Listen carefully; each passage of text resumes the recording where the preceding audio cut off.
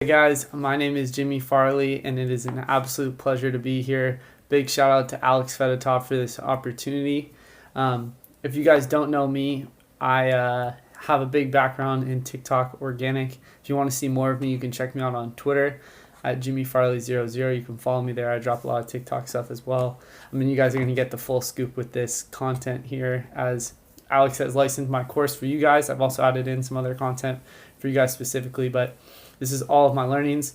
I've done 7 figures in e-commerce from just TikTok organic alone, 250 million views plus, and I'm here to share you guys all the knowledge. I help other people do the same as well via my course and Twitter community, Discord community. And I've seen other students of mine do well over 1 billion views now and do even more views than I've done myself through these learnings. So I can't wait to have, hopefully, you guys to add into that success as well. These videos are directly from my course. And if you ever see any that feel like they're a little old or whatever, I promise you it's all up to date. I update this course regularly. Some of these things just stay. I've been in the game since early 2020 for TikTok, and like some of these principles are just lifelong. Other ones need to be updated, and I have updated them accordingly. Everything is up to date always, so don't ever stress about that. It'll go A to Z on everything, specifically from the view of being the creator yourself. Some of you guys might be perfect for being the creator and creating the content yourself, like me and my partner did, or hiring a creator and using this knowledge to then go out and hire a creator or even a team of creators, as you'll see in the horizontal scaling thing down the line. Either way, though, this is going to really help you to get the real no bullshit learnings of TikTok organic and how to kill it for your brand. So I'm very excited to share with you. No BS here, like I said. The power of TikTok, guys, let's jump into it and why I'm so bullish. So first of all, if you bought this course, I am pretty confident that you know TikTok is a big opportunity right now and probably know a ton of the benefits that come with TikTok. That's why you want to learn more about it. But either way, if I can reinforce some of that stuff to keep you thinking of your why during the journey, that's so beneficial to me. So I want to include this. And honestly, there's probably some stuff in here that you might have not known. So in terms of this on this slide, I know in the rest of the course there probably is as well, but just in the power of TikTok and why it is such a big opportunity right now. So let's jump into it. First of all, the app has some absolutely crazy stats. 1 billion monthly users they're at now, which is 2.5 times the size of Snapchat and Twitter, respectively, that have 400 million monthly users each. That is like an insanely shocking stat to me. I'll ask people on Twitter which they think is bigger, Twitter or TikTok. And almost every time I hear Twitter, and to hear it's 2.5 times X, like that should show you enough right there. Another thing too, as well, is it's not just they have a ton of monthly users that just go in and out. They have a super high average user time. It kind of fluctuates with other social medias, but a lot of times is at the top of all social medias between Facebook, Snapchat, and Twitter and Instagram. Sorry. Facebook, Snapchat, Twitter, Instagram. It is at the highest of those most often. It has been for the past few months I've been watching. The only one that has higher, I believe, is YouTube. Correct me if I'm wrong, but the most important thing is that people are on this app using it. They love it, myself included, and so many other people I know in my life. So their retention in the app is absolutely insane, and that is a huge opportunity for all the stuff we do as well. There's just constant content churning through, God, that is a mouthful. Constant content churning through that platform. And so that is a huge opportunity for us to come and join. There's room for so many people. And why this happened is because TikTok really pioneered effective short form media, as well as, they have an amazing algorithm that learns you quickly and gives you really good content. People realize past that the reason that content's so good is because short form media has been mastered through TikTok. They figured out that time that really works, where you can get that dopamine rush every time you scroll. It's not the same as as old Instagram or YouTube, all that stuff, where the dopamine hit is kind of extended into bigger intervals. TikTok is so quick, and that's part of the reason they keep people in the app so long. And now we're seeing short form media go on to other platforms, just straight up copying TikTok with Reels, Snapchat Spotlight, YouTube Shorts, all that stuff. They are literally just copying what TikTok's done so well, but none of them have done it better, in my opinion, which is just huge kudos to TikTok. And with all that, the opportunities on TikTok are absolutely amazing, guys, because the app is so based on virality. It is based on giving mass exposure to videos that do well, and that are engaging and that they think their viewers will like, their users will like. And one of the reasons I love TikTok so much is, even though I'm young, right? And, some of you might be young as well, at least in the scheme of things. People say be patient, you're so young, all this stuff, but I personally am impatient. I don't want to waste my time growing linearly on stuff like Instagram, just organic Instagram. I mean, with Reels now it's a little different, but like I said, not as effective as TikTok, at least at the moment. I don't want to be growing linearly when there's stuff like TikTok that you can just grow exponentially. TikTok is the only platform right now that I have seen as many people every single day going from nothing to something overnight. It is the platform where you can wake up overnight with stuff. I mean, it happened to me. I literally had a video blow up from my e-commerce brand overnight, made a ton of money, and dropped out of school. Like, it changed my life. You can have something change your life overnight, guys. And that is what I love with TikTok, just by posting videos. Yeah, they have so much emphasis on virality and pushing stuff forward. And it's also versatile as hell now. It's no longer just an app of kids dancing like it was when I was in high school. It now has, all this stuff we're doing. I mean, this is literally a course on how to just sell stuff organically. We have brands, businesses, personal brands, realtors, all these different professionals coming into this space. There's a million things, theme pages. It's no longer just an app of kids dancing like Charli D'Amelio. It's so versatile. You can pretty much make anything work as long as you make it engaging. And so that right there, literally as I say this, I get so juiced up because I know the power of this, and it's fucking free. It does not cost any money, guys. Like, that is unheard of. And honestly, I'm pretty confident won't last forever, but we will see. I don't think it's going anywhere anytime in the very near future. But this amount of free traffic, guys, is absolutely insane. You can just get on an app and post. That is out of this world. And next thing is the extremely low barrier of entry with all this. All this is great, but if you had to, invest thousands and thousands of dollars to be prepared for this, that would be a whole nother thing. It's not Facebook ads anymore. It's not a paid advertisement. This stuff, I mean, regardless of the costs that go into, maybe you hire someone or whatever, the actual posting is free, and there's no barrier of entry really needed. And when it comes to professional equipment or anything like that, you can use your fucking iPhone.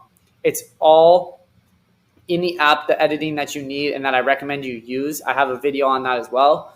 And native content does the best. It's not like, you can use your iPhone and that doesn't do the best though, like professional does the best. I'd actually argue that professional does worse time over time. Not always, but time over time compared to native iPhone and regular phone content. So I hope all of this struck a note in you guys for how powerful TikTok is and the things that are going on. I will absolutely dive into all the strategy that goes with it and how to effectively go forward using TikTok. But this is the main thing why you should know that what you're doing is so important, and to stick with it until it works. That is the most important thing. You do not want to give up too early when you know how good of an opportunity this could be. So without further ado, we'll move forward into the real stuff now. But thank you again for listening and sticking with me on this. It's going to be great. So a really common question I'll get from my international friends out there is, how do I target the US? do these strategies work for international posts, all that kind of stuff. And then we'll also touch on the little US phone hack and all that stuff. So let's jump into it. Full disclaimer, I am in the US. I just put out TikToks that also go internationally sometimes. And I am not in these countries. I'm not in another country. I can't fully say from experience for some of these stuff. Like, I don't know if stuff will get patched, whatever. But your trends will be different. From my experience, even just to the UK and Canada, the trends are different. They're similar, but different. And like, they overlap and stuff too, but there's certain ones that are specific to countries that people in that country just are going to do and other countries are not. But the principles and algorithms are the same. As of right now, they are the same. There's no confirmation that the algorithm changes at all from country to country. And for sure, the psychology principles behind the stuff I teach in this are the same. I mean, sparking emotion is always going to work in terms of getting engagement, regardless of the platform it is. So using those same principles in your country is totally valid, and I would definitely recommend it. But you could always try US trends to try and just, this is always, besides just the phone hack we'll talk about in a second, doing US trends you could always do and just hope that it gets sent over to the US by doing their trends and making it native to like US content. But at the end of the day, you don't have control over this stuff. Like, TikTok is going to send you out based on what they feel is right or see with your account. This is just kind of the basic stuff with it. Overview, your trends will be different. Principles are the same. And then you can do different stuff to try and get somewhere, but you won't have control over it. That's just how it is TikTok chooses your placement in organic. But thanks to my Discord, my boy Damian Law shouted out this awesome hack that's been working for people, hopefully does not get patched, is how to basically become a US creator, even if you are if you are in another country. And that is this hack right here. Pause the video, screenshot, do whatever you gotta do. It's also on my free Discord. But this is what he recommended to do to basically get like a US phone, so that when you go to use TikTok, you will be in their account registered as like a US user, so that you can access US markets, which it sounds like a lot of international people are trying to do. But yes, this is how you do it. This is all for organic, by the way. It's different stuff for paid ads, but this whole course is just organic stuff. So this is the gist. I hope this helps. But yes, please don't be turned away if you're international. Just, you're gonna have to focus on a little bit different stuff than people in America that are seeing this, because your trends are going to be a little different than the ones I talk about in post. But in terms of principles, focus on those. They're the exact same. Cheers, guys. The algorithm, guys. This is probably one of the most crucial steps to learning TikTok, like I said here, because the algorithm on TikTok is extremely unique. It is different than any of the other social media platforms, or at least when it started it was. Now the social medias are starting to pick up the styles of it a little bit. But this is a really big, crucial part of learning and having a proper TikTok strategy, as you need to know what's going on if you really want to do well. You need to know how these things generally work, and we're going to talk about it and get all into it. We'll get the nitty gritty. So let's move into it. Background on the algorithm. So something I tell people that really shocks them sometimes is that the algorithm for TikTok is completely artificial intelligence. No one at TikTok really even knows the algorithm, because they have these different formulas and stuff that set up these algorithms. So no one can understand it. It's constantly changing based on how users interact with the app. And for peak performance, they have it all set up. It's insane. And most social medias are actually like this too. Like, I know Google was kind of like the first to, or one of the first to kind of pioneer this. And this is what TikTok does to a T. And why this is so important is because you'll hear a lot of people make claims about the TikTok algorithm as if they were facts. And the issue is there's so many false conclusions with that because no one can really prove anything because no one knows what it really is. So it becomes a scientific method almost of the algorithm where we can only theorize and disprove things. So like I said here, disprove and theorize. And this is something I really want you guys to keep in mind because people all over the internet love, this is a very new thing too, so there's not a lot of people out there correcting them, but people love to put out their opinions and state them as if they were facts when with different stuff like, you have to post 3 times a day to grow. You have to use this, and that to grow when they don't have any source to back that up, which is why I always say ask people for the source because of this TikTok algorithm being so backed in AI. But like I said, we can absolutely theorize and look at what we have based on trends and data and different stuff like that. We just have to know that these things are meant to be taken with a grain of salt. So take this with a grain of salt. Like I said, this is the most widely accepted explanation that I've seen for TikTok's algorithm, the basis of how the virality works on TikTok. And that is engagement boosts the videos. And so when you post a video, this is undeniable. When you post a video and you have 0 followers, your video will get views. This is why TikTok is so special, is that they really boost virality via specifically the For You page.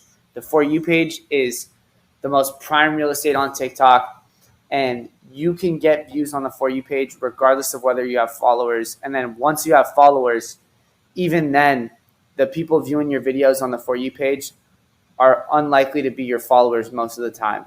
So when you post, your video goes to the For You page, and this is where I'm going to get into it's like America's Got Talent thing. But when you post to your account, the most widely accepted explanation is that you get sent to random For You pages, which you can see when you scroll through your For You page. You'll see ones that have like almost no engagement and ones that have a ton of engagement. There's all these different levels. And TikTok sends it out to people they think might like your video. And if those people, it'll be a small group. If those people interact with your video, engage with it, that means a like, share, comment, full video watch time, follow, whatever, then your video gets sent to more pages. And if those people, the majority engage, goes to more and more and more. That's kind of my theory as well. And as well as the most accepted theory out there. And you can see that in different things like how the videos grow and how they start small. You see engagement and they'll keep going up from there. And if you don't see any engagement, they'll stop getting reach from there. And that kind of is like America's Got Talent. If you need an analogy to think about it, it's like America's Got Talent where the audience votes. You start on a basic stage where, everyone kind of gets sent. And if your content is really good or your talent is really good, you get voted to the next stage and the next stage and the next stage until, in America's Got Talent, you win. But on TikTok, you would just go viral. And we do have some evidence to point to this, like I said earlier, how you'll see when a video is taking off, you'll see it kind of get sent to, you'll see the numbers grow in little spurts and bigger spurts. So that's kind of where you can see evidence to back that up and watch the engagement numbers grow as those views come in. And when you stay steady too, what I've noticed in my own experience is when you stay steady in certain engagement, like let's just say it's a 1 to 4 view to like rate, that's a really good ratio. I'll see that stay, but when it kind of drops to like maybe a 1 to 7, I'll see my reach stop. So, you're always looking, the important thing is to always be looking from your own experience, what trends and correlations you see, not trends in terms of sounds. I mean, trends in terms of things going on your TikTok page that you see to try and adjust your strategy. Because at the end of the day, we'll never know. The only thing we'll know is that we don't know everything when it comes to the algorithm. So it's important to stay on your toes moving forward, question things that are happening, ask people for their source on stuff, and keep moving and try to learn the algorithm best. But this is pretty much the best thing that I've had for the whole 20 plus months I've been running my brand on TikTok, and as well the 3 years I've been on TikTok since it pretty much started, this is what I've seen stay the most consistent. And I'm very confident that I'm leaving you guys with a good basic understanding with this stuff. So without further ado, we'll move into other stuff, but I hope this helps and gives you a basic sense of what's going on TikTok. And I also highly recommend you guys watch the Power of TikTok video I have earlier in this course, because I talk about why this is so special. But this is just for the algorithm in itself, just so you understand what's going on the back end. But yes, guys, let's move on. How often should you be posting? The number one question you probably have. And I'm not going to lie, guys, I can say that with strong conviction because of how many DMs on Twitter and Discord I've gotten about this question in the last 3 months, like mind-boggling amount. And I totally see why. I'm not annoyed at all about that. I totally see why. And we'll get into the different reasons. One of them we're going to start with first being just the misconceptions around it. And two, it's just a classic thing to think, to put out a ton of content whenever you're starting out with something. But we'll get into why that's not necessarily the case. So let's get into it. First things first, these fucking misconceptions. I'm sorry, excuse my French, but this is the thing that actually pisses me off, is something about the posting, how often to post is one of the number one things people put out, with opinions people put out and state them as facts. As you guys can see, this is a recurring thing that happens where people, it's specifically in this market with organic TikToks. I don't know if there's just not enough authority in the market to challenge these ideas, but people just love to spit out their opinions and state them as facts, saying stuff like this: you have to post 3 to 5 times a day to grow. You have to post 3 to 5 times a day, or else you will not grow. And it literally could not be easier to disprove, guys. It literally could not be easier to disprove. I mean, literally myself, I don't have a giant following, but over 1 million and over 200 million views. And I've always posted every other day. Okay, so we're just going to ignore people. And I'm not the only one. I'm just using myself as an example, as living proof right here. So we're just going to ignore, when we say this, are we just going to ignore that? And then are we going to ignore the creators? Like, there's another guy, I think, named like Caleb Brown, this dancer. If people ask me about it, I can absolutely link it. I mean, it's irrelevant to selling anything. But either way, he posts like once every 2 weeks, maybe once a week. Does these dance videos where they're like collage. You can just go on TikTok and search salt and pepper dance, where he like makes himself wearing a white outfit and a black outfit, calls it salt and pepper, whatever. Does these edits, will get tens of millions of views, go viral every single time. I think some of them have like 50 million plus. And look at what his posting schedule is. It's just so easy to disprove, guys. This is literal horseshit right here. Do not fall for this idea of you have to post X amount of times, especially X amount of times per day, guys. That's a fuck ton of content. I know I'm cursing like a sailor here, but like that is so much content to put out. And so when people tell you that, I don't know if they're like trying to scare you away or something like that, but this can actually be extremely harmful. And I'll tell you why. Quality is absolutely more important than quantity when it comes to TikTok. And when I say quality, and this, okay, I guess that is a little bit of my opinion. I mean, it's objectively not really my opinion if you just look at the For You page. But when I say quality, I don't mean like camera quality. I don't mean professional quality. I mean, what quality of engagement are you getting? What type of videos are you putting out that are competing with other top viral videos on the For You page? That's what I mean when I say quality. I mean quality TikToks. Making good TikToks, not just videos. And when you make quality videos, that is how you get the big views. And the big views are what drive big accounts. Like that average you see on my sales page on Gumroad that has 600K views, average per post. That is all driven from the big videos. It's not actually the average. It fluctuates a ton. The big videos are what carry all the time. And so knowing that quality is the most important thing to drive those big views, quantity kind of goes out the fucking ceiling. What I say is, I had to take a pause to think about this. What I always tell people is quality, though. Quality is non-negotiable. If you want to go viral, quality is non-negotiable. There's nothing that can override a bad video. That's why another reason why this is so problematic, guys, is it's also assuming when you say this that you can override bad videos by posting this often. Like if you post this often, you will grow. So like it's just going to override bad videos. Like, no, that's not going to happen, guys. That's why on your For You page, every video that's viral is good. Like it's a good TikTok that's engaging, sparks emotion, does all the principles that we talk about in this course that go into a good video. There's a reason they do that, because that shit works and bad videos don't. So no matter how many times you post, the hashtags you use, bad videos will almost never work. And I just have to say almost because there will be some diamonds in the rough, I'm sure, but they will pretty much never work. Good videos will, though, and if they don't, there's something wrong. And so focusing on just making them up to that stage is the most important thing, in my opinion.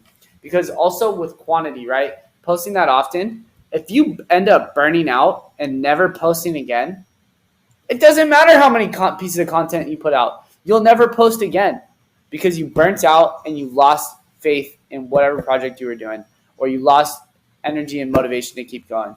There's no point in how often you post if you just burn out and quit. So if you are putting out just quality content at whatever schedule you want, that allows you to be creative, because guys, this is absolutely a creative game, not who works the hardest. This is not going to the gym and lifting weights. This is getting creative and making things, getting cheeky with how you place things, little nuances. All that stuff is completely creative into making engagement. It doesn't matter how hard you work sometimes.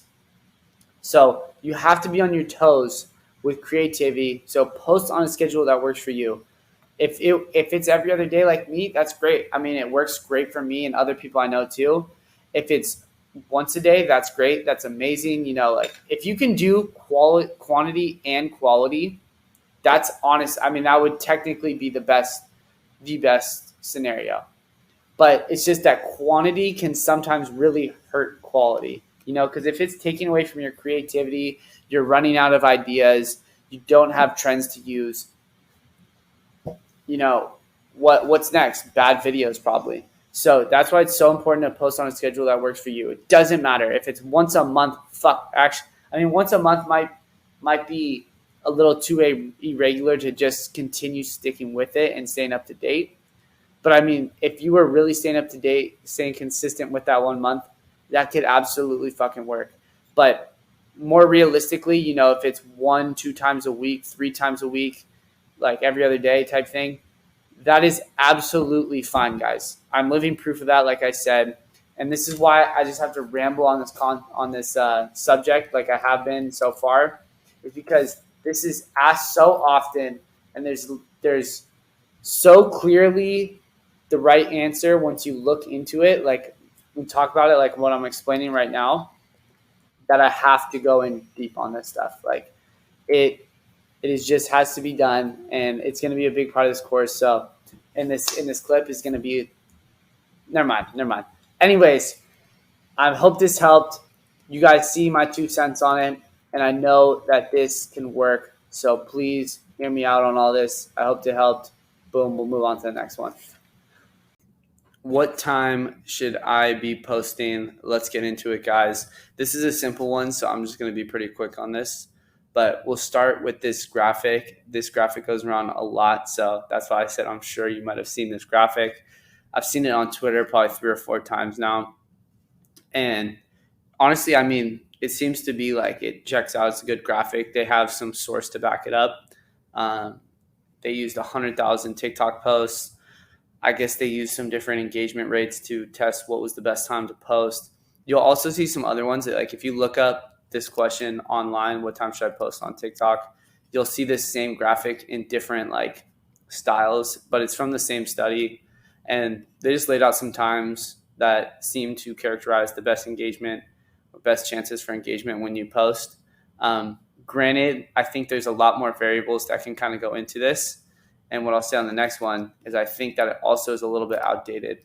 I've been seeing this. This is like the only real study on posting on TikTok times that I've ever seen. And it's from like a year and a half ago. And why this could be problematic is that the algorithm is still AI. You know, like there's stuff changing every fucking second. And so what might have worked then could not work the next day.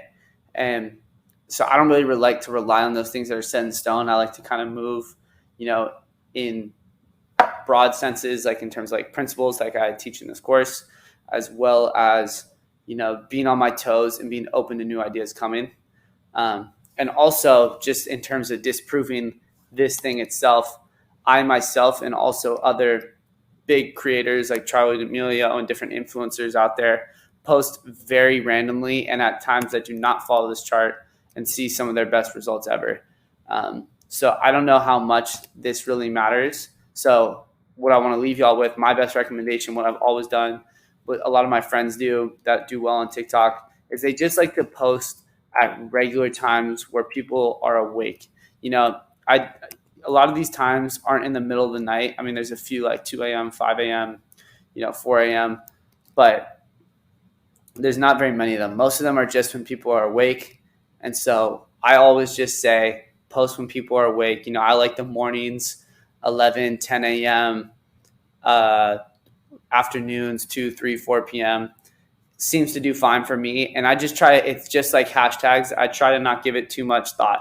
The most important thing to me is having good content and getting stuff out there. So if we're asking this question, what time should I post? I always just say when people are awake. At the end of the day, I'd rather just have people awake with the possibility to be able to see my content than not. So this is just some background stuff. You guys could use this if you want, test it out. Maybe you can disprove what I'm doing. Stay on your toes always with all of this stuff because everything should be taken with a grain of salt.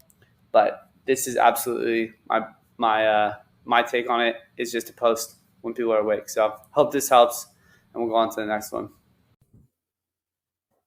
Hashtags, a question I'm sure you've wondered about, and I say that because I have taken so many different consulting calls and just like brainstorm calls with people and have probably been asked about this question or discussed this question at least 100 times. So I know that some of you guys are out there are wondering about this, and let's dive into it and I'll tell you what I know about them. So the bottom line, hashtags are definitely not needed, guys. There seems to be a notion out there from certain YouTubers who I won't name names, but have kind of been like a repeating theme here. There seems to be a idea that they put out that you need to put 3 to 5 hashtags. Like, where the fuck did you get 3 to 5 from? It's like they put out a bunch of rubbish, and I don't want you guys to get misled by that. You do not need hashtags. My brand that has 1.1 million followers, over 200 million views, guys, we have not used a single fucking hashtag. I'm sorry to keep swearing, but we have not used a single hashtag. So to feel like that you need them is totally false. There's so many different influencers and creators that do big viral videos with no hashtags. It's impossible to say an A/B test whether it did better or worse with hashtags or not. But regardless, they did great without them. So don't feel like this is something that you're missing out on if you don't use it. Just want to get that really squared away and clear. And the main reason for that, I think, is that a hashtag is not going to override a bad video, guys. If you have a shitty video or a shitty post, whatever, that no one wants to watch, what the hell is a hashtag going to do? Change everything? So it's not an algorithm hack, which is why I say that below. There seems to be a thing, I think, from back on Instagram that would kind of happen where if you put certain hashtags, you would get pushed onto explore page, whatever. That doesn't seem to be a thing with TikTok, guys. And I really would avoid that mindset of trying to find an algorithm hack with hashtags and like doing these certain ones. Like I heard if you do hashtag viral, hashtag for you page, you'll hit the for you page. No. I can almost promise you, I'm not going to put out a guarantee, but that is absolute straight cap. Your content still matters probably the most, easily the most, in my opinion. So don't get into that mindset of algorithm hack. Like at the end of the day, your content is king, and that was proven with my brand as well. Um, Instead of having that mindset, I highly recommend you just look at them more of like an organization and retargeting tool. I'm sorry, not retargeting, targeting tool. Kind of like telling TikTok who you want your audience to be, giving context to your videos, or organization for kind of like playlists and stuff, which is probably something that less of you guys will do. But I just want to put it out there as something I see. So what do I recommend? I recommend that you should use them if you want to. You know, if it's for sanity purposes that you are not going to sleep at night, if you didn't put down some hashtags and you feel like you're not doing the most, do it. But don't waste your time on it. I had a guy once tell me he spent 30 minutes trying to figure out what hashtags to do and didn't even put the post out. If that's you, like, I don't know what to tell you, because of course your hashtag is not going to make a difference if you don't even fucking post the video. So definitely don't waste your time. Make it a simple, easy thing. Add it on. Try to just tell TikTok, I think, what your desired audience would be. And you know, if people are engaging with these, I think TikTok will likely do their best. We will never know, but TikTok will likely do their best to try and find some people that match with your content and your hashtags. Who knows? That just seems to be kind of the trend. So try those niche hashtags for whatever you're in. So if you're like a fitness influencer, you got a fitness brand, whatever it is, try some hashtags like that. And try them over and over. I'd recommend too for new accounts. That just seems to be a repeating thing. Try them over and over. It's not like it's one post. You can really A/B test there. There's a lot of other variables. Or try using them as a playlist of sort. This is something I see more across like influencer campaigns and organic. Like let's say you were the XYZ company. You could do like hashtag XYZ company on your regular posts, as well as hashtag XYZ on your influencer posts. Then when people click that hashtag, it's all right there. They can access all other videos in one place, kind of thing. So that would be like the playlist method. But for the most part, keep it simple, guys. I don't use them because I don't even want to think about them, worry them. And honestly, I don't like cluttering up my captions. I like focusing on the call to action, whatever. So that's just my thing with it. But if you find a different strategy, guys, and you find someone else is working for it, first, tell me as well. I'd love to hear it. But two, try it. You know, don't feel limited to this, but this seems to be the best way to just focus on the real stuff that matters. So I hope that helps. That's what I know about hashtags and everything, my experience. Boom. We'll move on to the next one. Shadow bans and flagged accounts. Guys, let's dive into it. So what does this mean? Usually whenever you hear someone asking about shadow bans or flagged accounts, if they think their account has been hit by one of these things, they are referring to a special mark being placed on their account that then entails them to less reach and no love on the For You page, which we know is like the explore page of TikTok, where content goes viral, where views are made, all of that. Very understandable feeling. And I'm going to give you guys some more background on my thoughts on this and some evidence for if this does or does not exist. So let's go to the next slide. So first off, I will say there's very little information of what they really are. If this thing of shadow bans really exists from TikTok. TikTok, from what I've seen so far, has not put into writing that these things really exist. So we can't say and cement down that shadow bans are really a thing from TikTok. And until they put it out, guys, on a piece of paper and documents, it's hard to say really if these things exist or it's just another variable within your content, because there are so many variables, guys. And this is a concept I will talk about a lot with TikTok. There's always going to be your content, who's in your content, what's in your content, your hashtag, your caption, the time. Like there's just so many different variables. So it's hard to pinpoint to when something happens that it's one thing. And I think that shadow bans and flagged accounts can, not always can, be an easy way out for people to be like, yo, I'm not getting any views, I must be shadow banned, when really that the evidence isn't always there for that. But the one acceptable explanation I can accept in my humble opinion, is via the analytics on posts. If you go to posts, you'll see this in the analytics section in this course. Once you turn on analytics and you go to a post, you press the more data thing in the bottom right. If you're consistently seeing in the more data where your views are coming from that you are not hitting the For You page, that is pretty weird to me. You will usually always hit the For You, even if you get 20, 30, 50 views, you will usually be hitting the For You page. TikTok just probably hasn't deemed you to go higher. But if you just see following or you're getting 0 views or whatever it is, that is something weird, guys. And I don't know if we can call it a shadow ban or flagged account, but what I've seen best to do there is to literally just stop posting for a week, 1 to 2 weeks, see what happens to the account, start posting again, start trying new content, do what you do, try different stuff you've learned from this course, whatever it is, and see if this problem persists. Because I've also seen it where people go back and post, and then those videos will then hit the For You page later. So it could be a delayed thing, not necessarily that you were shadow banned. It could have been the algorithm maybe saw your content wrong. I don't even know. But that is one thing that's weird. It's not the most common thing in the world though.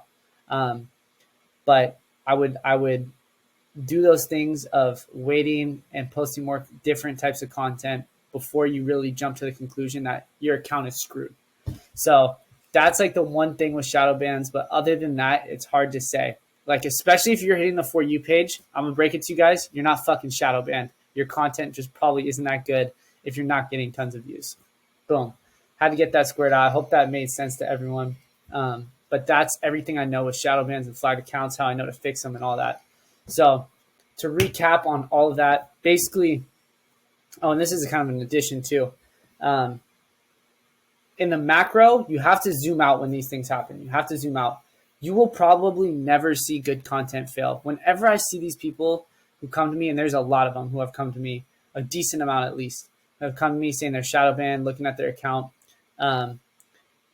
There's issues with the content. The content is not fucking perfect. Until it's perfect, it's hard to say that it's inevitably something bringing down on you. You will almost never, I have never personally seen good content fail in the macro. When you are doing all the steps to make sure you're garnering engagement, putting out stuff that's really entertaining, it's so hard to fail video after video. Yes, tons of videos will fall through the cracks, but if you're consistent and keep going with really good content and getting better and better, you will probably not fail. And that is something to take responsibility for. Take responsibility for your content. Don't just blame it on something when something goes wrong. Instead, be like, I can improve. I can find new ways, because then you are put in control. You don't want to be in a position where TikTok is in control, guys. It's not a fun place to be.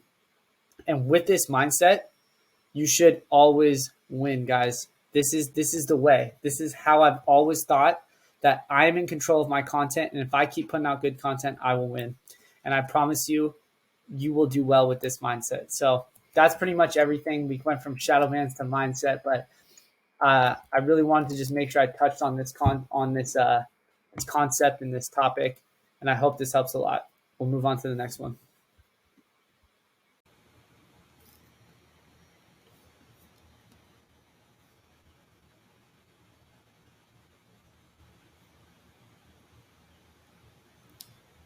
Personal versus business accounts in the link in bio, a very important and a very common and important frequently asked question that I get asked literally every day, I feel like, or have been asked hundreds of times. So we're going to get into this and get into the things you're probably wondering about. Super simple, super easy, but let's get you the actual information. So first things first, let's talk about the accounts. A lot of people ask me about this. Should I use a business or should I use a personal account? Basically, the difference between them, business accounts used to, back in 2021, early 2022, allow you to get the link in bio on your account at 0 followers. But now they don't. Every single account, whether it's a business or personal account, is going to make you have to have 1,000 followers before you put a link in bio. Okay, so it doesn't really matter on that part anymore. That used to be the huge appeal, and now it's gone. And really, business accounts after that don't really provide you much more than just like limiting your access to certain sounds, like certain commercial sounds, they call them, aren't available on business accounts, but will be available on regular personal accounts. And you can still run a business through a personal account. I'd say a cool 90% of people do now because of this this thing of zero followers changing. Most of my students, most of the people I know are using that, so that's just the case. Some business accounts, or I guess in some cases, business accounts could make more sense because I believe you have to be a business account to get verified on TikTok and to do certain ads manager things, right? So there will be some cases possibly where you need a business account and they'll let you know or just automatically change you. But really, you're only going to lose access to certain sounds, and it's not usually any important ones. The commercial sounds, I'd say, make up a cool 10 to 15% of the actual best trends on TikTok. And I've gotten away with pretty much never using them. So you don't need to worry about that. 80 to 90% of trending TikTok audios, especially the ones that I send in the emails to you guys, are made by users, which any account can use. So it's really not that big of a deal what you choose. I just will tell you that most people choose personal, and that's probably what I would do. So, and that's what I have done. So there you go. Um, that's the background and story on that. And your next question after that is going to be, okay, well, if I can't get my link in bio until 1,000 followers, what the fuck do I do, Jimmy? So here, I got you. Sit tight. Let's get to that. So many people ask me this, okay? Just want to say that to you. And on top of that, so many people have an absolute scarcity mindset when it comes to getting this link in bio. I don't know what the fuck it is, why people think that from 0 to 1,000 followers, they're missing out on sales and capturing buyers. You're not. You're not. You're not missing out on shit. You need to stop worrying and stop thinking short term here. Okay? You can buy followers. I've seen people make it work, but it's very risky. Okay? I've seen it hurt people at the same time because you have to think about it like this. We don't know what the TikTok algorithm is, but we can take a pretty damn good guess that TikTok is trying to give your content to more people who like it, and if they like it, they send it to more people, right? So how do they find who likes your content? By people who have engaged with it in the past. That's why when you engage with an account, you see it again on your For You page. And if you buy a bunch of bots to your followers, as your followers, not only will they not have content they can even look at, but your targeting is going to be off. I'm assuming TikTok makes lookalike audiences like every other social media algorithm.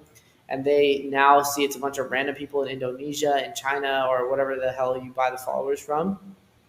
It's going to look like shit, and it's going to probably hurt you. I've seen some people somehow finesse out of it, but I've also seen people just seem to never get views on content that deserve views, and they just happen to buy followers. So just think about that. I highly, highly, highly recommend you just ignore the buying followers, and you do it the normal way that me and all of my other students do it. Just if you want to play it safe, type your URL out in the bio, or link your IG straight there, and you could say you can do call to actions to your IG. They want to purchase, and just make good content, guys. I was just watching a Mr. Beast video about this too, where he was saying the answer to almost anything you want on YouTube is just making better content, right? Couldn't have said that better. It was like ding, ding, ding. Couldn't have said that better for TikTok itself. I've told this to so many people in my life, like, why am I not getting views? Well, you need to make better content. Why are people not into, why do I not have a community built around you need to make better content, right? It's like the issue is the content 90% of times. It's the foreface. It's the leader of TikTok. They have mastered it with this high dopamine, high release content. And once you make good content, everything you want will come. How do I make more money? How do I capture sales? It's not getting the link in your bio before 1,000 followers, which no traction is going to be built anyways. It's making good content for long periods of time, eventually getting your link in bio in there, doing call to actions to it, engaging with your community, and following the steps I teach here to make good content and capture your people after it. And you will be fine, guys. I promise. I'm keeping you in the right place, and I want to see you win here. So I'm going to tell you brutally honest what you need to do, okay? TikTok is all that I do. I know that I can help you crush this. You need to trust me here. and don't fall into this trap, because I bet a cool 50% of you have already done exactly what I said from here, and you shouldn't have. So if you did, start a new account, bro. Go on from there, and yeah, hope this answers your question. Cheers. On to the next one. All right, guys, international phones part 2. Let's get it. Some new discoveries I've gotten. I want to make sure, guys, so before we jump to it, I want to make sure that you guys know I'm always going to be adding new stuff I see. Right now, this is all the information I have, but anything I see, whether it's international phones or anything on the TikTok For You page that's changed, whatever, I will 100% be adding it to this course, because I want to make sure you guys get 10x the value of whatever you spent. You know, I'm not a course seller. I'm a brand owner, and this was just something, a new project I worked on to expand my reach and be able to answer more questions effectively for all the people that are interested in fast tracking their growth. But without further ado, here is the new thing I've learned for international phones. A new strategy compared to the old one with the SIM card is this one. And I want to make sure I credit him. This is infamous Lux on Twitter, Lux Conduct. You know, recommend following him. I think he has other great content as well. But specifically, this one was a banger. A reply to one of my friends' posts about finding a SIM card for his old. He was doing my strategy of finding a SIM card for his TikTok. This guy replied something, and I've heard amazing results from this so far. 100% results from this so far. So hopefully, I hope it stays that way. And it also can be quite a low budget way of doing this, especially if you already have a phone that you can factory reset, or at the very least, maybe you could buy a cheap new iPhone just for the content, you know, probably an iPhone 7 or higher that you can just film decent quality content on. But here it is. You don't need it. He's talking about the SIM card when he says it. Factory reset your phone, set Apple ID to US, turn on airplane mode, don't have any SIM card in the phone, get a VPN/proxy, set US location, download TikTok. That's it. Makes total sense, right, guys? So that's that. I see why it's working. You know, TikTok and your iPhone as well. Think you're in America, you're going to see the American For You page, the American content. Your content's probably going to be flagged as in the US, of course, as well. And that's really what everyone's asking for when they say, how do I get my US content into the US, you know, for whatever it is, whether you do business in the US, you live in the US, but your phone's in registered in another country, whatever it is. This is some of the ways you do it with this, as well as the past one I talked about before with the SIM card. And then also there's this one I want to touch on, hiring a US VA or getting a VA to at least make your account and start it up. This one, though, I've heard about like a 50% success rate on. You know, this is probably a very cheap way to start, though. So if you want to try this first, it's possible too. But this one I've heard is a no-brainer. Wanted to make sure I shared it with you guys. You know, you can pause, look at this too. Just hiring a VA, nothing more to it. Just talking to people on Fiverr, Upwork, whatever it is, wherever you can find a US VA. Virtual assistant is what VA means, by the way.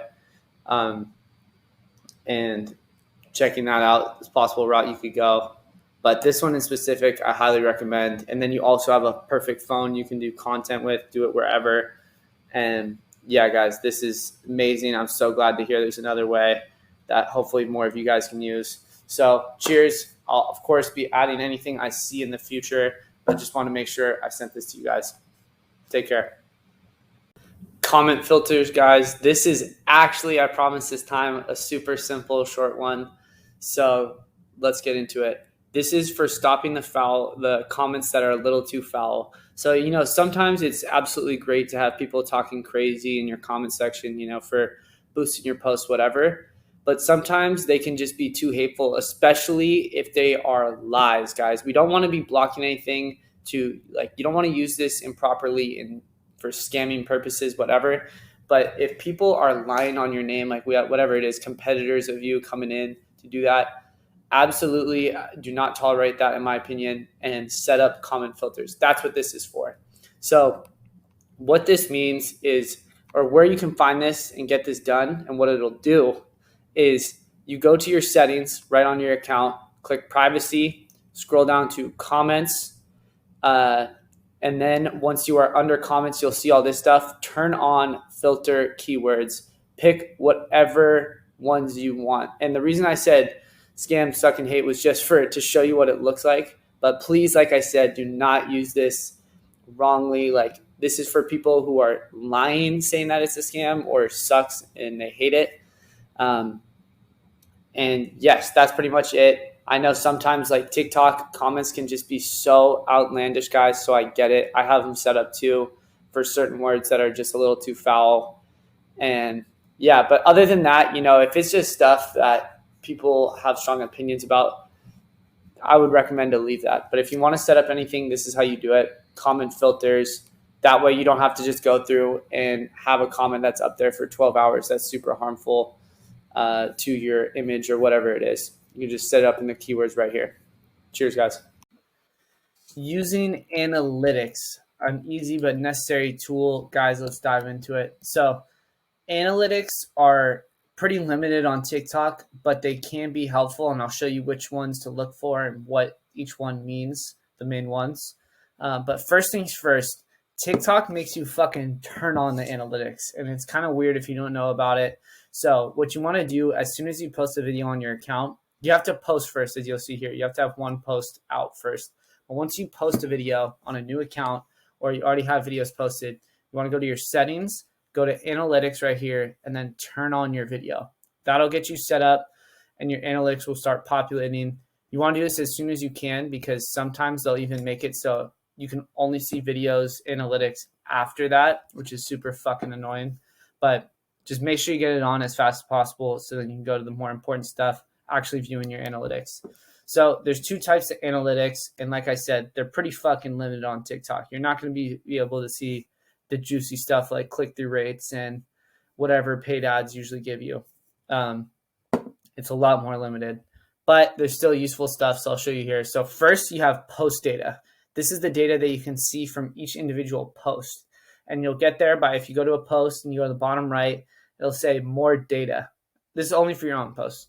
You go to more data, you can scroll through there and you can see the basic stuff like views, likes, comments, shares, whatever. You can already pretty much see that from a regular account, but then you can see this stuff. This is a little bit better stuff. You got total play time, average watch time, watch video, reached audience.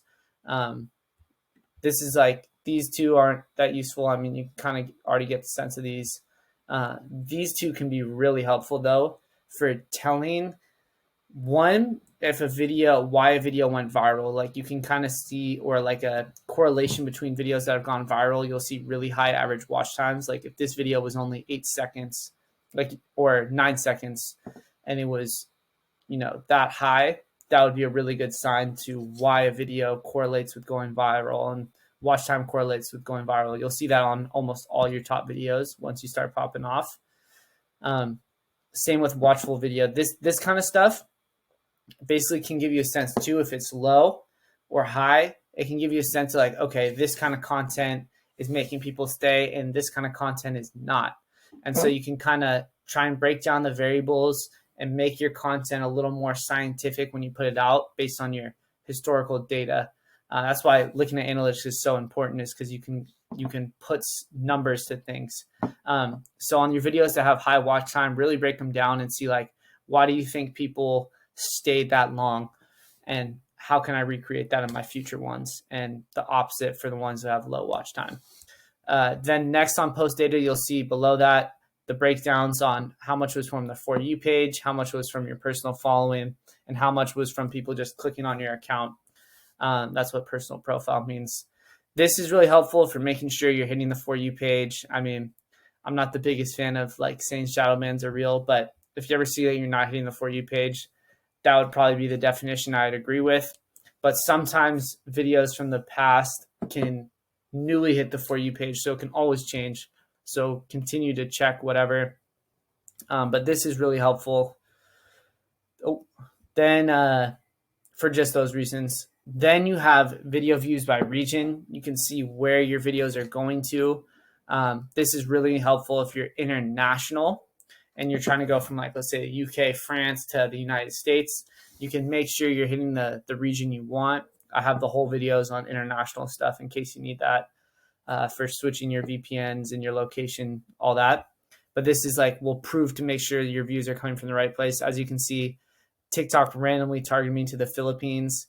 I'm not really worried about it, to be honest with you. I think they just figured that the Philippines would like this. What you'll see sometimes is your first maybe 100K views will be in the US, and then they'll be like, okay, the US like this to this extent. I'm going to go pass this on to international. And there'll be a second wave of views that'll come, and it'll be these international ones that you're seeing right here. Just that's what I've seen from experience. I've seen that to the extent of millions of views too, where it'll go on like a whole second run 2 weeks later. You'll definitely notice that as well. But at least it's nice you can see where it's coming from. So that's it for post data. Next, we have account data. This is where if you go into your settings and you go to analytics, again, this is what you'll see for your whole account, not by a post basis unless you go to the content. This is just useful for if you want to see like which your videos have done well over the last 7 days type stuff. I didn't even add it here, but you can go click that. You can also check out live. I don't do a ton of TikTok live stuff, but that's where your analytics would be. Followers is what I usually look at, this tab right here, because it's going to give you your gender statistics. This is a good sense of like what kind of people are engaging with your brand, what TikTok has seen people liking. For my case, it's heavily female. For some cases, it's heavily male. Sometimes it's 50-50. You can see that as well as your territories where your followers are. Brazil ended up being a huge winner for my ecom brand because I noticed that we had a following there, and then we started targeting them in the winters and stuff like that, and it was great. As well as you'll see below this stuff, the follower activity. Some people say this is like a hack for knowing when to post because you can see when your followers are active. But I honestly think it's just like the same as what I said before. I'm just posting when people are awake. As you can tell, that's these hours right here, and they barely move for most people. So do what you want with that. You could try and like aim it for the top one, whatever that is, 1 p.m. on your account or whatever it is. But for me, I just like stick to it. When people are awake, I'm going to post them, and it seems to work. But yes, enough rambling on the analytics. This is what it is. I just want to make sure I covered everything for you guys. We have account data, post data, how to turn it on, what you want to make sure you do. And that's pretty much it. Hope this helped, and let me know if you have any more questions.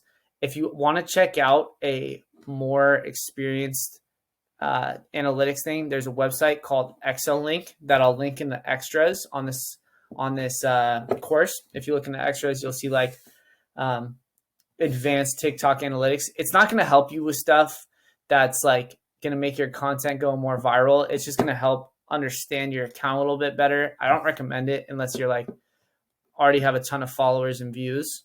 Like I do for my account that has 1 million. It's helpful to see like our average views and stuff. It's called Exolite, and I have a code I'll give you guys. I don't make any money off it, but if you want to check it out, it'll be attached. Yeah, that's pretty much it. Hope this helps. Cheers, guys. iPhone versus Android, a topic worth discussing, guys. Let's jump into it. Actually, you know what? A topic worth discussing if you don't have an iPhone. If you have an iPhone, you can actually skip this one. So you know where I'm going with this. Let's jump into it, though, for real. The rundown. Basically, people have asked me in the past. It's not a super common question I have, but people ask me, can I still film on TikTok if I have an Android? And yes, absolutely you can. And you can still make it work. Just objectively, it is going to be so much harder, guys, with Android. So I have to touch on this, otherwise I'd feel bad leading you guys the wrong way. Just take a look through the For You page on TikTok, and you'll see maybe 5% of videos are filmed on an Android. And it's obvious to tell when they are because they have like a different type of quality. It's not necessarily bad quality. It's just a different type of quality, and it sticks out like a sore thumb. So I don't think it does you too much justice against the other 95% of videos that are filmed on iPhone. And it's really not to say like you should be super worried, but I myself, and I think some of you are going to be able to relate to this, I just don't like to have a clear disadvantage from the start. I'd rather be at an even playing field with the people I'm going against, especially when I'm learning something. So with Android going through your learning curve and having to use a video quality that's different than most of the videos that are going viral, you're just not putting yourself in the best position. It's kind of like using old trends. You can still make it work, but it's just not going to be the same batting average as regular trends. That's just kind of how it goes, like trending trends. Um, so with that, I'd say if you can make the investment to an iPhone, absolutely do it. Absolutely do it, because that is what all the top creators use. And all these principles are what the top creators use, and there's a reason they're the top creators.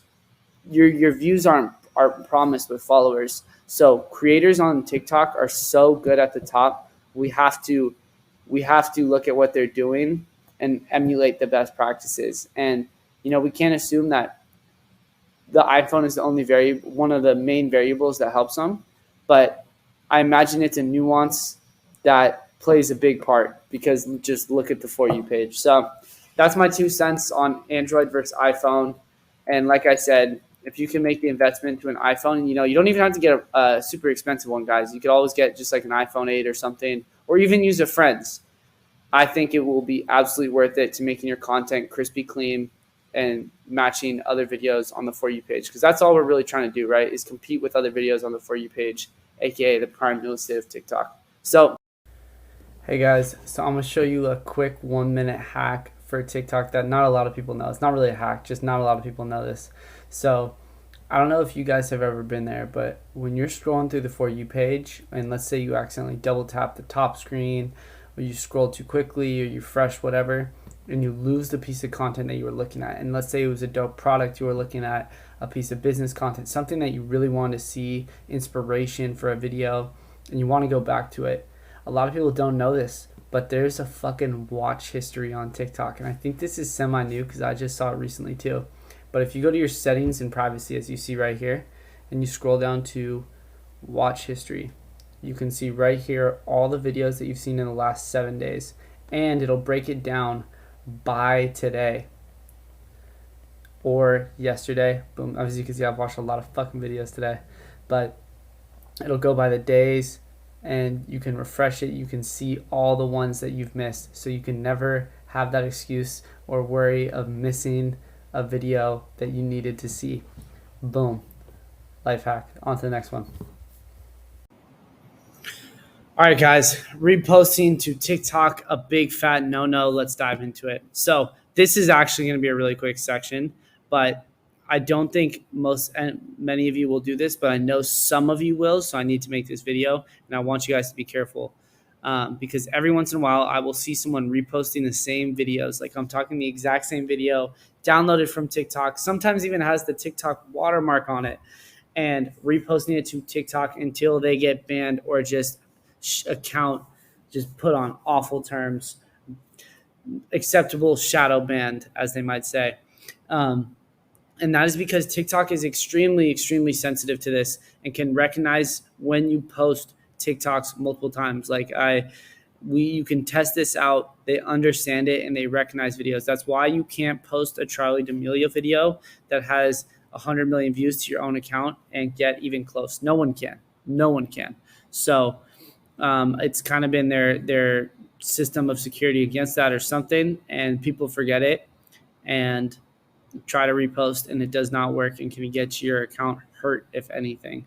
So do not think you can repost TikToks. If you have a video get 5 million views, every once in a while have someone ask, yo, should I download it and repost it again? No.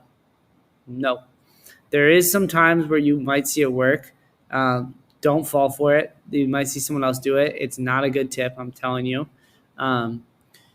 If you edited it off platform, it's acceptable, and you can sometimes reuse the same clips, but I'd even recommend staying away from reusing the same clips within videos, even though some people get away with that one a lot, like specifically. But the whole video, if you download it from TikTok and repost it, you are asking for a death sentence, and do not do it. There's a reason. None of the big accounts you ever see do it. So trust me on this one, just don't do it.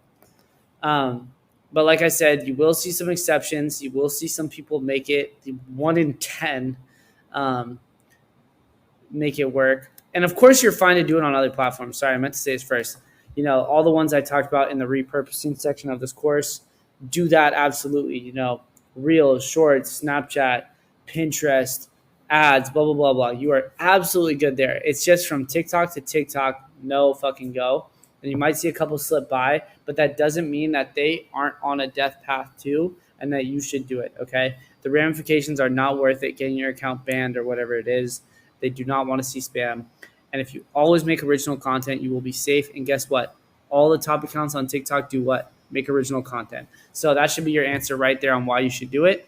And I don't need to explain that anymore. But just proper backends, guys, let's talk about it. This is one of the most important things to really taking advantage of any views you guys get on your TikTok. As you can see here, I said it's a key to making that money and making an impact with the views you get on TikTok. Because when we do this stuff on TikTok, it is really just a top of the funnel strategy organically. And what I mean by that is similar to how you have a top of the funnel strategy in paid ads, where you have the content, broad content pulling in people for retargeting and middle of the funnel marketing as well. TikTok is the same thing because it's so based in virality and massive amounts of views and eyeballs. You take the best ones and you funnel them down to your offers, your social medias, your websites, whatever you need. And to make sure that happens, we have to have the proper backends set up within TikTok. I'm not talking about, your businesses and your offers and your websites and your social medias. Those need to be great too. But I'm talking about within TikTok, making sure we have a proper backend that allows for you to get those people funneled into those things. So let's jump into it. What's needed for a proper backend within TikTok to funnel them to the right places? Social media connected. That means your Instagram, your YouTube connected within the app. If you go into the settings, there's a place where you can put in your link for your YouTube and Instagram so that it straight up connects. And I'm going to show you right here, this thing right here. You can click here and you'll have access to your Instagram, YouTube with the logo. It's super powerful and you get a ton of Instagram followers, YouTube subscribers, whatever you want. And then other social medias, you could just put in like a link tree in your bio. Having your offers in place, that means your link in bio for, let's say you have a Discord or a website or whatever you want to do. Having that, making sure you have that in bio like Kill Crew does right here. I'm about to show these examples in a second. And not like Alex over here with just a blank website that you can't click on. So making sure you have those offers in place and then definitely a clean profile picture as well. And let's look at a good example and bad example of this on the next slide. So all love to my guy, Alex. He's just starting out his TikTok. So I wanted to use this as an example because he's just it's just very blank right now. So if you look at Alex's, he's got the link that you can't click on, no social media connected. I mean, I have nothing to sell you. This bio is fine and this profile picture is fine, but there's absolutely, if he goes viral, there's absolutely nothing that can really come from this. Like people could search up the website, but that's just a lot of friction in between that versus just having a link in bio like this. And Kill Crew isn't even doing a ton of stuff on TikTok right now, but their setup is perfect for if they were. They've got the Instagram connected. Their Instagram's really good too. Probably one of the best business Instagrams I've ever seen. So yeah, we're not even talking about the actual back ends of your real business. Like the real back ends are going to Instagram and having that be very well done. I'm just talking about within TikTok, like I said. So they've got their Instagram connected. They've got their mission statement / bio, whatever set up. Perfect link in bio. And then also they even have their email set up, which you can do within the profile settings on your account.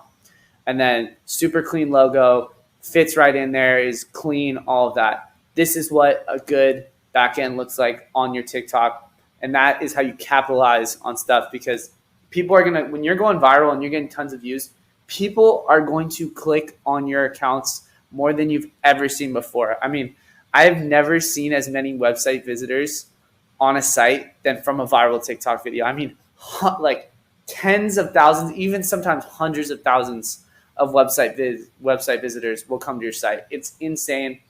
And same thing to your Instagram. You can pick up tens of thousands of followers doing this. So you want to make sure you capitalize, because at the end of the day, followers on TikTok, this is a whole nother topic, but followers on TikTok aren't really an effective statistic. If you have 2,000 followers, you are not guaranteed 2,000 people to view your videos. Like, let's say Instagram, that has more of that promise of when you post, followers will see it. TikTok is not like that. It's completely based on the For You page, which doesn't really have anything to do with your followers, not necessarily. So it's very important that we capitalize off virality, and it's temporary, because it's temporary. So that is kind of the whole rundown of having a good back end, making sure everything's connected and ready to go so that we always are capitalizing. Finding the trends, part 2. A couple other ways I use when stuck or need more inspiration. Guys, I'm adding this in a little late because the main strategy I use is just the For You page, looking through stuff and just seeing what's trending, just like I did in the last video. But I want to add this in because this is another strategy you can use when you want to either double your efforts or you're maybe stuck on time, whatever it is. This can be a really easy way to find trends from some of the best accounts out there. Spoiler alert, it's looking up popular influencers. This is a really great way to find sounds that are trending and stuff like that, because if you look at all the top creators, almost all of them are using the best trends, the best sounds, all that kind of stuff to grow their pages. And I'm talking like the stereotypical like hype house influencers if you're in the US. I mean, they're going to be different if you're international and trying to target international, but in the US, you got ones like Vinny Hacker, Anna Banana, even Charlie D'Amelio, Addison Rae, all those people. A lot of times they'll use really good trends in like the last week, whatever, that you can go in, and those are the ones that are on the For You page that you're probably looking for. So just going to their account, still vet those sounds and look for the things that we talk about here. A good rule of thumb is 7 to 10 days for the top 9 videos, if they're within that date range, as well as a high volume of videos. We're talking 50K plus videos. That just goes to show that the sound is popular. People are liking the trend behind it. People are liking the sound behind it. And that is one that we're going to jump in that I've always seen the most success with, like I said, with trends. So this is a really good way just to, if you're ever in a rush, you can literally just look up these influencers, and sometimes there'll be a total miss. Sometimes influencers just happen to not be using good sounds at the time and getting good views, or they might not be in your niche, whatever it is.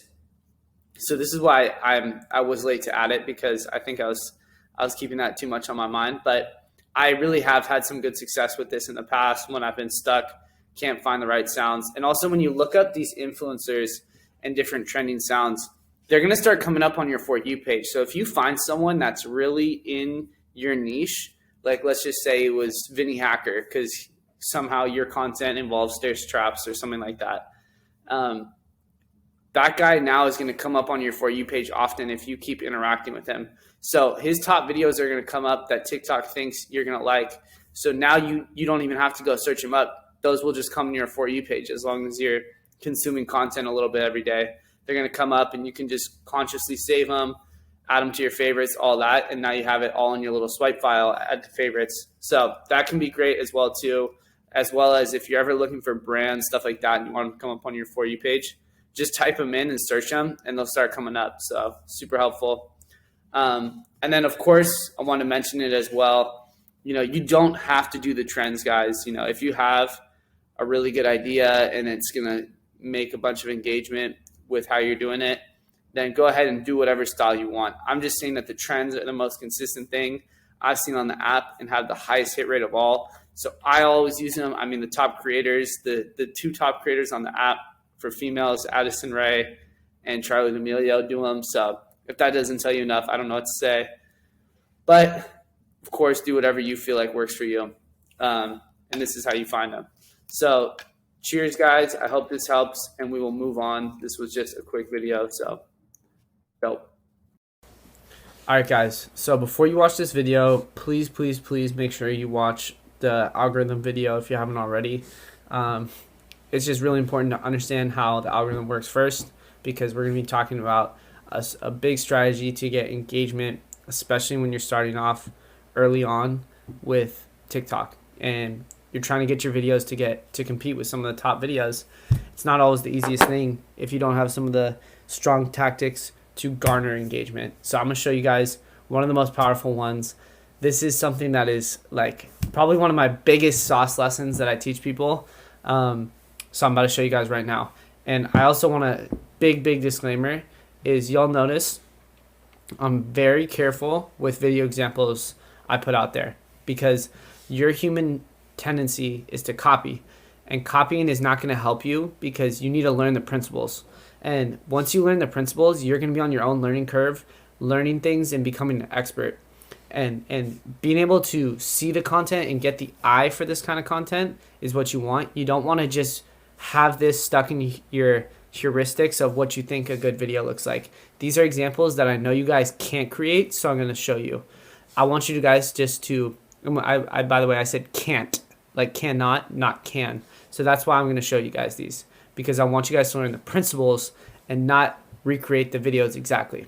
So without further ado, I'm going to show you guys how controversy, edginess, and quote unquote mistakes, which are really purposeful, can completely change the hell out of a video.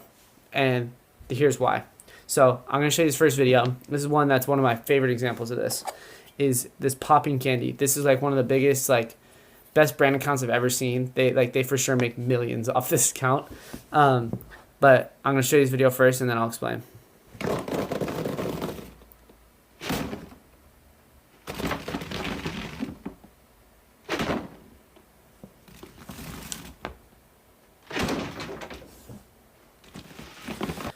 So as you can see, right, they're doing a red light, green light thing. This is 10:17, so this was in like the middle of Squid Game type. So they're already riding off that. Oh God, some fucking geniuses on this team, but they are slamming this candy down. Okay, I want you to watch this again. Red light.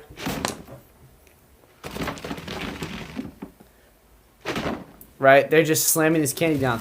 And it's like, that sticks out to me so much, right? And I don't know if it did for you too. But I just knew. I have this eye for this stuff, for this controversial content and stuff like that, and this comment getters. I just knew that all the comments were going to be about it. So let's see if I was right? I am right because I've looked at this. But I knew this even the first time I watched it. Red light, green light, right? So they're just like showing, why is it so violent? The red light is personal. Who else laughed each time it got aggressive? The last one was so personal. Literally all these comments are about this, right? Do you see where I'm going with this? These kind of things, like the key to engagement, right, is you want to guide people to the engagement. You want to, without showing them that you're doing it, guide the people. You want to make it naturally guided to engagement. And by engagement, what do we mean? Like, share, comment, follow, full video watch time. And they did this beautifully. It makes it look like they honestly did this as a mistake. Did they? I don't know. I honestly think no because of how good their account is. But look at this. Literally all of these comments are about that. It's just so unbelievably powerful. And I'm about to show you guys more of these. And I'm about to show you one from the same brand, which makes me think that they do this on purpose. So this one didn't go as viral. This is like mega viral. I'm going to show you the next one. Let's pack Logan's order. 500 grams peach mix. 500 grams chocolate mix. So you see right away, veins in the arm. Sticks out to me. You know, I actually just found this one recently as I was looking for this one too. So I just see these things because you have the eye. And this is what I'm training y'all to get, is to have the eye to look for this stuff so that you can incorporate it into your own. Be creative with this, okay? Logan's order. 500 grams peach mix. 500 grams chocolate mix. 500 grams Dragon Ball mix. 500 grams Strangest Things mix. 500 gram Chalk Nibs mix. 500 grams Millions mix. Right, and they keep going on. So there's actually multiple comment getters in here, right? This person has a huge order. So first we have the veins, boom. We're going to get some comments about the veins. I just know it. There's going to be comments about the veins. Second, it's a huge order. Candy isn't, custom candy is not cheap, guys. So people know that this is expensive. It weighs a lot. Somebody's got money. Point being said, that's going to get comments. We got multiple comment getters. Even though this video didn't go crazy, we've got multiple comment getters. It's never going to really probably do bad with this. Clear lighting, all that. So let's see. Me staring at the arms, not the candy. This is what I'm saying, y'all. This is so powerful. That will be $800. That will be $800. What would you like to order? Yes, that's like making a joke about the guy being attractive. 500 grams. The first step is admitting you have a problem. That's another one I didn't even think of, bro. Is like sugar addiction. That's so funny. I didn't even think of that. They got money. I feel like this person is starting a business selling your candy. Look at all these comments, guys. This is how you garner comments without having to do stupid stuff like asking for it or doing the most. This is viral content. This is if they were to keep doing this over and over like they have, their account will grow. And this is the tactics I want to teach you guys. So I'm going to show you a few more. I won't be as long because I'm already kind of going long, 6 minutes in. So this just gets me so energized, guys, because this is power. You got to understand. They are guiding people with this content that generates comments. They are playing against your psychology right now to think that you're the first one to these ideas and see all these things and engage with these other people who are saying the ideas that match with what you were thinking. This is just so powerful. This dude really thought he could massively come on my table and beat me. Right. So this is kind of like this is just a sex joke. I see these a lot. These are the next two examples I have. Dude really thought he could massively come on my table and beat me. Shout out Harry Swallows for sending me this one, actually. So yeah, like 370,000 likes. This is a viral video. Do what on your table? Hey, yo, what? Blind people listen. Oh my God, blind people listen. See, TikTok is also super funny. So like, this is just what happens when you set people up for these. Basically, the whole idea is we're setting people up to comment. Setting people up to comment. So we have another one. With 2 seconds on the Okay, shot I'm actually not going to show this one. I'm going to show one that's similar to this one right here. Jared McCain versus Terry. And the reason I'm showing you these videos like ping pong, basketball, I don't think any of you guys have a candy business, is because I know you guys aren't going to recreate this, like I said. And so this is how we effectively learn the principles so that we can get creative and go on our own learning curves and become experts. Because I want you guys to get results, bro. If I didn't want you all to get results and I just wanted you to buy this course and make easy content, I would have just showed you a bunch of my videos or my friends' videos and you guys would just copy them. That's not what that, like, I promise you that's not what this is, like, going to get you the results you want. So, here we go. It's crazy. I'm warning you just so you look out for it. It's just super suspect, like, sexual jokes. Let's go. Jared McCain versus Terry was crazy.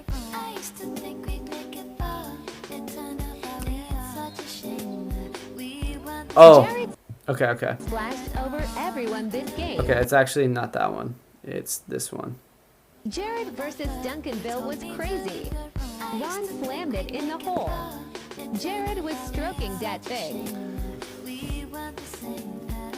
Jared was getting hit from the back.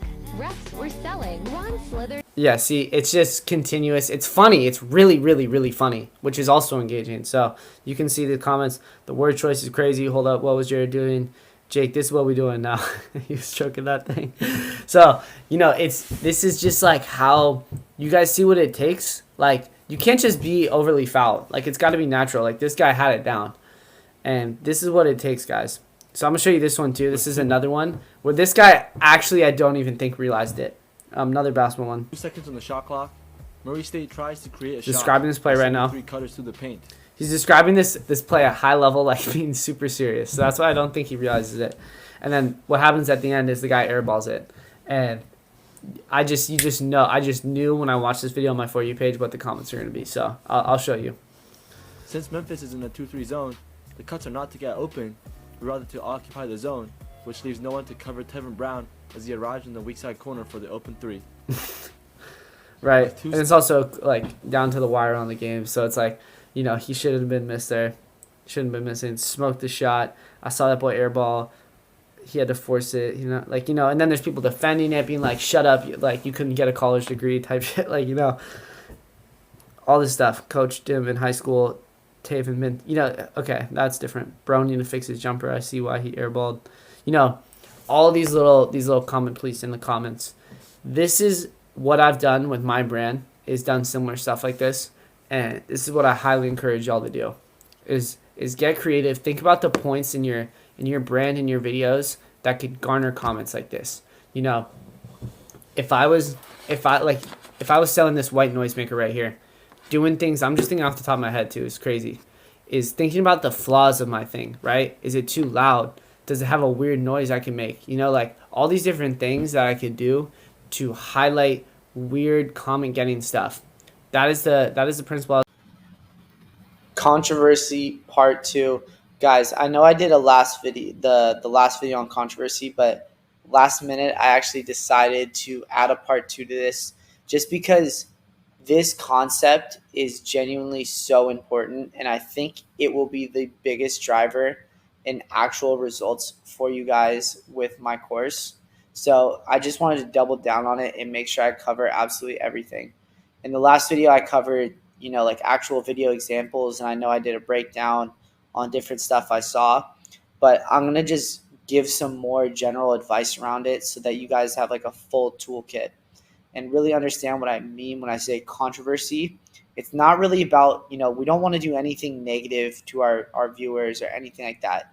But when I say controversy, it's really just dropping the unexpected and different ways to spark emotion in your viewers that then in turn causes engagement to come to your videos. So it's really my favorite hack to engagement, but really it's just a psychological hack than anything. This is not some, you know, algorithmic hack, at least that we know. So let's jump into it, guys.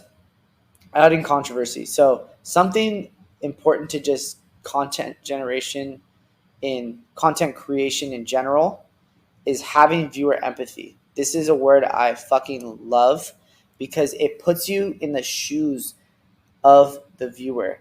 When you go to make a video or you have made a video, stop and ask yourself, this is something I started to do and helped me a lot, is stop and ask yourself, why is a viewer going to watch this? Why are they going to stop scrolling from that next dopamine hit that's coming right with the flick of a finger to watch your video? What's going to hook them in? What's going to stop them? And that's really where adding controversy, I realized, became so important, was because it sparks emotions. Unexpected stuff and stuff that's polarizing sparks emotion and guides them to the light to where they feel like they have to do something. They have to engage with your video somehow. They have to like it because it was funny or whatever. They have to comment because they noticed an error you made. They have to share it with a friend because they know the content's perfect for them or it matches up to what they do. All that stuff is a basis from emotion being sparked. That's really where engagement comes from, is like that feeling of, oh, wow, that hit something. So what you want to do, guys, when you come to this, when you come to the point where you want to add controversies, analyze your offer. Analyze what you're trying to do with TikTok. You know, if you're a personal brand, what are some quirky things about your business? What are some quirky things about your brand in general? How could you highlight what people are thinking and different stuff like that to add some unexpected stuff into your videos that sparks, or just stuff that sparks emotion? And now, most importantly, I'm going to show you some ways that are very effective that I see a lot. Easy ways to do it. So I try to assemble my best toolkit on the ones you see, but there are absolutely more. These are just some overarching ones that are very common. And don't just stick to these, guys. It's just like I said with the video examples. Do not copy the video examples. You know, you don't want to be stuck to just a video that you see. You want to learn these principles so that you can always have them in your bag. But here are some ways that I wrote down. We got bold claims, strong humor, outrageous clothing and looks, polarizing topics, misleading statements, and mistakes. So let's just dive into them real quick. Bold claims would be like saying, this will change your life. This will change your life. And why that's engaging is because people are going to naturally disagree or be skeptical of that stuff and come as little comment warriors. And, don't want to say that for some, either make it so obviously untrue or don't say it unless it's at least slightly true, guys. We don't want to lie or do negative things. But bold claims for stuff you have, like if you have an amazing product, you could be like, this is the best product you'll ever have. Something like that. Those kind of things, I'm just putting those out there too. I'm not saying that's the best one, but those kind of things can be really powerful to little comment warriors coming at your coming into your comments to talk. Another one, this is a really obvious one that is actually, I probably should have started with this because a lot of people understand this but don't understand that these are kind of the same thing. So with straight up humor, strong humor, it's so obvious to why people would engage. It's why people go to comedy shows. It's to laugh, It sparks emotion. So like if I were to do a really funny video, like all these little funny trends I send to like my Discord and stuff. Like for example, there's one right now where if you're on TikTok, you know this one. It's the sound where it goes, tell me why I shouldn't throw this drink in your bitch ass face. And then people will use that sound with videos in different scenarios that are funny. Like when your dad tells you to make breakfast and doesn't say thank you or something. And then like having a video with their dad talking to him. Like let's just say it was really funny. Of course you're going to get people saying, ha ha, this was so funny, laughing emojis, sending it to their friends who would think that humor is the same as theirs. It's so obviously engaging. And humor a lot of times comes off stuff that's unexpected. So it's the same kind of thing. When I say controversy, I really just mean bringing in the unexpected because that's like controversial in itself. Outrageous clothing and looks are the same thing. It's just so unexpected, outrageous stuff and, being super attractive. It's rare. People are going to comment on that kind of stuff. People are judgmental, guys. So that's going to bring comments. Talking about polarizing topics as well can be powerful. Like, as long as you're not doing anything too negative with all this stuff, these are very, very polarized. They have polarized opinions around them. And so you're bound to get people arguing. And with our theory about the algorithm, that's just boosting the hell out of your video. All these people commenting and all that stuff, just boosting your video. So selectively and carefully using these polarizing topics can be really powerful and add an extra layer into your videos. Misleading statements or answers. I really needed to make sure I touched on this because I do not mean lying, guys. I mean more like cliffhanger statements and answers. Let's just think, for example, if someone asks a question, they're like, I'm trying to think of a question that's like not a yes or no answer. They're saying, what's your favorite? And you say yes. That would be a misleading answer. That's what I mean when I say that. And people hate mistakes. These go hand in hand right here. People's natural instinct is to correct, especially on TikTok, where there's not any real confrontation. There's all these comment warriors who are going to come in and comment and say and try and correct you and be like, that was so misleading. All of that is just boosting your videos from what we theorize about the algorithm of TikTok and have seen. There's a direct correlation between all these comments and engagement, different pieces of engagement you get, and your video going viral. It's literally simple. All they're doing is adding social proof in at the end of the day. So using these quote unquote mistakes, like, for example, purposely using the wrong there, like using the possessive there when you shouldn't, is really powerful too. Like these little spelling mistakes that look accidental, people are just there to correct and comment. And all of this stuff, all of this controversy is all unexpected and sparks an emotion in these people where they feel like they have to do it. That's the most powerful thing. Like they feel like they have to engage with your video, and really you're just 2 steps ahead. It all looks accidental, but you're 2 steps ahead, getting these people to effortlessly engage with your videos. And that is what separates some of the best creators from the worst ones, is this stuff. This is how you compete on the For You page, is bringing in levels to your game like this. So I hope this helped. I know this was a rather longer video in this course, but like I said, so important, and I am so confident that it'll drive some of the most results for you guys, is using stuff from this list and thinking about the different topics around controversy I've explained. Cheers, guys. Let's move on to the next one. All right, guys, I'm super excited for this section, the caveat. An important note to take with controversy. This is a section and I'm adding in later. Still stand by everything else with controversy, but I want to put you guys on the right track always. As you guys know, I'm always trying to make sure I'm optimized for the most success stories possible from this course. And this is one I felt like I needed to include here. So let's dive into it. The caveat. Introduction. Controversy can be a great tool for views, but guys, it's for lack of better words. The real, I don't know if you guys caught this from before, but the real fundamentals is that we're trying to spark emotions in people. We're trying to arouse new feelings in people because that's how you get them to engage, where they feel like they have to engage. It's so entertaining, so engaging that they are going to like, share, comment, watch the whole video, all the stuff we talk about, guys, because we know that correlates with virality on TikTok. But does that mean just getting people mad and being like, yo, what the fuck is going on here? Absolutely not. Do not take the word controversy too far and too literally, guys. You know, there's so much more to it. It's more about the arousal and the emotion sparking than anything. And honestly, I probably should have just called it that so it was easy for you guys to understand.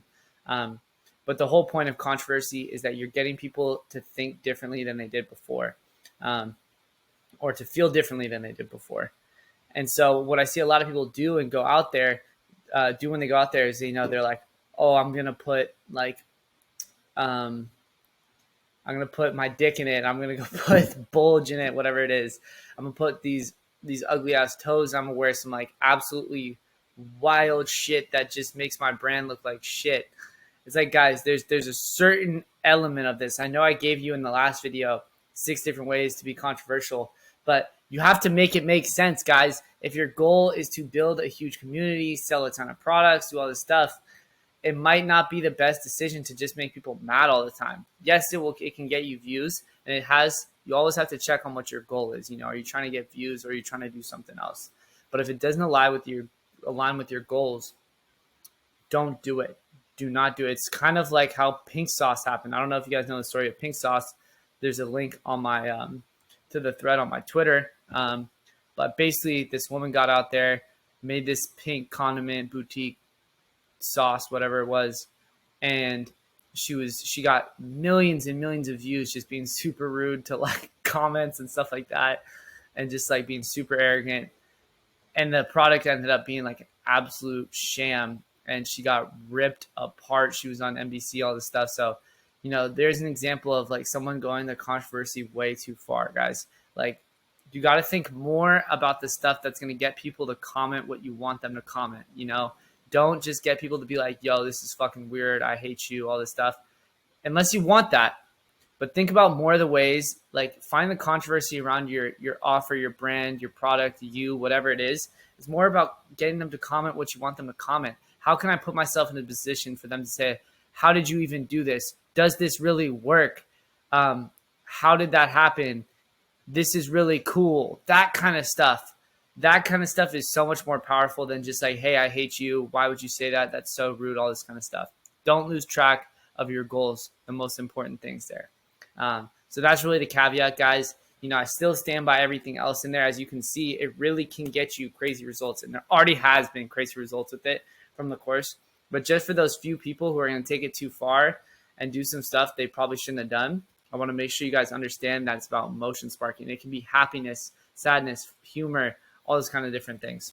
So I'm going to show you some examples first with personal brands, right? This would be an example of something I see. And granted, both work. It's okay to do either. But here is one guy who has a pretty solid physique. He's trying to do some like fitness stuff. But he does this video purposely, I'm assuming, including his swamp ass in the video. And of course, you know what every single comment was about this shit stain looking thing, even though he has a great physique, but no one's remembering that. So he's not building some kind of community. Just because you have this in the video doesn't mean it's what's causing it. This is what's causing this viral video here. And you can tell by these comments, guys. You got to read your comments. That'll tell you what videos are going viral for. And it's pretty obvious here. So yes, did he get views, but at what cost? You know, did he build a community that he wanted to do, or did he just want to get views? If so, that's okay. But you know, don't be surprised when you don't get people coming for your awesome physique. Okay, This is an example versus this guy. And by the way, it won't let me show the video for some reason. But this guy basically has this huge come up. This probably looks so crazy to you. This guy had this huge glow up and come up after having cancer, and it was this like super motivational video. And this is how you get people to like love you for your journey. Like you can see the comment he says literal king. I didn't even see that till just now. That's how you're going to get that kind of stuff versus, hey, I think you forgot someone in your pants, buddy. So you have to remember your goals, guys. This is an example. I'll show you another one, small business. Here's the pink sauce woman that I was telling you about. Next thing you know, you do it too far, you'll be on NBC News. None of you guys will be like that. You can still fuck around and do all this. This was just a crazy case. Versus this guy, Edson Brookwoods, who's a small business owner, and he's super crazy and out there and like says some funny shit, but at the same time, everybody loves him. He's a very likable person and doesn't take it too far. He does it just enough to spark people up, get some people mad, but other people to love him. It's more of a polarizing thing than just like kind of a mean, rude kind of thing. You got to understand the difference in these kind of videos and not put yourself too deep in a hole. Don't be scared, guys. It's okay. You can mess up. You won't die or anything like that. But like when you get comments like this of saying like Andrew Tate who, or bruh, you know that didn't come out of your lungs. That one's actually like pretty solid. This video I like a lot, but like this video is taken from one where they said, my friend made this video where he's like, my professor creamed with joy after she saw my project or whatever. And this is all the comments that where she did what with joy, she did what, and this dude sold $0 worth of products, you know, so he lost track of his goal. Top 10 things that never happened, just comments filled with negativity and just like too much hate on your stuff. Yes, you went viral, but you lost track of your goal. Versus these guys that sparked emotion in better ways, where they focused on the right type of controversy, the right type of emotion sparked. They optimized over time. That's something that's going to happen with a lot of you guys. Make sure you're always getting better with time. You're going to mess up. You're going to make mistakes. I just want you to know that you can get to this point. And this is the goal. Getting people to say, I want. This is so cool. Where can I find this? Someone help. I just ordered all this soap after seeing you guys do this video. I'm impressed. I'm loving this.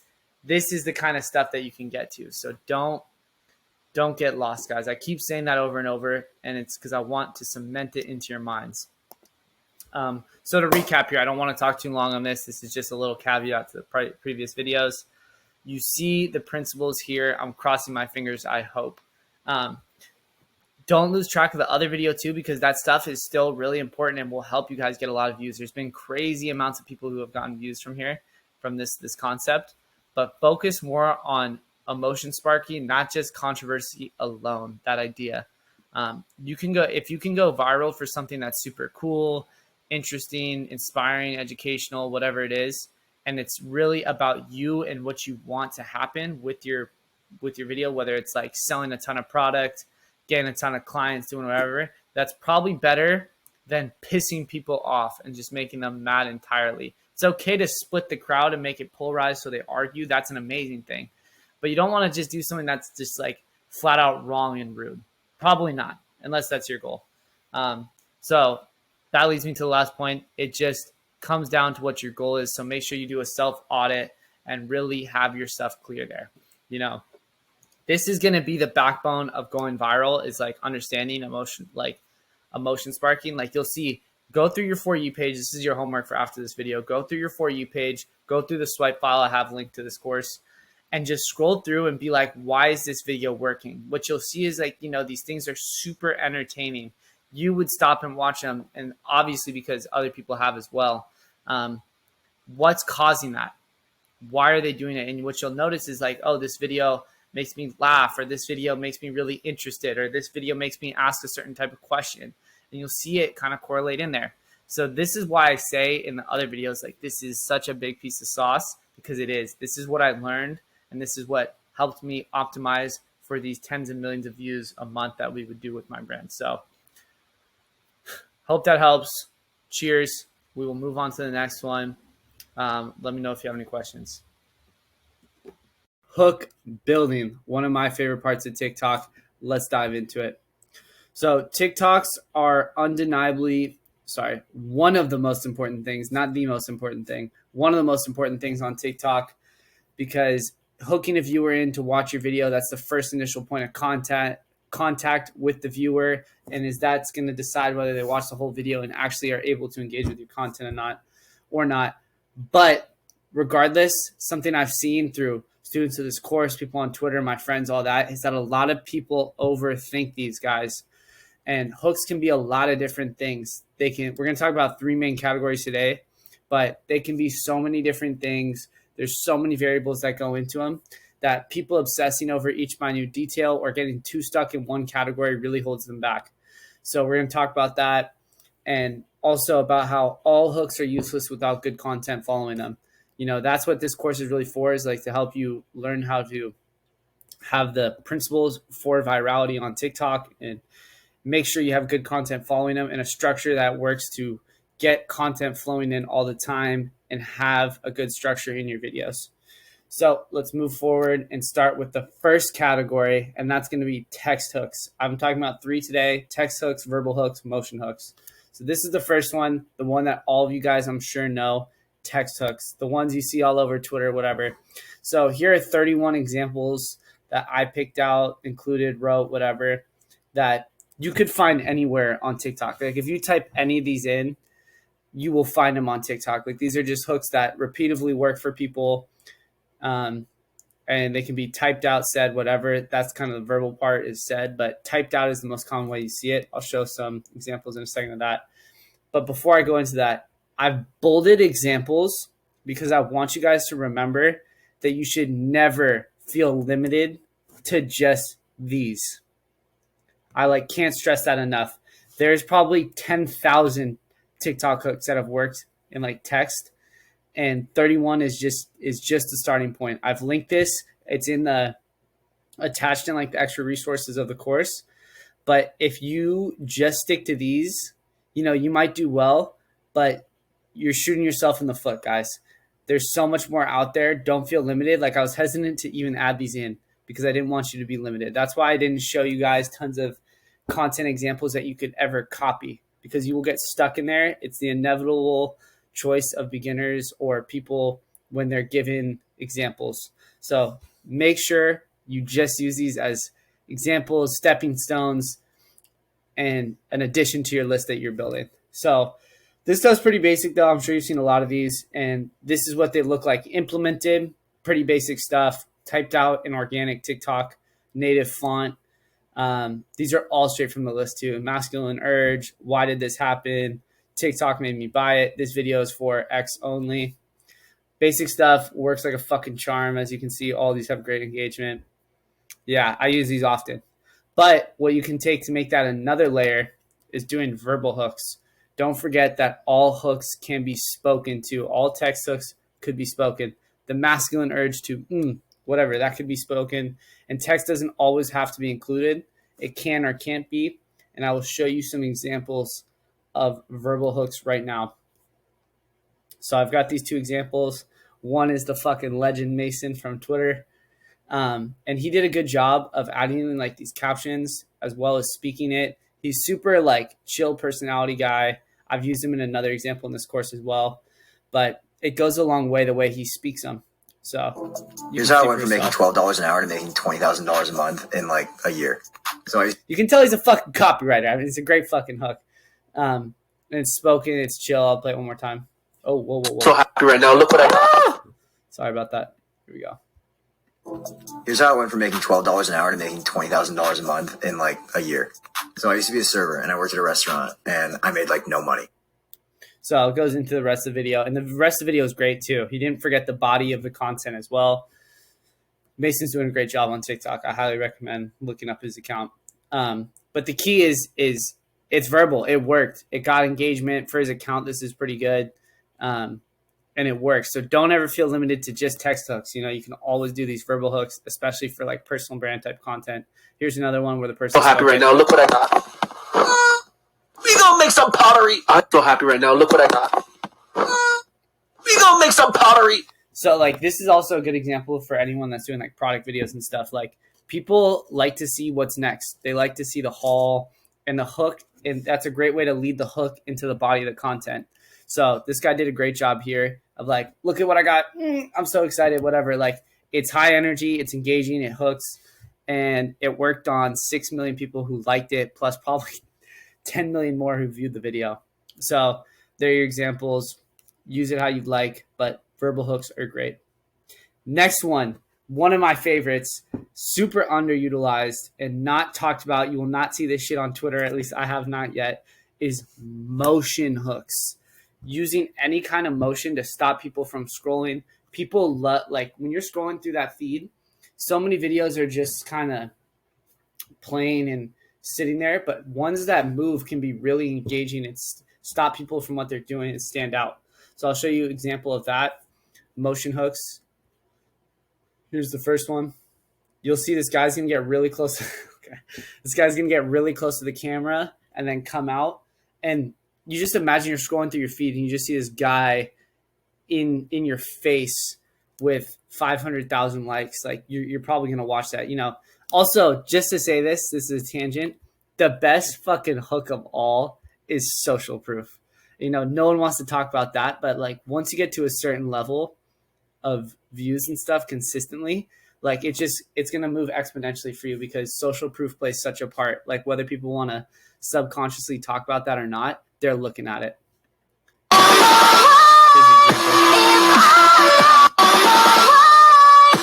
No text, no verb, no verbiage spoken, whatever, just straight motion.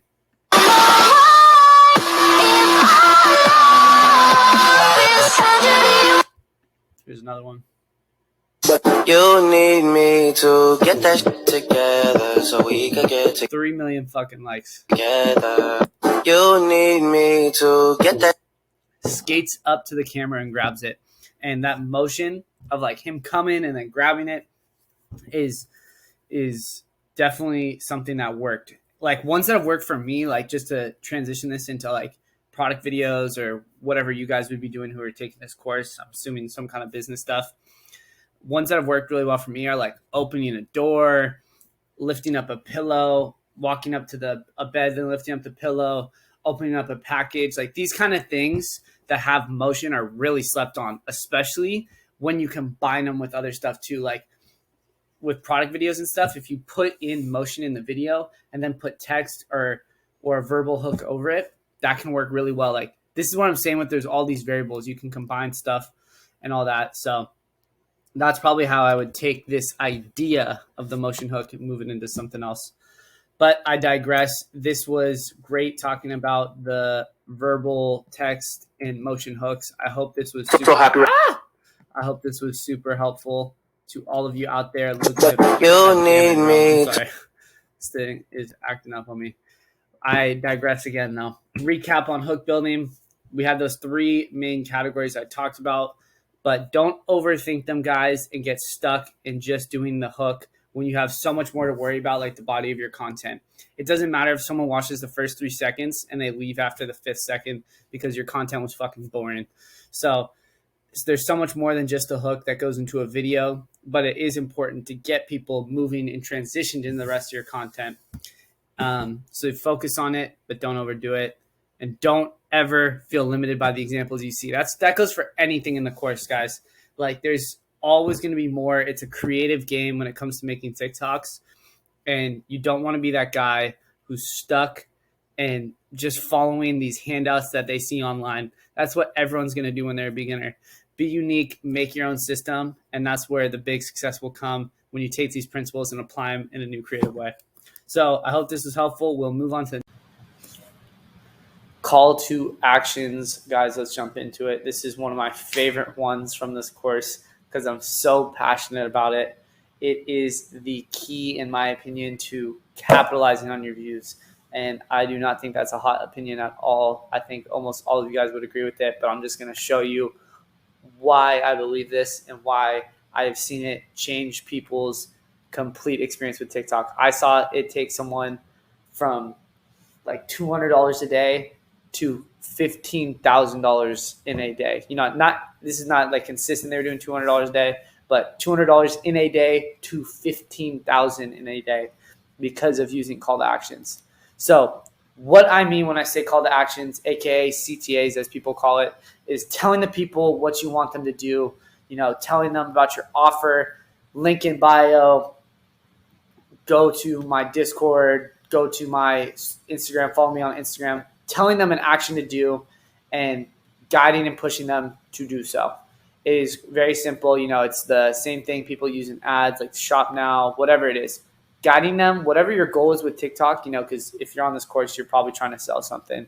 Whatever your goal is, whether it's getting people to sign up for your app, purchase stuff off your website, follow you on Instagram, whatever it is, we want to make sure that we are pushing them to do that through this. And I'll tell you why it's so important in a second.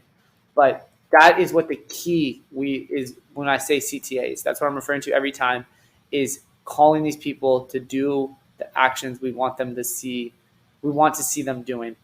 And when I say this too, I purposely didn't include any examples because I don't want you guys to get stuck in one way of doing it. Test out different ways. See what you feel most comfortable with.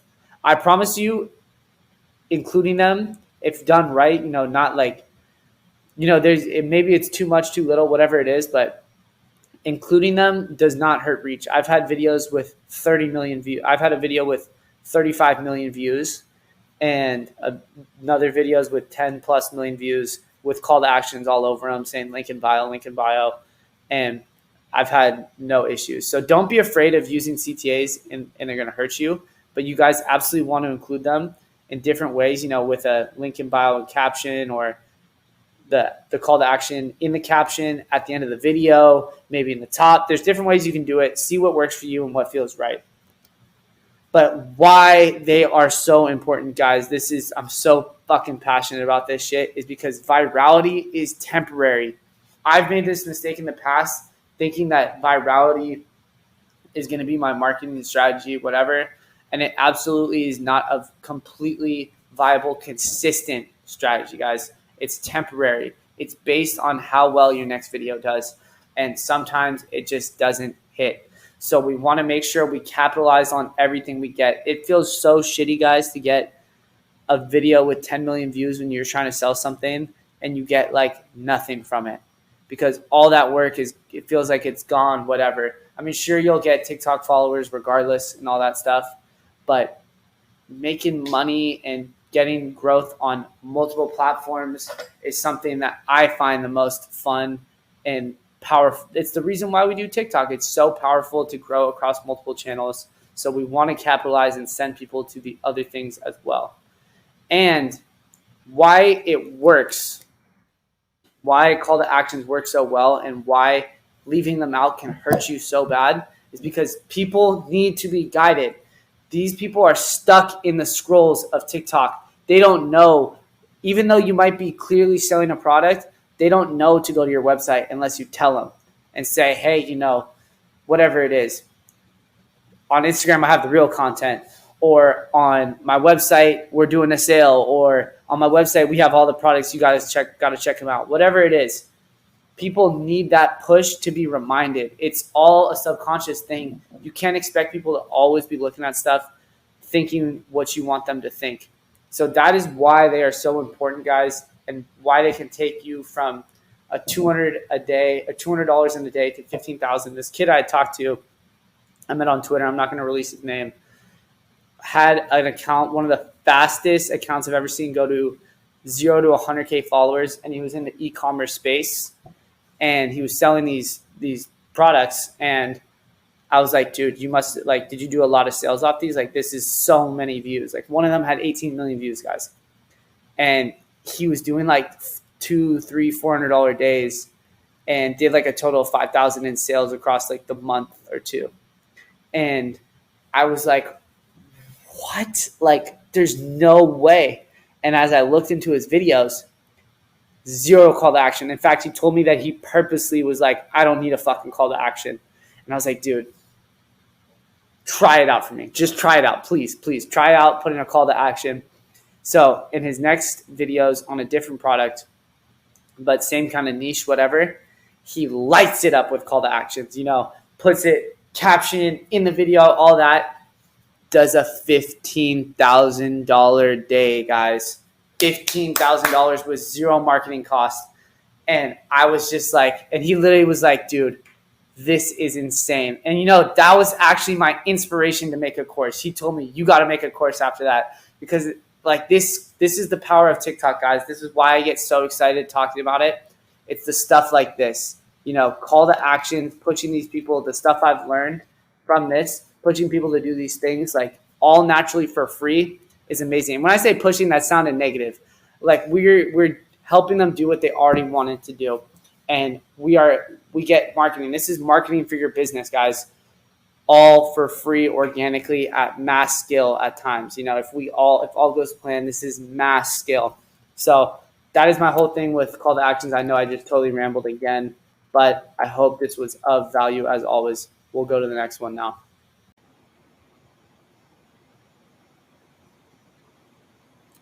All right, guys, we are back with another video. I'm here on Notion because Google was tripping out. Google Slides was tripping out for the whole video examples. So we're going to make this work. Shouldn't be an issue.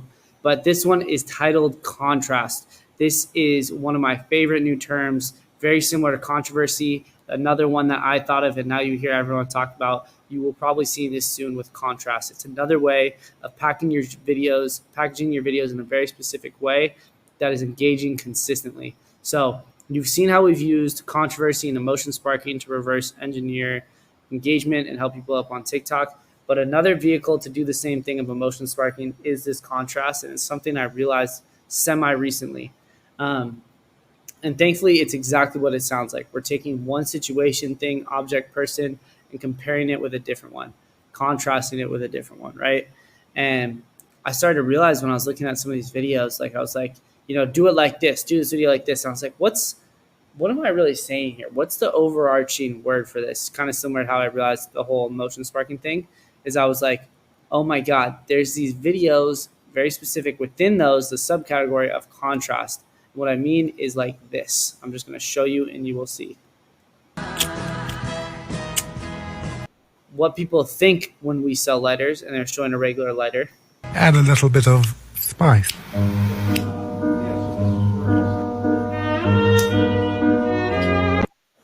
Versus what we actually sell. And if you're savvy enough, you'll know I already talked about this in copying other people's content in this course. So you don't want to copy this identically, and be very careful of that. That's not going to do you any good. Like hundreds and hundreds of people have tried to do that to the same thing, not the move. But take the principles of this, right? They're comparing a basic lighter to a new one, right? To a better one. And it's giving you instant credibility that it's a better lighter, proving the point without having to say anything, while being engaging, seeing the difference very clearly, has a cool product, hitting every fucking bar there, packaged in a short TikTok. There's tons of good trends out there always to use for contrast, and your money. Like, I don't have much more to say about this. There's really not, it's not rocket science. It's just a very engaging style. Add a little bit of spice. You find a good trend that's going, and you're contrasting one thing to another. It's extremely engaging, guys. Here's another one. You'll see this format a lot, where it'll say what I sent or what I ordered and what I got, what I sent to my manufacturer versus what I got, what I planned versus what came out. Contrast, contrast, contrast.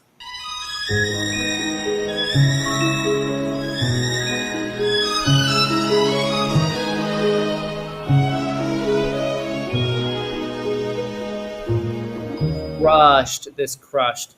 What I sent my manufacturer versus what I got. Very engaging, right? You see the process of it. You're like, okay, he's sending these mock-ups. And everyone, right? So this isn't going to work for every product or whatever, but a lot of you are going to be able to do this. And like even personal brands, whatever, like there's so many different ways you can package contrast. And there's so many trends and sounds and audios to do it. So I want to make sure you guys keep this in your Rolodex and have it in like your toolkit. Because if you have a product that has some kind of transformation or is a huge improvement off a basic item that a lot of people know, whatever, this is for you to decide. Really, really think about unique ways of packaging this. So yeah, it's very basic, honestly. Like you literally, it's what the word says, contrasting things, and you'll start to see it more and more now. It's not every video, but it's some of them. Every video has an emotion spark, but not every single one has a contrast. And now you can watch and look for them. I showed you 2 examples. There's tons and tons and tons of more out there. So keep it in mind. It's a powerful strategy that works for a lot of things, but not everything. So keep it in your toolbox. Like I said, just like controversy, emotion sparking, we're just trying to get our bag deep. And some of you guys will have perfect products for this. For example, I had a kid in my Discord the other day showing me light up soccer balls, right? Perfect example of a product that's improved from an original one. Like there's soccer balls and then there's light up soccer balls, right? So they were like, I helped him make a video where it was like, I forgot exactly what he said in it, but it was like what most people do when they play soccer at night. And, he had the soccer ball and then it went out and you couldn't see it. And then he said, versus when I play, then he was kicking around the ball, turned off the lights and it was glowing. Amazing, right? See how it makes sense? Transformation type product. You might be like doing a transformation for your personal brand. You might be doing a transformation for your cleaning business, whatever the fuck it is. I don't know who's watching this, what you bought this for, but regardless, something that's very, very powerful and you should keep in your books. Cheers.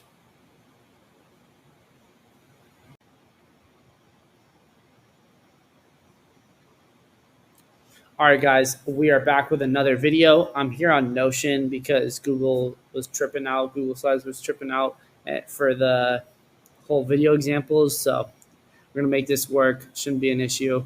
But this one is titled contrast. This is one of my favorite new terms, very similar to controversy. Another one that I thought of and now you hear everyone talk about. You will probably see this soon with contrast. It's another way of packaging your videos in a very specific way that is engaging consistently. So you've seen how we've used controversy and emotion sparking to reverse engineer engagement and help people up on TikTok. But another vehicle to do the same thing of emotion sparking is this contrast. And it's something I realized semi-recently. And thankfully, it's exactly what it sounds like. We're taking one situation, thing, object, person, and comparing it with a different one, contrasting it with a different one, right? And I started to realize when I was looking at some of these videos, like I was like, do it like this, do this video like this. And I was like, what am I really saying here? What's the overarching word for this? Kind of similar to how I realized the whole emotion sparking thing is I was like, oh my God, there's these videos very specific within those, the subcategory of contrast.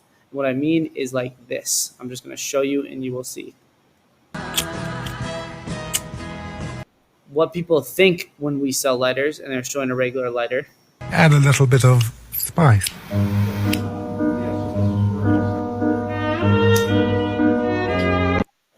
Versus what we actually sell. And if you're savvy enough, you'll know I already talked about this in copying other people's content in this course. So you don't want to copy this identically and be very careful that that's not going to do you any good. Like hundreds and hundreds of people have tried to do that to the same thing, not the move. But take the principles of this, right? They're comparing a basic lighter to a new one, right? To a better one. And it's giving you instant credibility that it's a better lighter, proving the point without having to say anything while being engaging, seeing the difference very clearly, has a cool product, hitting every fucking bar there, packaged in a short TikTok. There's tons of good trends out there always to use for contrast and your money. Like, I don't have much more to say about this. There's really not, it's not rocket science. It's just a very engaging style. Add a little bit of spice. You find a good trend that's going and you're contrasting one thing to another. It's extremely engaging, guys. Here's another one. You'll see this format a lot where it'll say what I sent or what I ordered and what I got, what I sent to my manufacturer versus what I got, what I planned versus what came out. Contrast, contrast, contrast.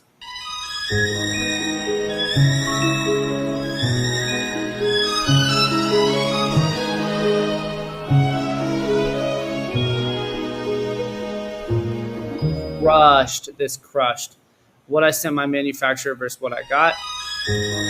Very engaging. Right? You see the process of it. You're like, okay, he's sending these mock-ups. And everyone, right?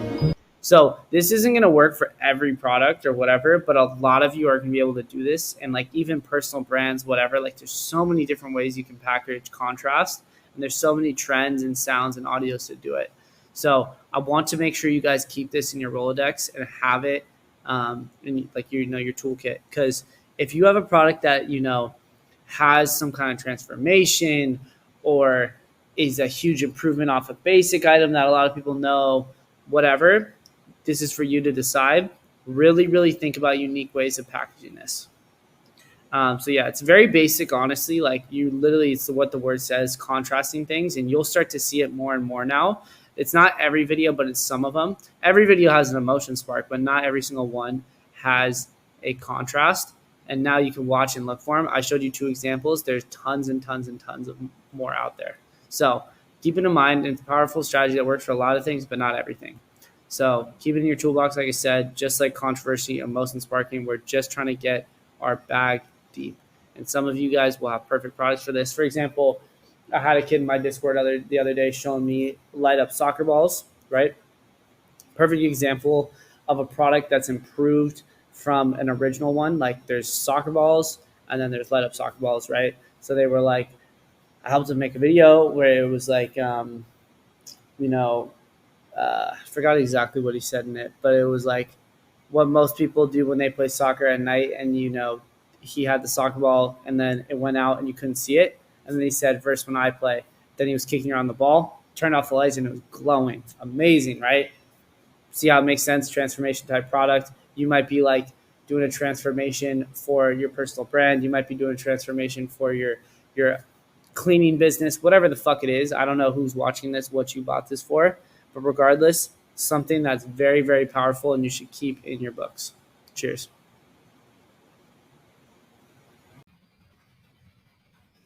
Reply with video and pinned comments. Some powerful stuff if used right.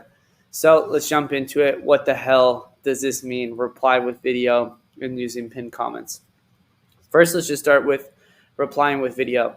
So when you are on a past post of yours and you have a comment and you press and hold that comment on your post, it can even be your own comment. A little menu will pop up. That's also where the pinned tweet is. Pinned comment button is. And there's some other stuff there as well. But there'll be one that says reply with video. And what that does is it makes this comment pop up, the comment of that person pop up on the next video. And what that does is it gives context to what's going on in the video. It gives you an ability to answer a question, set the topic, set the mood, or whatever for the next video, which I'll show you in these examples right here. And it also links the video that uses the comment back to the old one where the comment was from, which can be really powerful. If you have a video that's already gone viral, you can put it it'll be in the comment section of the video that's going viral, or it'll always be in that past video section, past videos comment section. So people can click on it and it'll get you kind of just backlink your videos a little. Like if I were to click on these, I would go back to another video, which might be viral or be going viral, and have, you can link videos together and almost have like a backlink type situation.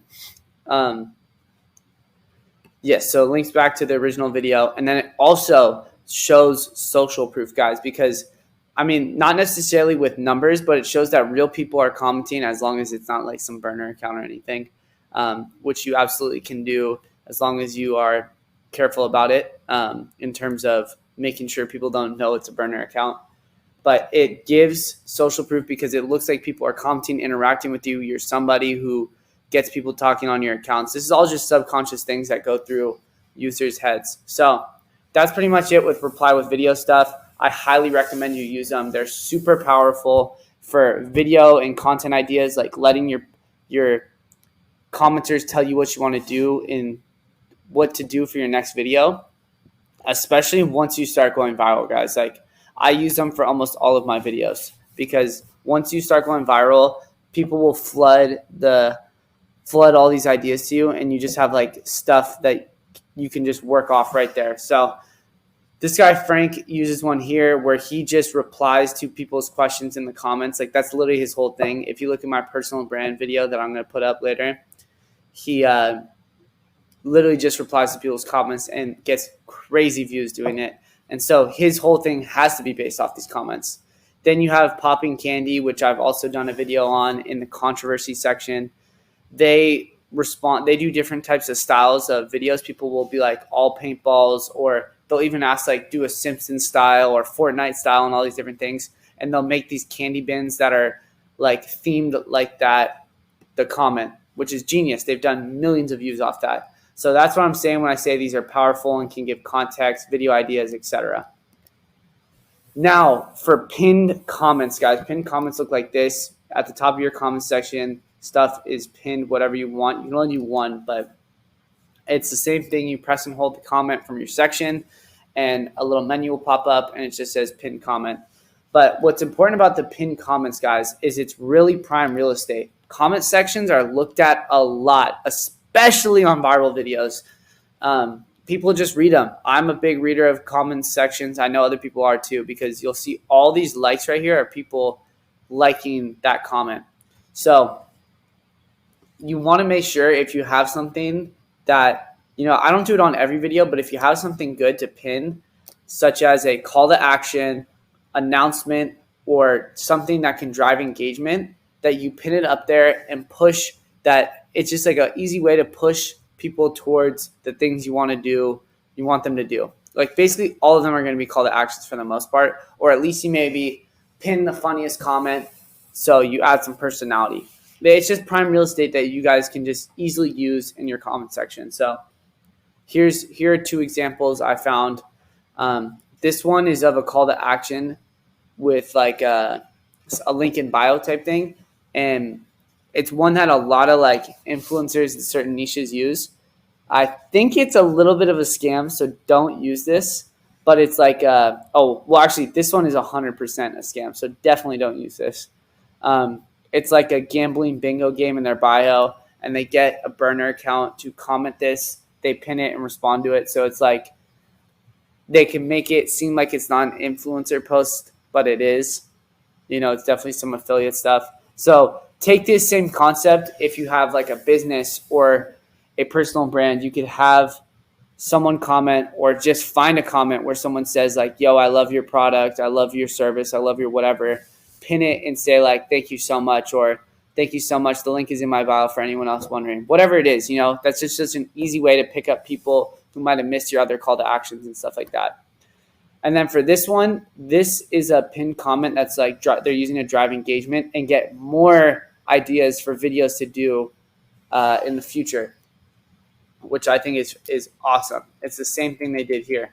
This is how they got this, was by using this comment to pin inquiries for the next video. I think it was genius. So that's pretty much the rundown on reply with videos and pin comments. Super powerful stuff. You just want to make sure you're kind of following this general guideline, and don't use crappy comments. Don't pin crappy comments either. And you can really add some new layers to your TikTok strategy. Cheers, guys. Hey, guys. Replying to comments in CTAs part 2, aka call to actions for those who don't know what CTA stands for. So let's dive into it. This is some new stuff I'm getting to y'all as of February 2022. Here we are. First off, let's start with CTAs, guys. So a couple of y'all have booked calls, and I've looked through your content, given you feedback, helped you get on your way, which, by the way, I recommend all of you to do. If you need help, at least, I am more than happy to look at your content, get you on a path to higher views, all that. That's what it's there for. It's gonna be quick, get you on path. But one of the main things I'm seeing, guys, is over the top CTAs. I think my call to action part of the course was mistaken in certain parts. I had to watch it again just to make sure I wasn't crazy, but I think certain parts of it were mistaken, that you should just be screaming at people, telling them to go buy whatever or click on whatever or follow whatever. Instead, guys, you have to focus on guiding them.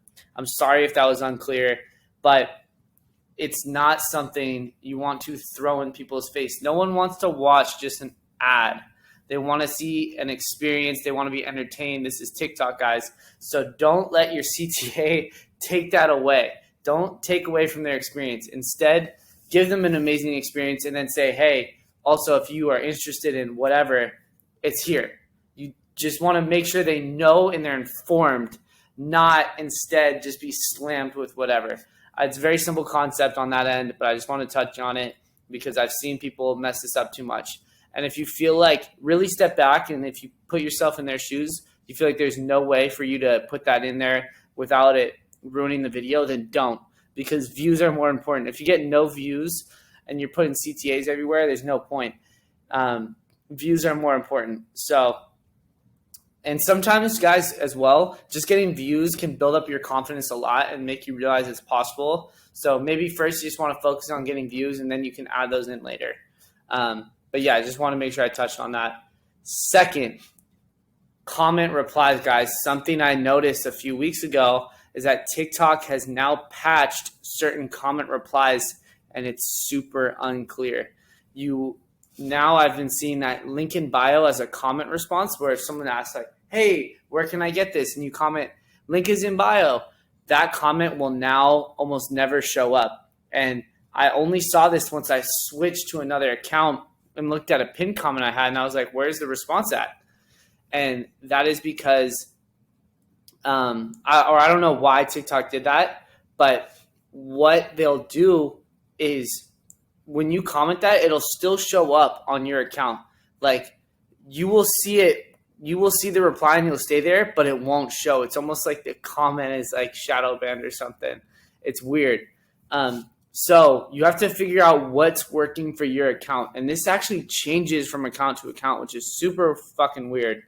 Like, some of my friends were just saying, like, couldn't say bio. Some of them couldn't say link.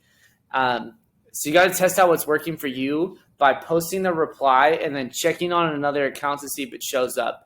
And it's really only for the ones the only like comments that really matter, honestly, are the ones that are like people who want to buy. They just need to like a little bit extra information.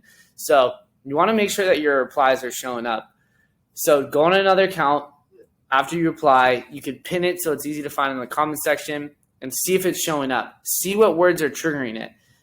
For me, it was definitely something with the link or the bio. Any of those words like was not going to show up. So what I started doing was check our profile. You know, you get them to your bio, whatever, by saying that, and they'll get the point. And it was showing up for me, and I'm so glad I found this. So I want to share with you guys to make sure you know to check if your replies are showing up, see what words are banned, and then if it's a VA that's replying, make sure you tell them, put it in the script, whatever. And if it's you replying, watch and be wary for it, and check on this often. You never know if something might change. Check every week if that's showing up, and make sure that if you're going to use it for your pinned comment, that one is always going to show, because it looks so stupid on one of my posts when I pin this to the top and there was nothing to show for it. It was just a solo pinned comment with no reply. So test it out, see what works for y'all. Just want to make sure I shared like I said. And yes, this is the quick part 2. Hope this was helpful. Hey guys, we are back with another video. This is going to be a super quick one, as it's like a pretty straightforward strategy, but I think it's really powerful if used right. So we're going to talk about it, and it is abusing the end, a cheeky high-level trick for virality. Let's jump into it. So what does abusing the end mean? Abusing the end is referring to using the end of a video, not only for a call to action like we talked about in this course, but to install our crazy pieces of controversy and emotion sparking at the end specifically to spark comments saying, oh my God, the ending, oh my God, that was crazy, and have people then get inspired to watch the whole video, making a flywheel of engagement and watch time. It's rare. You don't see a ton of people doing this. I actually had a hard time finding examples to add to this course, but I found one really good one to show you guys and how effective it really can be. So that's what it is, adding in something at the end to spike up watch time and engagement. And I want to clarify, this is not a necessity. I'd say 99% of my videos don't have this. So you definitely do not need it. And I'm talking my viral videos too. You do not need this, but Instead, use this like a resource in your toolbox to try out. If you have a really good idea for some way to add something at the end that's just crazy and whatever, to spark that emotion and get people to comment. Let me show you some examples. So first one is this. This is the best one by far for examples. I got the comments over here. You'll see already 30,000 likes. The ending killed me. Oh my Lord. Like, think about how powerful this is before I even watch the video. Just looking at this, if you open the comments like a lot of TikTok users do, especially when they see engagement already, and there was even more, I just didn't even get them in the screenshot, but you're going to be like, okay, what the fuck is going on? So the watch time's there. And then if you laugh, whatever, you get your emotions sparked, controversy, whatever, you might be inclined to post yourself. So that's what I mean when I say the flywheel. But let's watch this video and see how they enacted this perfectly. Happy birthday. Woo! You're looking good. You're looking so good. Shit. You ain't gonna be the only one eating cake tonight. I shaved my butthole. I might even cut it off a little early, but she says I fucking shaved my butthole. And that's definitely not what people were expecting, as you can see here. I'll play it one more time just to end. Only one eating cake tonight. She looks like a little goody two-shoes coming in and then says that crazy thing. And the key is, too, that it cuts off. I think that's like a very nice touch of humor in there, like content creation humor, to cut that off. Like, that's something you'll see on TikTok. It's a little nuance. I shaved my butthole. So that's what it is. It's funny. It's vulgar, whatever. A1, like the steak sauce, fucking TikTok strategy right here. And it worked. 2 days, 287,000 likes. I think it had 1.5 million views. So they're going crazy. Birthday. And I tried to find another example. This one was like more to the middle end, not quite the end, but it's kind of the same thing, as well as like kind of just using controversy in general. So it doesn't hurt to always get another example of that. In this video, I'm going to be showing you how to get pecs, okay?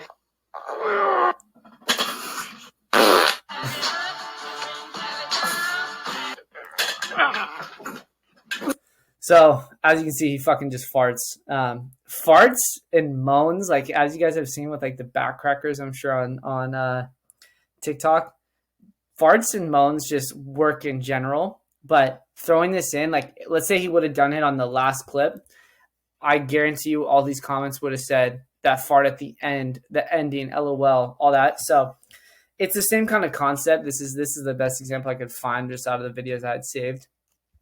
But it was more in like the middle to end. But if you would have moved that to the end, all the comments would have been there. And that's what I mean by just, again, using these little tricks at the end, right? Like at that little cusp of the cutoff can be so powerful. So that's pretty much it. Super straightforward, just using the end. And keep your eye out for other people doing the same things, because you'll see them if you look for them. In this video, I'm going to be showing you how to get... There we go. So, oh my God, I said recap. Sorry about that. When and if possible, try adding in a specific and special ending to spark that engagement, like I've said, and build that flywheel. It can be extremely powerful for comments and watch time. Oh my God, in watch time. Don't worry about my typos. I apologize.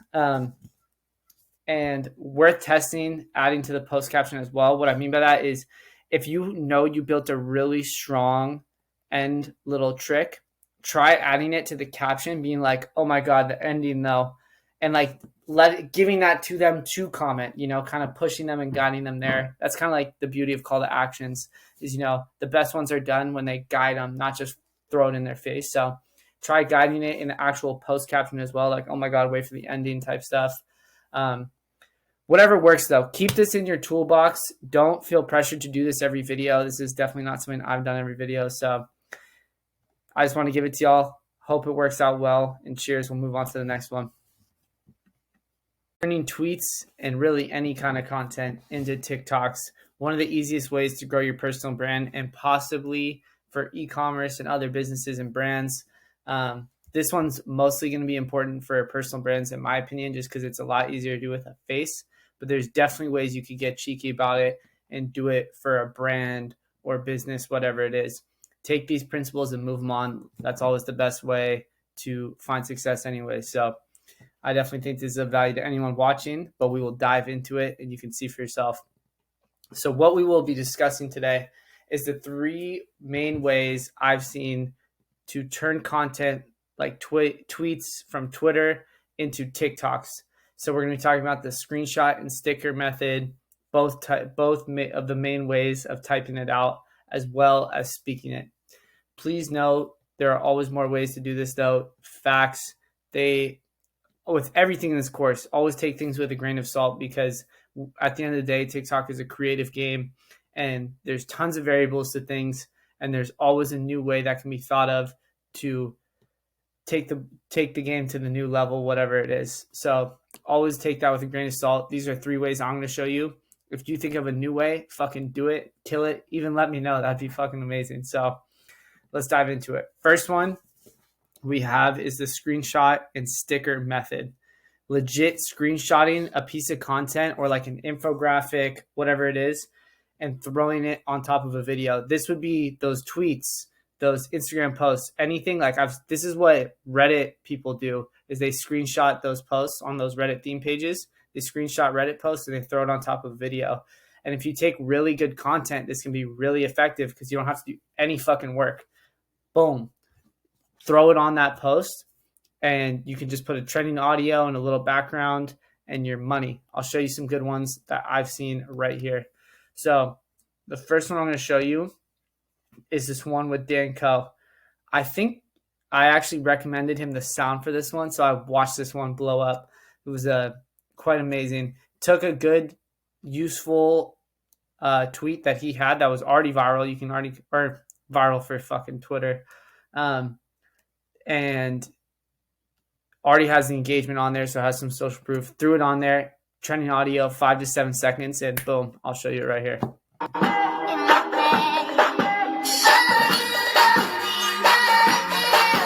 For these ones that kind of take a while to read, I've seen the 5 to 7, 8 second range be really good.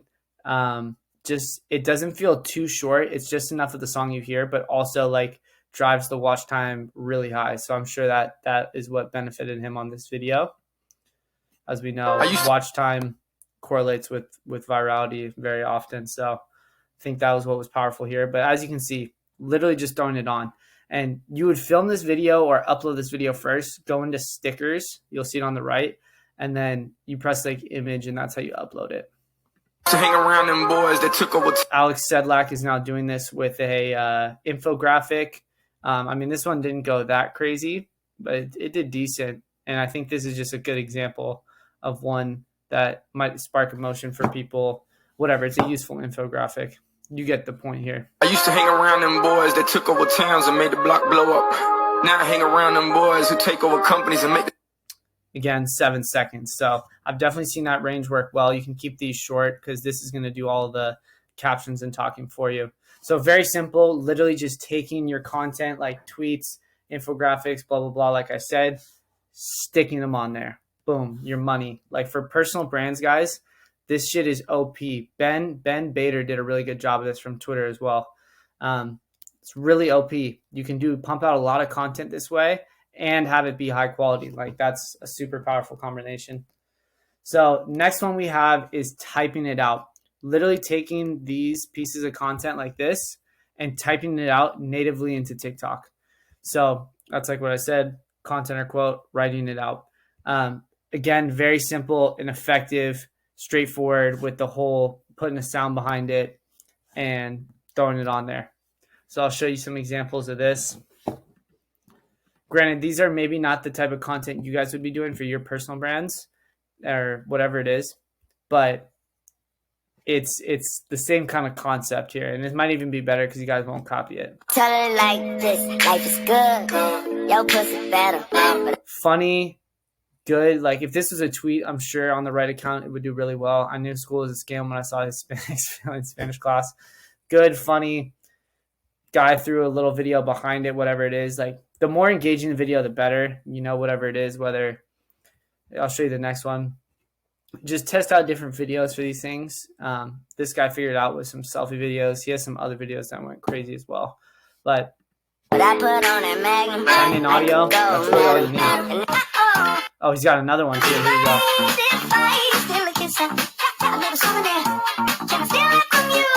procrastination has taught me how to do 30 minutes of work in 8 hours and 8 hours of work in 30 minutes.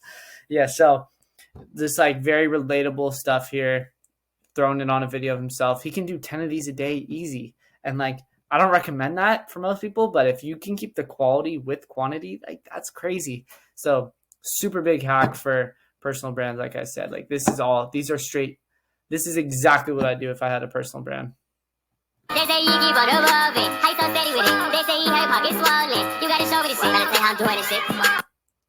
4.1 million likes. No comment. That's insane. 5 seconds long. That money time, guys. That 5 to 7, 8 second range is just money. For these types of videos, at least. So I don't need to harp on this any longer. You guys get it. It's literally just taking that content tweet and typing it out. Like if you had a tweet that did well or you think is a banger, type it out, put it over video, trending audio, bang. So then there's that one right there. That's the most straightforward one. Now there's another type of typing it out where it's a little more text heavy and split up in this way. You'll see these a lot if you look out for them. They're really good pieces of content in my opinion though. Like it's clean to read, super high watch time because it takes a while to read, and it sets you up easy for just like a fundamental video with a call to action and everything. I'll show you that in a second. So here's the first video. It also gives you a ton of opportunity to like add in pieces of controversy and emotion sparking too. Like I'm sure you guys can find them in here. Pornhub, stuff like that. I met this bitch from Georgia. She was gorgeous, so I fucked her in the morning. I met this bitch from Georgia. She was gorgeous, so I fucked her in the morning. So the main pieces of the principles of this video, you got the title that's like clean, has a background on it. You see that in both videos here. Then you have the text in kind of a different background with no like background behind it. Put it here, here, here, kind of split it long down. This seems to be like the standard, but different than the title. So they have some kind of contrast, like exactly like you see here. And then this guy has done a great job. He does some kind of like life coaching or something, where he then puts the call to action in even a different color font, hit that follow button so you can be a better version of yourself, call to action to follow. Then in the caption, you can barely see it, but he says one-on-one coaching link in bio. You know me, that's a beauty. And this barely got like anything crazy, but he has other videos that have hundreds of thousands of likes. So he's just spamming this style of content. So easy to say, super effective, and might be good for you guys to type out. Like if you have a thread, this might be a good way to type it out, like from Twitter or something like that. Or you have a longer Instagram piece or story you want to type out. This would be a good format for that.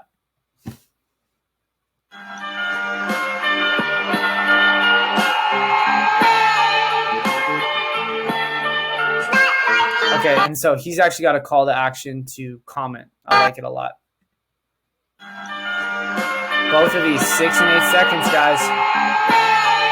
Seems to be the money time. Super high watch time. I mean, look at the engagement. It's amazing. So try it out, guys. I've seen people have great results with this. Definitely recommend it.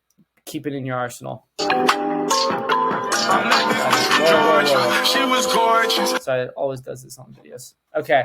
Third, last but not least, is just speaking it. Taking all those things we had, the typed out, the titles, whatever, the content, and literally just explaining it outwards, reading it, whatever it is.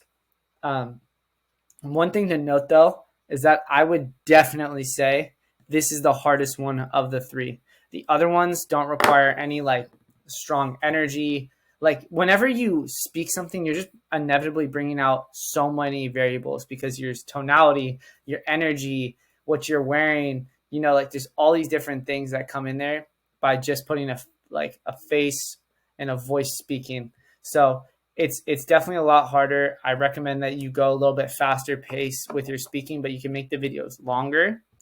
But it definitely takes a certain kind of personality. So I'm going to show you 2 videos that did really well and will continue to do well if they keep this format, so you guys can get some inspiration on whether it might be a good decision for you or not. Because I'll tell you, it's definitely not good for everyone. Like, I know some people that just don't have the right personalities to like blow up their content on TikTok. But I'll give you some pointers to make you improve if you're not sure you're on the field about or on the cusp about whether it's right for you. So speaking it, here are the examples I have. One notable one from Twitter, Cardinal Mason. A lot of you guys might know him. But he did a really good job. He's doing a really good job on TikTok and has a great personality for speaking videos. And what you'll see in both of these two is they're fast paced. They're very charismatic. Like, they're people that you would, they just look like chill guys. They look like people that you would probably like. At least that's how I feel. And they also chop their clips quickly. So it's like very entertaining to watch. You'll see. People think you have to be a super genius engineer, doctor, lawyer to be making 100K a year. I dropped out of school twice. I look like a 14-year-old boy, and I don't know anything about life. All you have to do is follow these steps in order, and you'll make it work. Watch this, okay? Just try it. Please, trust me. Step 1, read Cashvertising by Drew Eric Whitman. It's a free PDF. Google Cashvertising. Oh, my God. No. I was going to pause it anyways, though. As you can see, he keeps cutting the clips. It's not one straight video. This is a really key thing I see on a lot of videos that do really well, is doing all these clips. All that dead time between you pausing your words takes people away from watching your videos. I promise you. Like, just think about it. Like, every pause, 5 drop off, 10 drop off, whatever, on the 1,000 people who are going to watch your video. So all these little cuts, they're avoiding that. Read Cashvertising. Free PDF. Read the whole thing. Once you understand marketing there was a cut at right a basic there. level, and trust me, you will.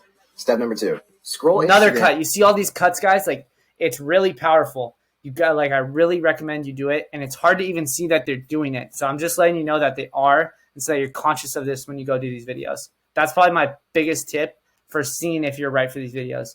Do that. Have high energy. Use a good hook, whatever. But you have to do these cuts, in my opinion.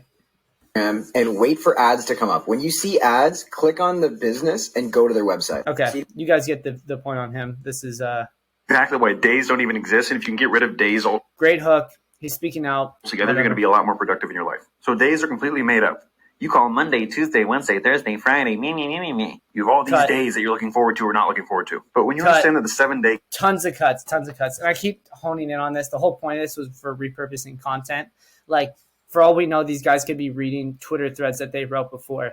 So this is the point of, like, taking content that you already have or an article that you wrote, a blog post, whatever it is, and just speaking it. So they're telling these stories, doing a good job of, like, being quick to the point, keeping it not long enough so it's longer than 30 seconds, but not too long to where it's like we're talking minutes. And if you can get people to stay that long, your videos will get pushed. Like, look at this. Like, these are big posts for a personal brand. A calendar is nothing but a trap to keep you enslaved. Then you actually start freeing your mind a little bit more. And I do this all the time. I don't look at days by Monday, Tuesday, Wednesday because every day is shaded. Every day is tinted. So a lot of people, like, he could have read this from an Instagram post. He could have done an Instagram post himself. And they can just take this content and use the same stuff and repurpose it into TikTok now. That's the whole point of all this, guys. We want to repurpose stuff. Super powerful for having tons of ideas, tons of good content, and also, like, split testing what works on 2 platforms. So beautiful stuff. These guys killed it. And now we will dive into exactly why days don't even exist. Now we will dive into the recap and talk about the last rules of thumbs just to cement it for you guys.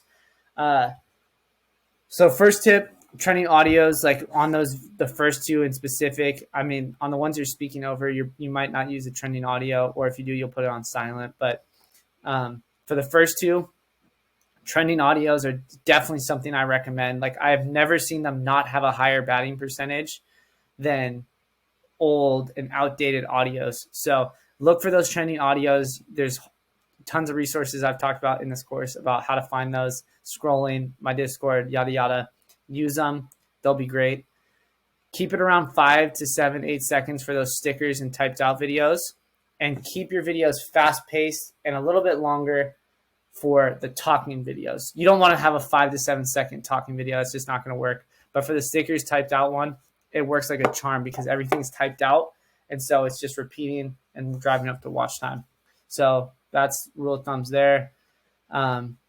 Test out showing engagement, not showing it. This is a quick tip for the sticker ones. Like when it has the social proof on it, like I said with Dan Coe's video, test out showing that and not. Like if you're taking a Reddit post, whatever it is, Instagram post, and it was already had good engagement, that social proof might help you. So try testing that out.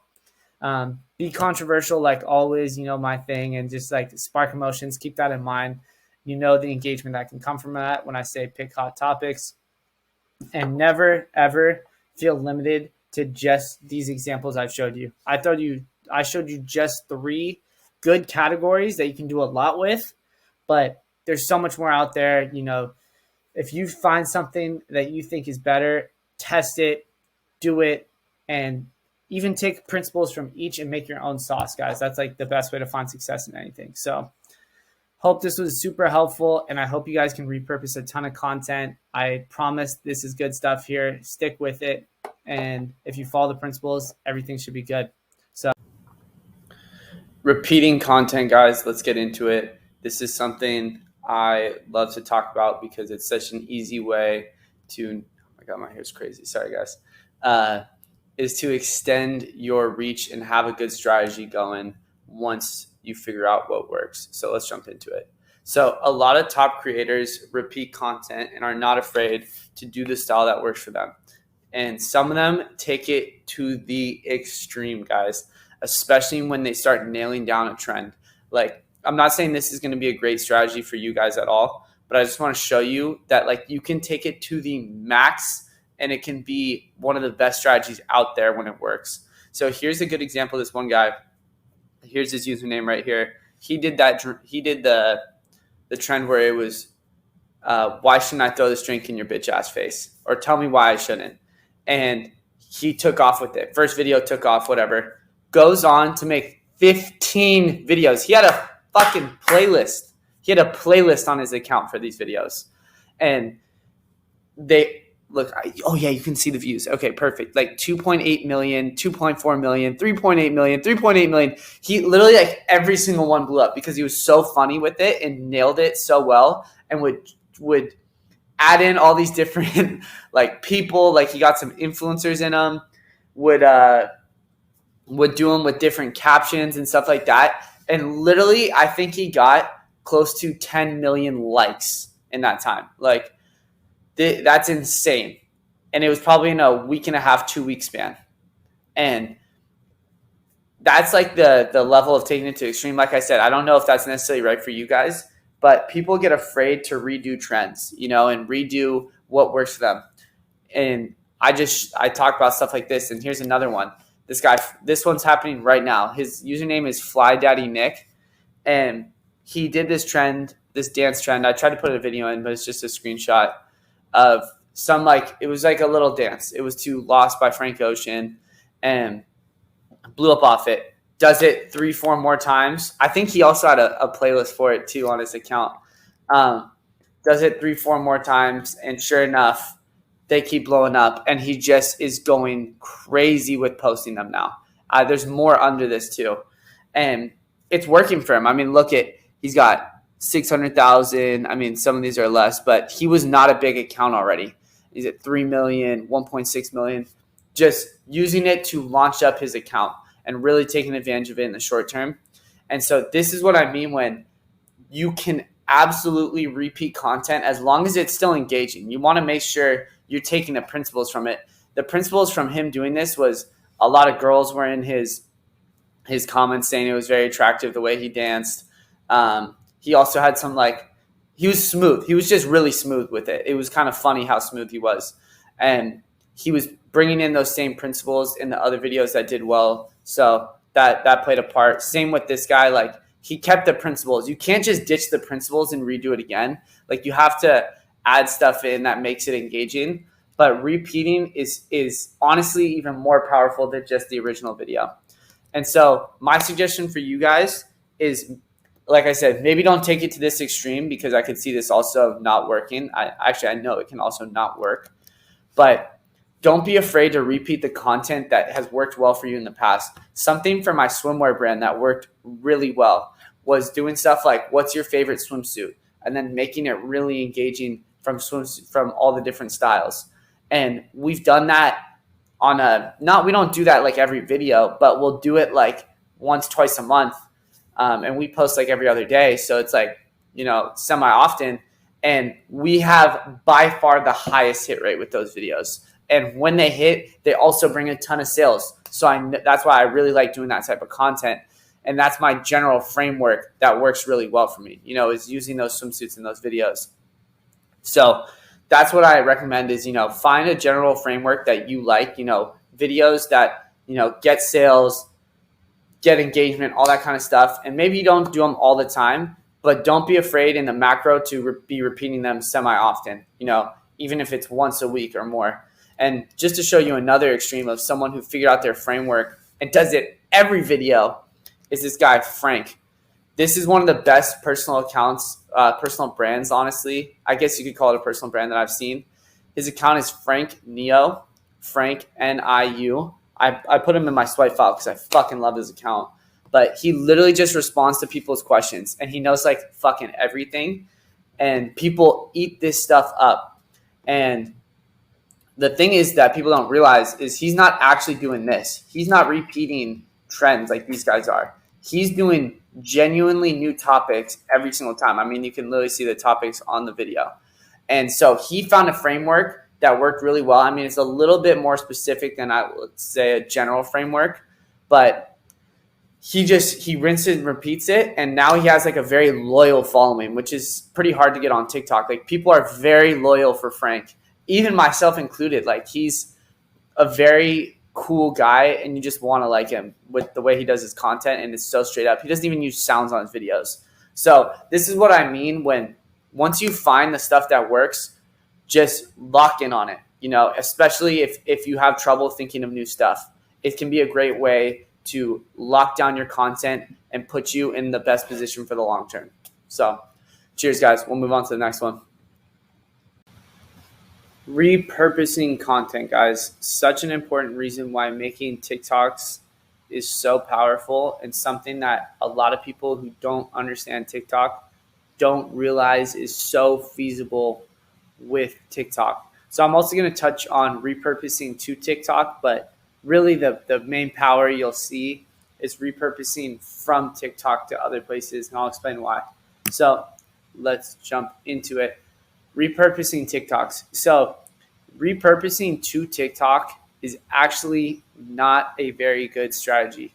TikTok is very easy. On TikTok, it is very easy to differentiate which TikToks are native and which ones aren't. Users are so into that app. It has such a cult following within the app, the highest user times of all, that people's brains are straight up wired now to see what is native and what is not, and what is good content and what is not.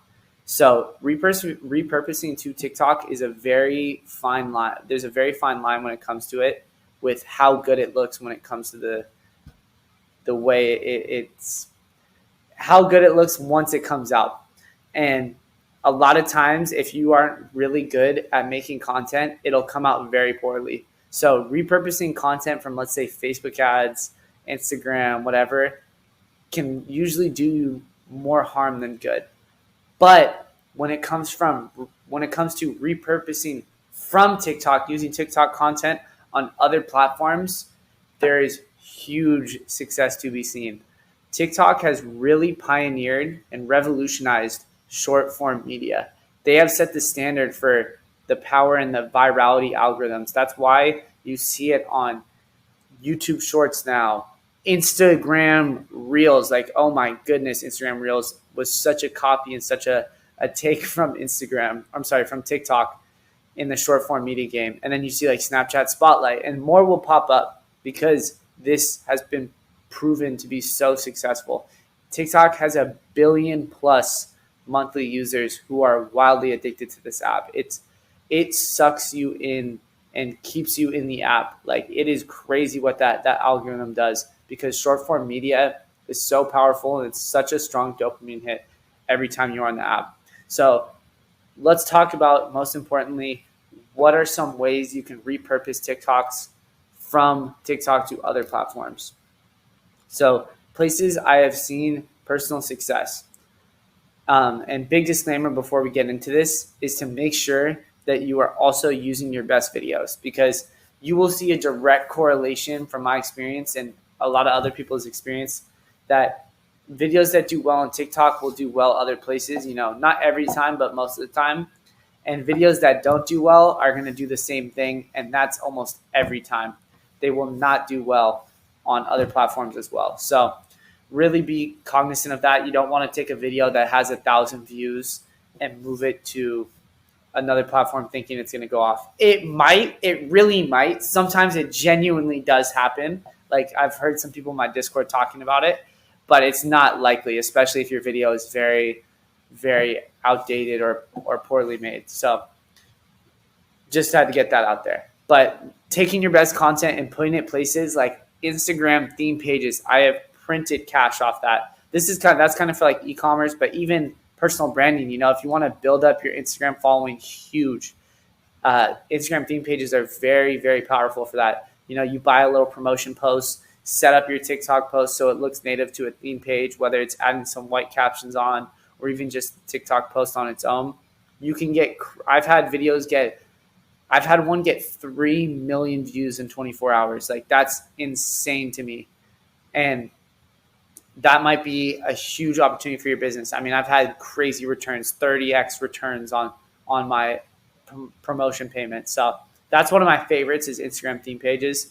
Another one I've seen is Snapchat ads, repurposing TikToks to Snapchat ads. Something about that platform has like a lot of the same demographic. Snapchat actually has a way smaller user base than TikTok now, but those users I feel like kind of go hand in hand. So myself and other people have had pretty good success moving certain TikToks to Snapchat ads and running them with paid traffic.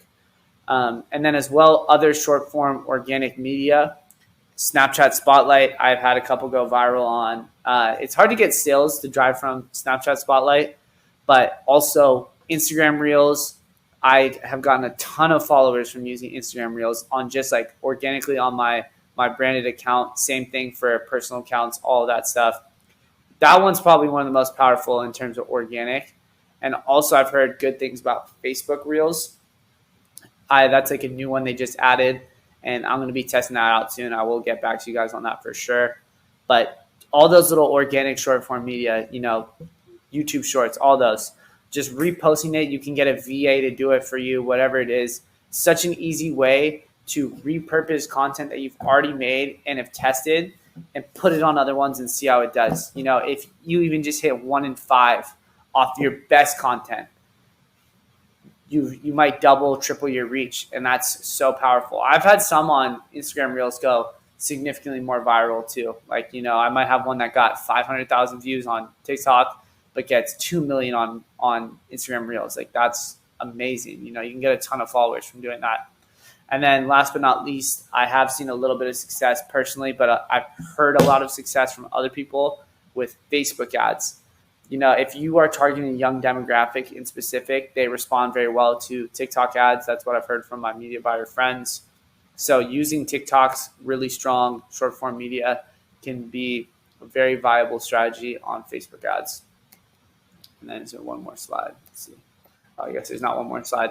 But yeah, I think what I was just going to say too is, this is not at all the only ways to repurpose content. I just want to show you guys ones that I know have worked for myself, so can likely work for you as well. But absolutely, if you think of more ways, whether it's making GIFs on your site, adding the videos into your site, whatever it is, or using it for your pitch deck for something, like there's a million things you can do because you're making content. At the end of the day, TikTok, you are making content. And I didn't even include this. Sorry, I didn't even include this as well. Running Spark ads for your TikTok. I should have totally added that. Putting paid traffic behind your TikTok videos is also an amazing strategy. If you have a brand or something like that that you're pushing, That is probably one of the best ones. I should have totally included that, but it's almost assumed at this point because really strong paid strategy on TikTok all pretty much originates from organic content and you're creative. So very, very important thing to have is just your TikTok content down for that. So, and like I said before, sorry, I kind of got sidetracked a little bit, is you are making content. That is, it's the same thing as if you were filming videos on your phone to go use somewhere else. You just happen to be posting it as well. And I don't want you guys to forget that because that can be a make or break thing or be a huge asset to your business or whatever you're doing in selling. So hope this was helpful, repurposing TikToks and all the gist of that I've seen. We will move on to the next one now. B2A content, guys, let's jump into it. Keeping your content in line with the For You page. So what I mean by this is not going to be A/B testing, as I'll talk about here. Keeping your content B2A level is something I kind of came up with my partner when we were doing our swimwear brand. We really realized that what separates great creators from good and bad creators are the ones who have the eye for what is objectively the best content on TikTok that gets engagement.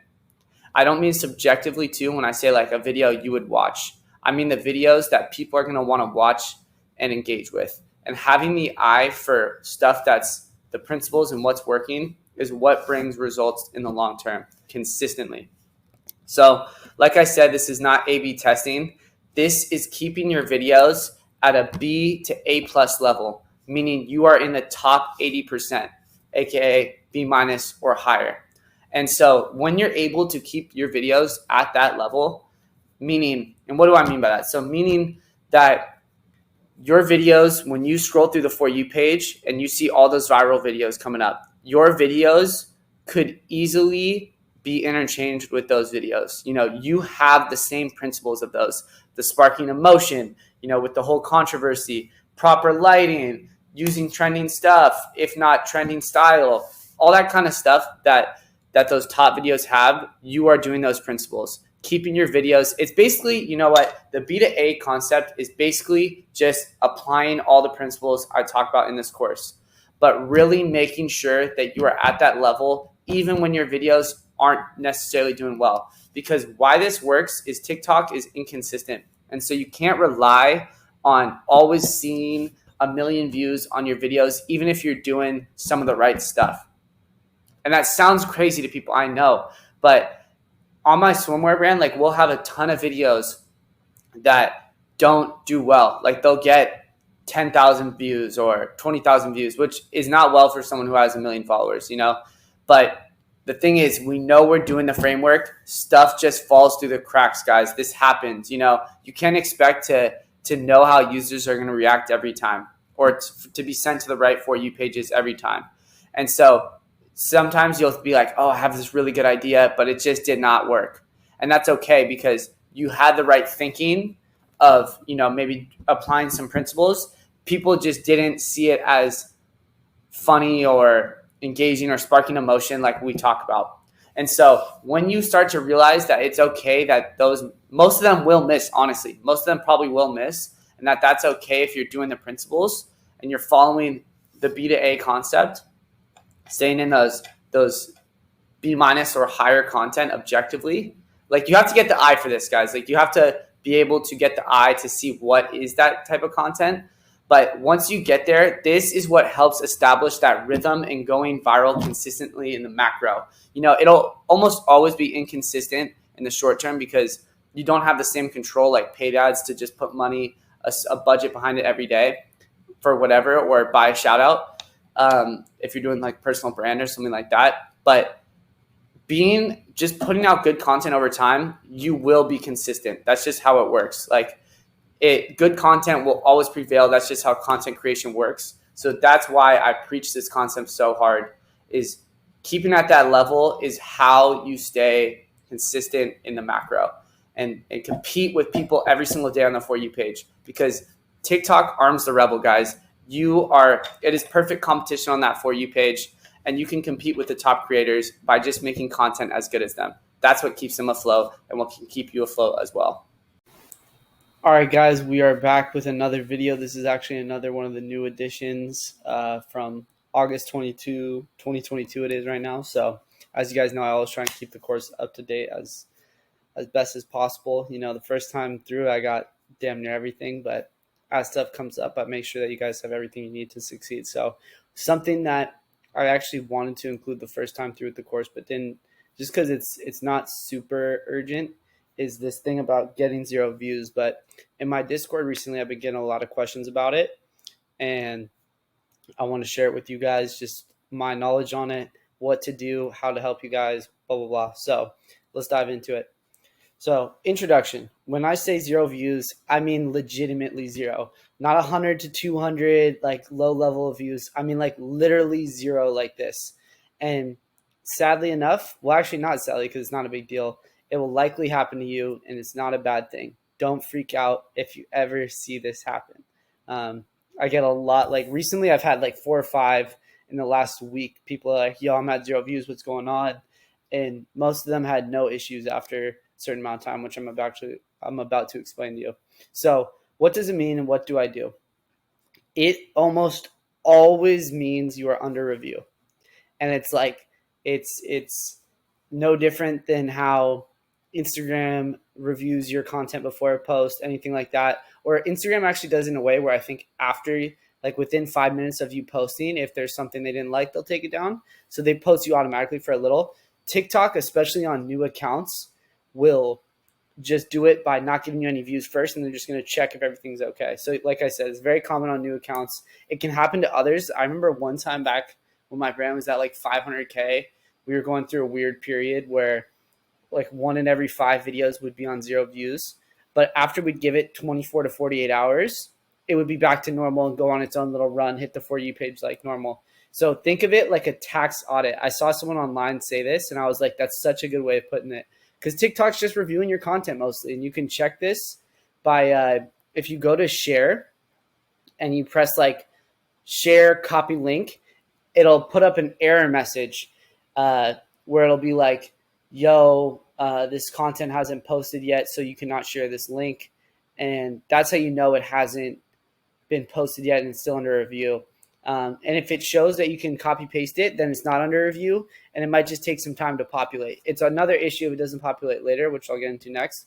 But most of the time, you can check right away, see if you get that error message. That means it's under review. If so, give it 24 to 48 hours. Most likely, when you check back, it'll have already gone on its little run of getting views, whatever. And it's not a big deal. This does not mean your account's hurt. This happens to a lot of accounts, and you guys are totally fine.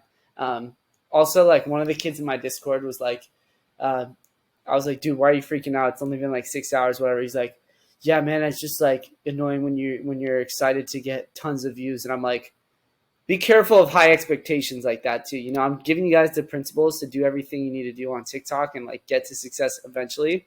It doesn't mean it's just going to happen overnight. You know, that's not the TikTok mindset. The TikTok mindset is making good content and putting stuff out there that's entertaining and follows the principles, not necessarily just being attached to the short-termness of everything. But continued. If it lasts longer than 48 hours to a week and you still are at 0 views, it was probably something that happened against TikTok's guidelines. Usually it can even pop up and say like community guidelines, as you know, the other part from the course about community guidelines. But not always. Sometimes it'll just stop you at 0 views. So that's like essentially a shadow ban. I don't really know what the actual dictionary definition of a shadow ban is. I guess that's one of the ways I could agree with that. But essentially you did something wrong. So like you might have reposted content from another account that you stole, reposted content that you own even, but it's just like already been on TikTok before. Maybe it's restricted content. Like if you post like a naked person on TikTok, like it won't post. Like you can try this. It won't post, or it'll get taken down right away. So that's like an example, or something that TikTok thinks is in that realm. Sex, like something that's too like offensive in the text, whatever it is.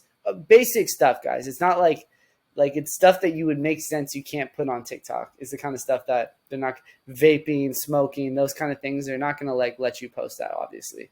So if it lasts longer than 48 hours to a week, something's probably wrong.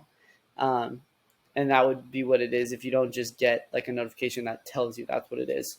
But there's no need to delete the video or account. Like, you know, I'm not really too much into the idea that deleting videos like ruins your optimization of the account, but I don't think like you even ever need to do it really. So there's no point in doing it. Like if worst case, you could just private the video if you don't want it to be seen, or you could just leave it. Maybe it'll get views later. I've seen that happen to people too, where, you know, then they have another video pop off and it all trickles down. I've had it happen to myself. So that's always an option. And you definitely don't need to delete the whole account, guys. Like, just check the analytics of your next videos after, just like from the analytics section of the course. Go to post data, look through after, you know, a few days of giving it time to populate. And when you see like the part where video views are coming from and it says following and then it says For You page, if it says For You page, you're hitting the For You page, you're good. You don't need to worry. You're getting your chance on stage. If it says just following after a few days to a week, you know, that's not the best sign. It shouldn't persist if you're doing everything right, like normally on your account, making content that's not against guidelines. You know, if it's against guidelines, why are you even surprised that you're not hitting the For You page? But it shouldn't persist. But if it does, you know, you can reach out to me. I can see what it is maybe. Or you can like send a message to support, maybe delete the account, start a new one if you really want to, if it's early type shit. But most important, like overall, like if you're doing the right things, you're going to be fine. But regardless, these are all the precautions you can take to check, see what's going on. Like most of the time when people come complain about it, they didn't check everything. So like, or give it time. It's one of those two. Didn't give it enough time and didn't check it. Otherwise, you should be fine, guys. So to conclude, because I don't want to make this too long, as it's pretty straightforward, don't panic if you see 0 views. Most of the time, it's just a review, especially if it's a new account. It takes time. Like you can't expect to just get tens and tens of thousands of views right off the bat every time on a new account, guys. Some of them are not only going to get low views, but 0 views for a few days. Don't panic.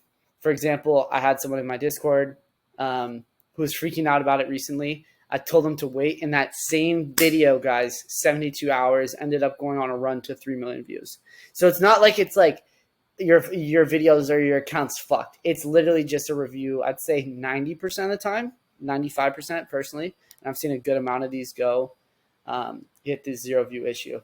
But if it gets taken down or not approved, just let it go. Keep pushing. Check the analytics, like I said, and you'll be fine. You don't need to delete it or delete your old account right away.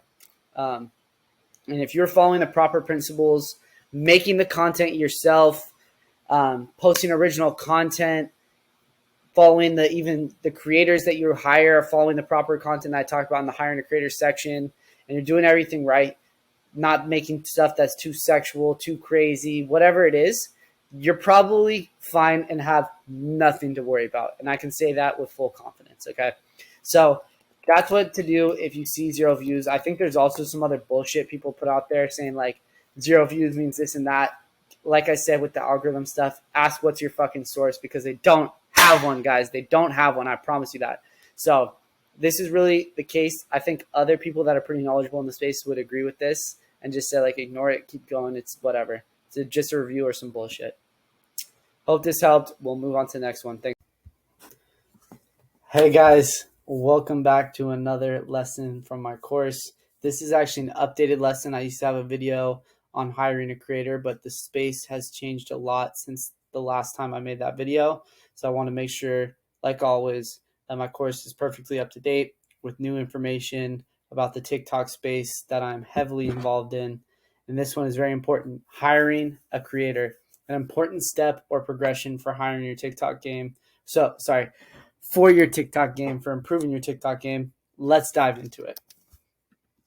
So first things first, I actually talked about this in the last video. This part, of course, has been the same from before, but a big mistake I see a lot still to this day is people not having their process down. Before you are looking to hire a creator or find creators for your account or whatever it is, you need to make sure you understand how it works properly and how you don't shoot yourself in the foot hiring someone out improperly. So what does that mean? It means looking for the right talent, first of all. You want to look for TikTok creators and account managers. I can't tell you how many people I see go out there and say, hey, we're looking for UGC creators. Guys, UGC creator or influencers. We're looking for UGC creators and influencers for our TikTok. Guys, UGC creators, specifically on the Twitter space, which I know a lot of you guys are from, UGC creators are people who make ads for your paid ads usually. Like this is, I'd say that's a cool 90 to 95% of UGC creators. They make those videos where you're like, hey, just got this haul, like whatever, you know, all those different types of paid ads where they're super salesy. They're great for paid ads, but awful for organic. They don't understand what it takes to get in the field 90% of the time. Not all of them. There's definitely some overlap, okay? There's definitely some TikTok creators who do both. But 90%, I'd say, personally, from my personal experience, are people who make ads. They don't go in the field and get millions of views on TikToks. So right there, you're already not doing yourself a service by asking for UGC creators or influencers. Influencers are completely different too. Influencers, and this is definitely past just the Twitter space too. This is kind of all over. Influencers are the people on TikTok who have hundreds of thousands of followers who you pay to get a promotion on their page, which maybe you could use for UGC, but mostly you're trying to get the reach from their page, not have them manage one of your pages.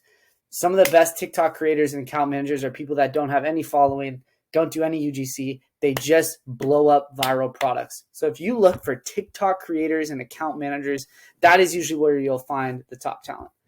And you want to make sure also that you're having them post themselves usually. You know, I'm not saying this is 100%, of course. You know, there might be some diamonds in the rough, but I'd say for the majority of the time, you want to have them post themselves in the app, logged into the account, not sending files back and forth or any of that bullshit where you lose quality from sending it to a Google Drive. You slow down the process.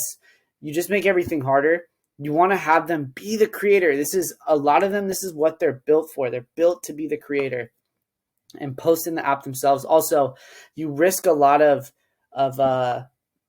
pain, or sorry, like I don't even know what the right. You risk throttling your reach by sending it back and forth and making the app, the post not native and built within the TikTok. Like, you know, I've actually seen people just get 0 views because TikTok for some reason like flags them as sketchy.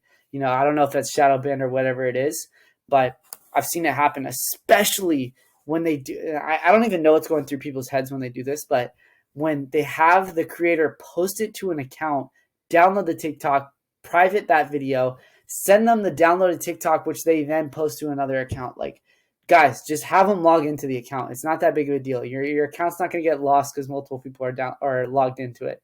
You'll be fine. It's worth it. And all the top strategies or all the top accounts with creators that I've seen have that creator logged in and going crazy on it themselves.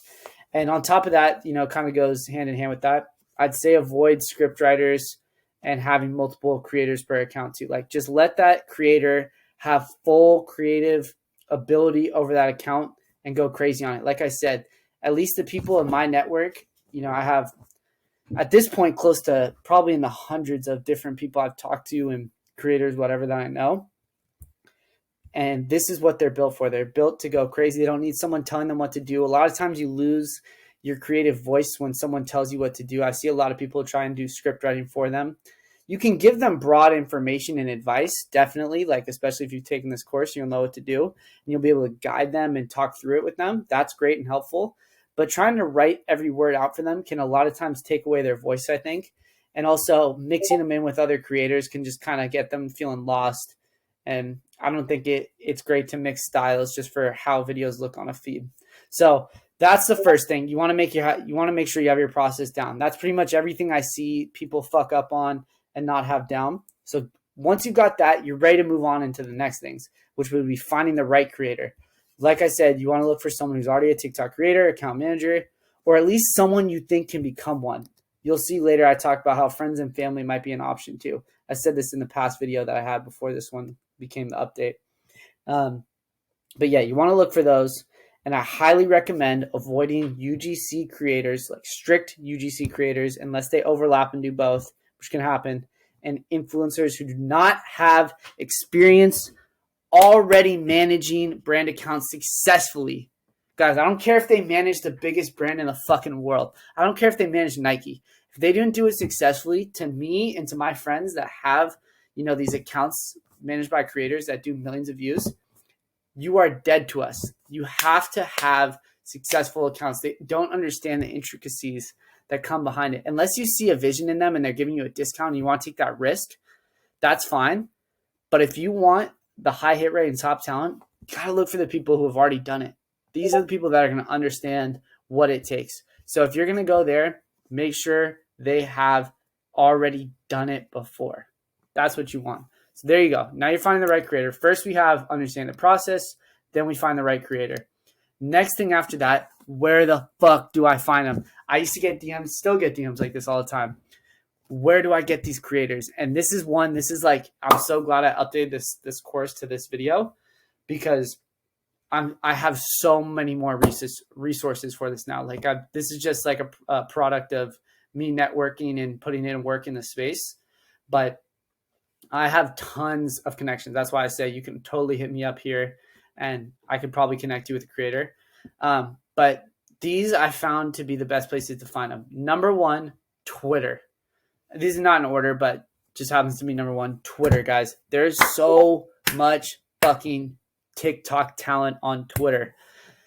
I can't even tell you like how many I've seen and how many there are for hire. Like I think it's pretty realistic for a brand to be able to hire 5-10 creators for subsidiary accounts if they have the budget just off Twitter, who will kill it for them. I mean, this is exactly what Tabs and Rise have done. My boys, Oliver and Luca, they've just found great talent off Twitter. Former dropshippers that have gone on to build, their little freelance and agency careers managing brand accounts. It's amazing what these guys do. So, and women, guys and women. I didn't mean that at all to be gender neutral or exclusive, but there's just so many great creators out there on Twitter. You can find them by just, posting in the space, interacting with accounts, searching up, TikTok organic marketing, all these kind of stuff. They'll pop onto your feed if you spend some time on Twitter. Next place, absolutely the Discord collective, our Discord that I'm a part of. There's a hiring channel where you can go and post, look for people who are looking for jobs, whatever it is. Great spot. You can also totally hit up me. I can't always speak for Oliver and Luca. I would honestly just recommend hit up me, but sometimes Oliver and Luca will have people you can refer to. It's Oliver Bracado and Luca Washneko. You can totally hit up me and sometimes them. I hate to put them in this course, though. Probably should have thrown them under the bus like that. But, I personally have a newsletter of over 60 creators that if you have an established brand, by the way, don't hit us up if you don't have an established brand or budget to pay for creators. We don't take affiliate deals usually with getting paid by creators, but you're wasting our time if you don't have some budget to work with or an established brand that's actually going to be a good connect for these creators. But I have a newsletter that I'm happy to connect you with. If you have an established brand, you need creators. I have 60 plus creators that I can just send, details to. I can get all their pricing details, whatever, and just forward it to you. It's pretty amazing. A lot of people have done it now. So there's that. These three are honestly my top picks by far on this list. But of course, there's various agencies you can find on the internet, ads, like wherever you find agencies, TikTok agency type things. Friends and family, like I said, is possible. Like when you see someone who you think can easily become one. I've seen some siblings, some brothers and sisters or girlfriends, boyfriends who are creative, know TikTok well, and just like can naturally become one. That can usually be kind of cheap too, but risky. Upwork and LinkedIn. Honestly, I don't think I've ever heard a story of these guys from Upwork and LinkedIn being successful with it, but I've heard stories of them getting hired. So I'd consider that even more risky. Just something to think about, whatever floats your boat. But these are the places to find them. So chances are there's a good chance you'll be DMing me, looking on the collective, joining the collective, or going on Twitter. So that's just where I know. Please let me know if there's other places that I don't know about. Maybe there's some marketplaces, some TikTok marketplaces I don't know about, but that's them. Good questions to ask these creators when you go to hire them too. This is another question I get. What do I ask them? What are some things I should look for? I got you. So here are my favorite 5 questions. I'm probably missing some I didn't think about, but these I know will put you in a good position. So first, how many views have you guys achieved with content you've created? I meant to add this specifically for brands, I'd say. I wouldn't say include any personal stuff. But regardless, if they've gotten TikTok views, they've gotten TikTok views. This is a good question to ask, though, because if they say like 2 million, red flag. If they think they're the hot shit and have all this experience and they're like, I've done 10 million views total. Like, guys, that's just not a lot in the scheme of things. Like, I've done 250 million at this point. With one brand, dog, my brand. So 10 million is just like, you're not really hitting the cusp. You're still a beginner. So if they want to pay them beginner prices, that's fine. But if they're trying to get high experience prices, 10 million is not enough. 50 million plus, it starts to get dicey. 100 million plus starts to get really dicey. 200 million plus, we're talking someone who really knows what they're doing probably and has a lot of experience with the intricacies of each step. So this is a good question to ask. Views. Next question to ask, what is your plan for my brand or us, and why do you think it'll work? This will give you a sense of what angles they see.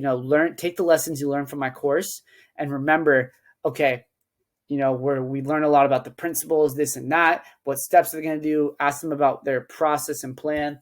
Boom, that's a great question to ask to see where they're at with their thinking for actually managing someone else's account. Can you show me some sample of accounts you've worked with? This is a good question. You'll get a sense of how they choose clients, how they make content for their clients, the views they get, whatever, and you can just get a sense. Put yourself in the position. Would I want this type of content for my brand? Do they persist? Did they retain that client for a while? Good stuff to look at, pretty straightforward why you'd want to look at sample accounts. Here's a golden question too. How many clients do you have? Dude, this is such a fucking golden question. I'm telling you, this is some sauce right here. How many clients do you have? Because if they're a freelancer, all right, and they tell you, oh yeah, I have 10 clients. I have 10 active clients. Dude, just fucking red flags everywhere, dude. Think about that, right? If they're doing just one post a day for 10 clients, that's like a fuck ton of work and mental space to use. 10 clients, dude. Where are you going to go on that list? Are you going to be on the 10 on that list that gets, 30 minutes a day out of the fucking 5 to 6 hours they're just creating content and posting today? Guys, that's grueling. And this is a creative game. This is not a game of who works the hardest. You guys know I've preached this through the course. It's not who works the hardest. It's who makes the best content. And that does not always have to do with how hard you work. It's a lot of times how creative you are, how entertaining you are. Do you really think someone's going to be the most creative and entertaining if they're doing 5 hours of content a day every single day for a month on months and months? No. I'd say the best amount or the right amount to aim for is if they're managing 3 to 5 or preferably less and less accounts themselves per month. That's like the glory number from some people are crazy and they can do more, but if they're managing, 3-4 accounts by themselves, you're fine. But it's a good question to ask because I've asked people this and they've told me 10 and I'm like, bing, bing, bing. Sure enough, a month later, like half the clients dropped because the results were shitty. They didn't hit KPIs. They didn't even hit deliverables. You're welcome. I just saved you some money. How many times, and then the other one is how many times do you expect to post per month? Goes same thing with clients, bro. This is a great follow-up question. Before you even call them out, if they say something crazy for clients or confirm that you agree with it, ask them how many times they post per month too. Because if they say, like I said, you want to do quality over quantity. If they say, oh yeah, we're going to do 60 to 90 posts a month. Look, some people are savants with this shit and they can do it. There's some people out there, like my boy Key is kind of a savant with this shit and he can just go crazy and pump out tons of videos and he does them really quick, whatever. But I'd say the majority of people, myself included, cannot pull this off. So if they say, yeah, we're going to do 60 to 90 posts, 2 to 3 posts a day for you, and 3 to 4 other clients, we're talking 12 fucking videos a day, which is even more than the clients. So like these questions go hand in hand. And even if they were just to manage your own account with one product, right? Your brand, whatever it is, do you really think, take a second and put yourself in those shoes. Do you really think you're going to have 60 to 90 banger ideas a month? And if quality over quantity is the most important thing, one of the most important things, do you really think you're going to put out 60 pieces of quality content? If not, just like at some points, maybe a lot of points, be forcing yourself to just hit that deliverable because the client's paying you? Yeah, like it's probably not going to be that pretty.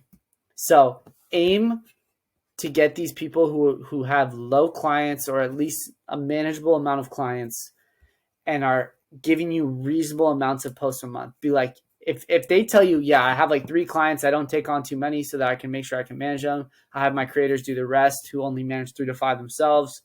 And we only do around 25, 30 posts. I don't know. Something like that seems pretty typical once a day. That's usually pretty manageable to ensure quality and make sure that we're putting out banger content that we still feel creative and not burned out just hitting a deadline for you.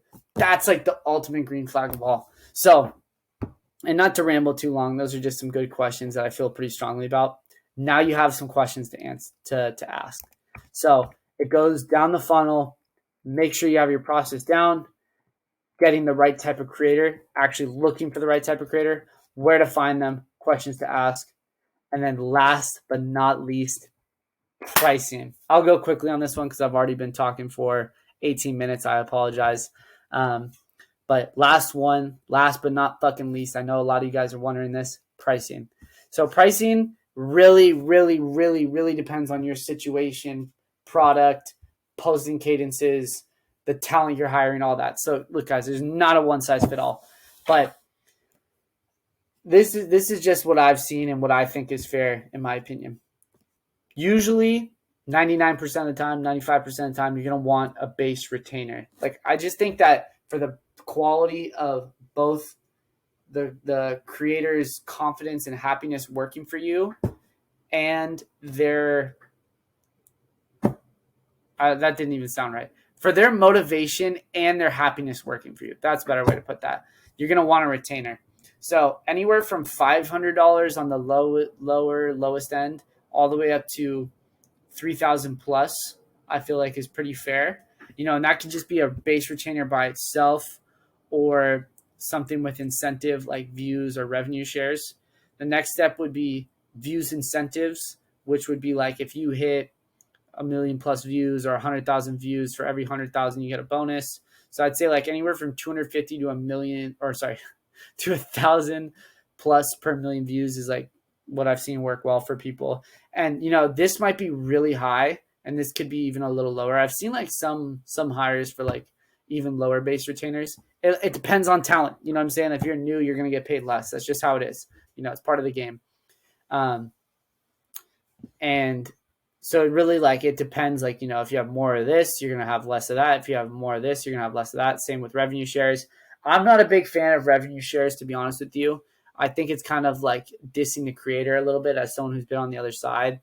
I also just think it really, really, really poorly motivates your creators. Like if you don't pay them a base retainer, the joke's on you, bro. Invest in your business, pay your creators properly, and don't just try and hire them on some bullshit revenue deal. To be honest, creators want to just get that monthly recurring revenue. They just want to make their money.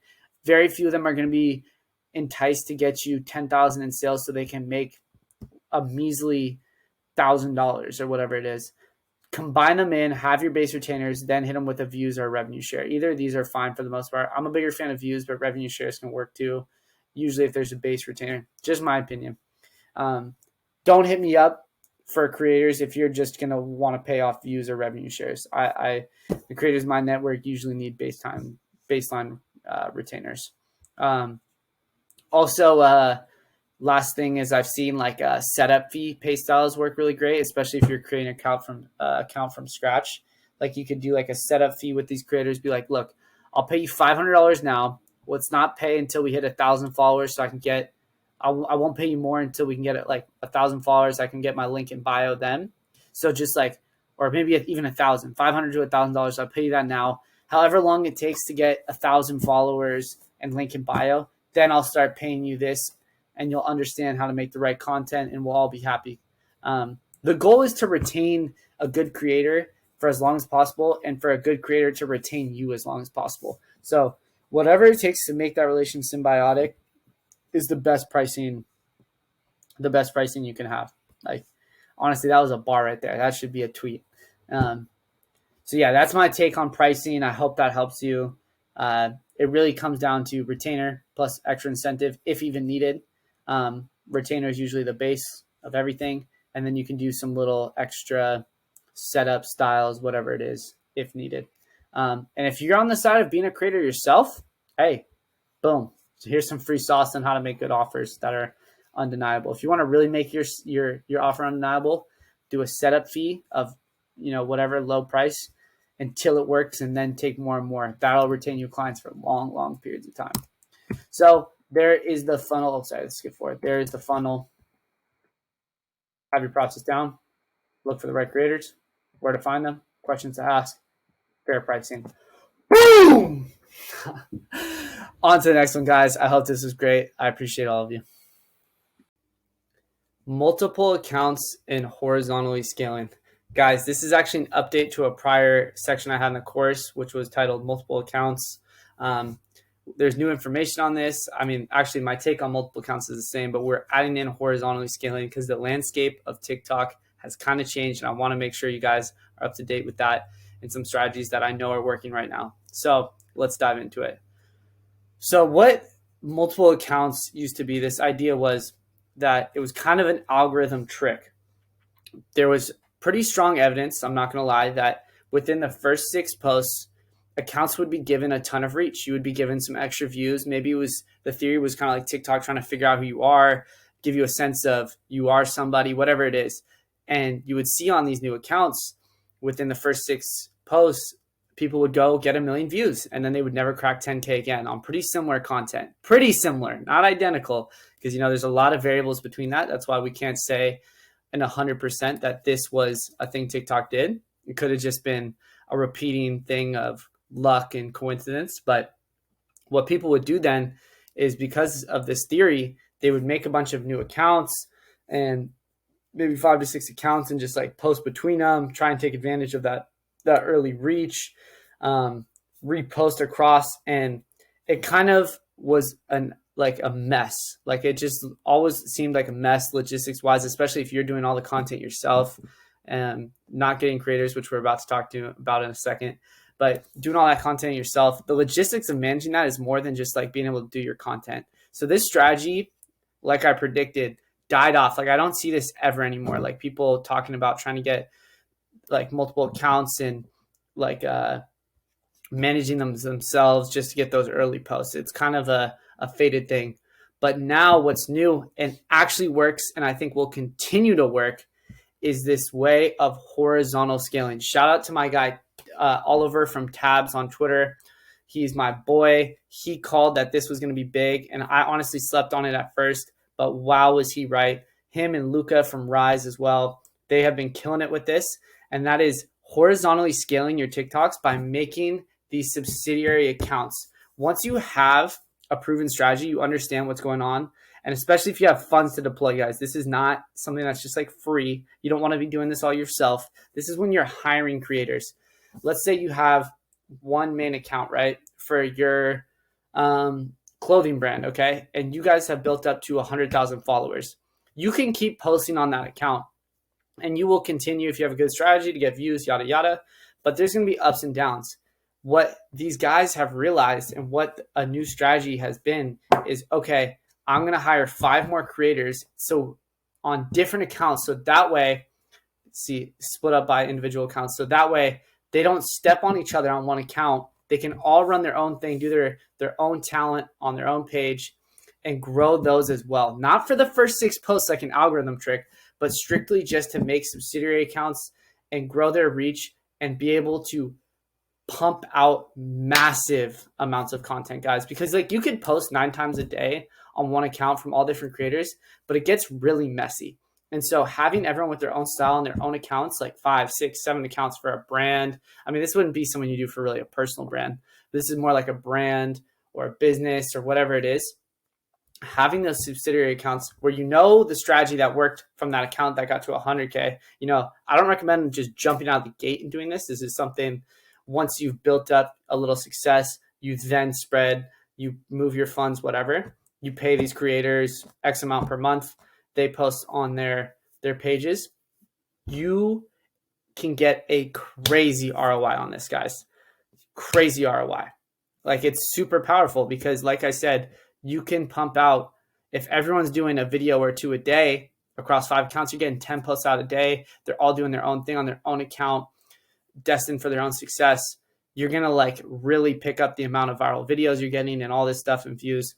So it's proven to be really successful. And I know people that are doing $100,000 months off this alone. And it's something that I'm implementing for my brand as well now. And I slept on this for so long. So I hope you guys aren't like me and you see the value in it. Moving across, horizontally scaling across subsidiary accounts. I know I kind of repeated stuff, but I hope that just like cements in the way of doing this. It's not an algorithm trick. This kind of reminds me of like hashtags. It's not an algorithm trick. It's a way of spreading, making more content across more avenues.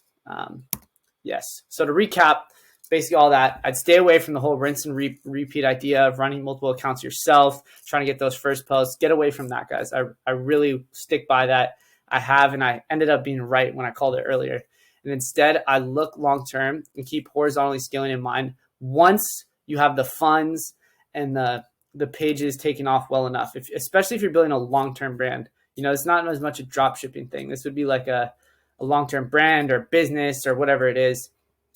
Look to horizontally scale, hire creators. There's tons on Twitter. There's tons on LinkedIn.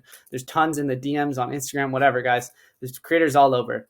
And like I said, in the hiring a creator section, sometimes they can even be family and friends. So look around, find people, find talent, and put them on their own account and see what happens. So I hope this was helpful. All right, guys, very, very important video here. Hiring creators, how to source, train, and grow with good talent. Let's do it. All right, so introduction. You have my whole entire TikTok playbook. That is what you purchase and it is what you got. Nothing held back, including this creator hire info, which is an important step of this, right? Everything I can think of for TikTok, I've included in this course. You guys know about my Discord probably too, which is a great place for community and being around other people that are doing it too. But regardless, this is the full entire thing. The Discord does not have everything. You have calls and you have community, but this is really the whole Rolodex of information, right? So I say that because now it is time to possibly pass that on to someone else, right? And give that to a new creator. One tip though is that I really recommend, and I'm going to say this multiple times in this video, is that I recommend for you to at least try to make content yourself. Okay, unless it really doesn't make sense, like you're older and you're just going to be absolute shit behind the camera. You know, even then it might make sense, but just you have too much money, too much time, whatever it is, you know, then just go straight to hiring and you've got a basic understanding at least from going through this course. But there is something special about being able to make viral content yourself. And if you can do it in-house where you and your partner are spending 15, 20 minutes a day making TikToks and have some blow up, not only are you going to have a consistent and free time to, or a free channel for making content, because that's really the organic, you know, when you're making it, not hiring someone else, then things are going to be not only a lot easier for your organic journey on the side of having winners coming in constantly for free, but also for hiring other people and training them and showing those little minute details of what it takes to make good content that you will only know once you get in the game. I can tell you how to fish, but you have to carry the rod and do it yourself, which is why I recommend you at least try. Okay, I've said it, now let's keep going. So first, sourcing. And I have another quick tip. I'm about to tell you all the places that I recommend to source creators that I know work. There might be other places I'm sure there are other places, but these are the ones that I know and I hire from. Okay. But quick tip before that, a lot of people fall into the UGC kind of thing where they're like, oh, I need to get this exact demographic because it's got to look like this, blah, blah, blah, blah, blah. And you're going to limit yourself a lot. Let's say you have a product that you sell on Facebook, right? That you are, I don't know, you sell it on Facebook and you're selling to a lot of 35-year-old moms, right? So you think that that's your exact avatar and you need to have that person. TikTok is different than Facebook, guys. And the best talent just happens to be, as far as the creator side, just happens to be young hustlers that are oftentimes men and sometimes female as well. You know, it's semi-split, but leans more towards men. And they're young, right? Young people know how to use TikTok. Really don't fall into the case of feeling limited to certain people. I remember this specifically with a client we worked with who was selling on Facebook. Their average customer was a 35 to 40-year-old man, right? So that's what they thought they needed. We told them, look, trust us here. They trusted us. And we got a bunch of 18 to 23-year-old kids to make videos. And sure enough, 5 million views first month. Easy. This is what we do. And, you know, it's just a good thing to remember. Okay. So quick tip there. I'll give you 2 quick tips now. Don't miss out on them because I promise you I wouldn't put them in if they aren't of value. So now that you know that and you're looking for content, also last thing real quick, remember that we're looking for TikTok content creators here. We're not looking for influencers really, and we're not sure as hell not looking for UGC people. If you say you want UGC people, they might overlap, but UGC people are the people who make ads. We are making TikTok content here. Look for TikTok content creators or TikTok account managers. That will take you the farthest. These are more like social media managers than UGC creators, right? So really be careful when you put out verbiage, especially on things like Twitter. When you're like, hey, hiring UGC creators, you're going to get people who make ads, guys. If you want the real killers, say you want TikTok organic management, TikTok content creation, blah, blah, blah. The UGC people will still reply, but you'll see the difference in talent. Trust me, trust me, trust me. Influencers are also people who have their owned audiences, right? You guys know this, but that if you say influencers, you're going to get more people like that. So you want to make sure you're putting out the right thing. So yeah, Twitter is a great place though, guys. You probably found me from Twitter if you're watching this course. And you know, there's tons of good people out there. You probably see me retweeting or talking about them or recommending them. There's tons of good people out there. If you have a little Twitter following or know someone, put out a tweet, look for them. You can search TikTok organic, whatever, and see if people are taking clients or if they can recommend anyone to you. Tons and tons of good people. You can look through who I follow. I probably follow some good ones. Blah, blah, blah, blah, blah. Next one, probably the best one of all if you want to just hire on your own, because this is literally where I hire my creators for my agency, is Discord, and specifically my Discord, collectivecord.com. Guys, you have a free code to join at $5 a week. It's literally $15 a week now, so you're getting in at 66% off. Like $5 is nothing, guys. If that's an issue, let me know. But there's a channel there called Opportunities where you will see me often post, hey, I need 5 creators, pay is X amount to X amount, DM me if interested. And I will hire a ton of kids from my Discord who are getting my training and learnings and all this stuff that have taken the course as well. So if that interests you, you know, look out for those as well. That's where I'm hiring. That's where you'll get it. Boom, bada bing. Tons of opportunities, and also other people hiring there as well if that's something that interests you. So creators looking and brands looking. It's amazing. Synergy. We've made an amazing job board out of it. So highly recommend there. TikTok, you can also try to find those influencers and micro influencers I was talking about. You know, kind of pointless because you're not really using their own audience. If you were, you would just be doing like influencer outreach and posts. But some of the really small ones don't really have enough of a following anyways, and you can sometimes get them to go over there. I know Dylan Rudzinski does that. So people are out there doing that. You can always do that, especially if it's in like a certain niche that you really like or you like the way this person makes content. Go ahead, feel free. LinkedIn is another one. My friend Mark Wagner has used that a lot because people are actively searching for jobs. LinkedIn, Upwork, same thing. Like you can put out TikTok creators. Just make sure you really vet their content and know you might be taking a risk, because I'd assume that there's not a ton of people who have done 50 million, 60 million views there. So just keep that in mind. Friends and family is another one. You could have someone that you could train hand on hand. I've actually seen this one creator who hired his sister, and she's goated. I've hired her on multiple projects, and she's done a great job. So that's always an option. And then last but not least, if not the best, agencies. And specifically, my agency, baby. We're live now, finally. I wanted to actually have an effective agency for so long, and now that I've sold my brand, I'm here, and we are fucking crushing. I am partnered with Oliver from Tabs. It was a little bit of a hectic start just getting the organization down and stuff, but holy shit, we have missed on very few clients. If you bring me a good, unique product and you have the budget to scale out, because we will only do multiple creator projects and horizontal scale from the start, we will fucking crush for you. So it's absolutely worth a shot. I'm going to link my Calendly for you guys to join and check us out. But I'm going to link my Calendly for you guys to check us out and book a call if you're interested. Please don't book the 30-minute call unless you are looking to inquire at the agency.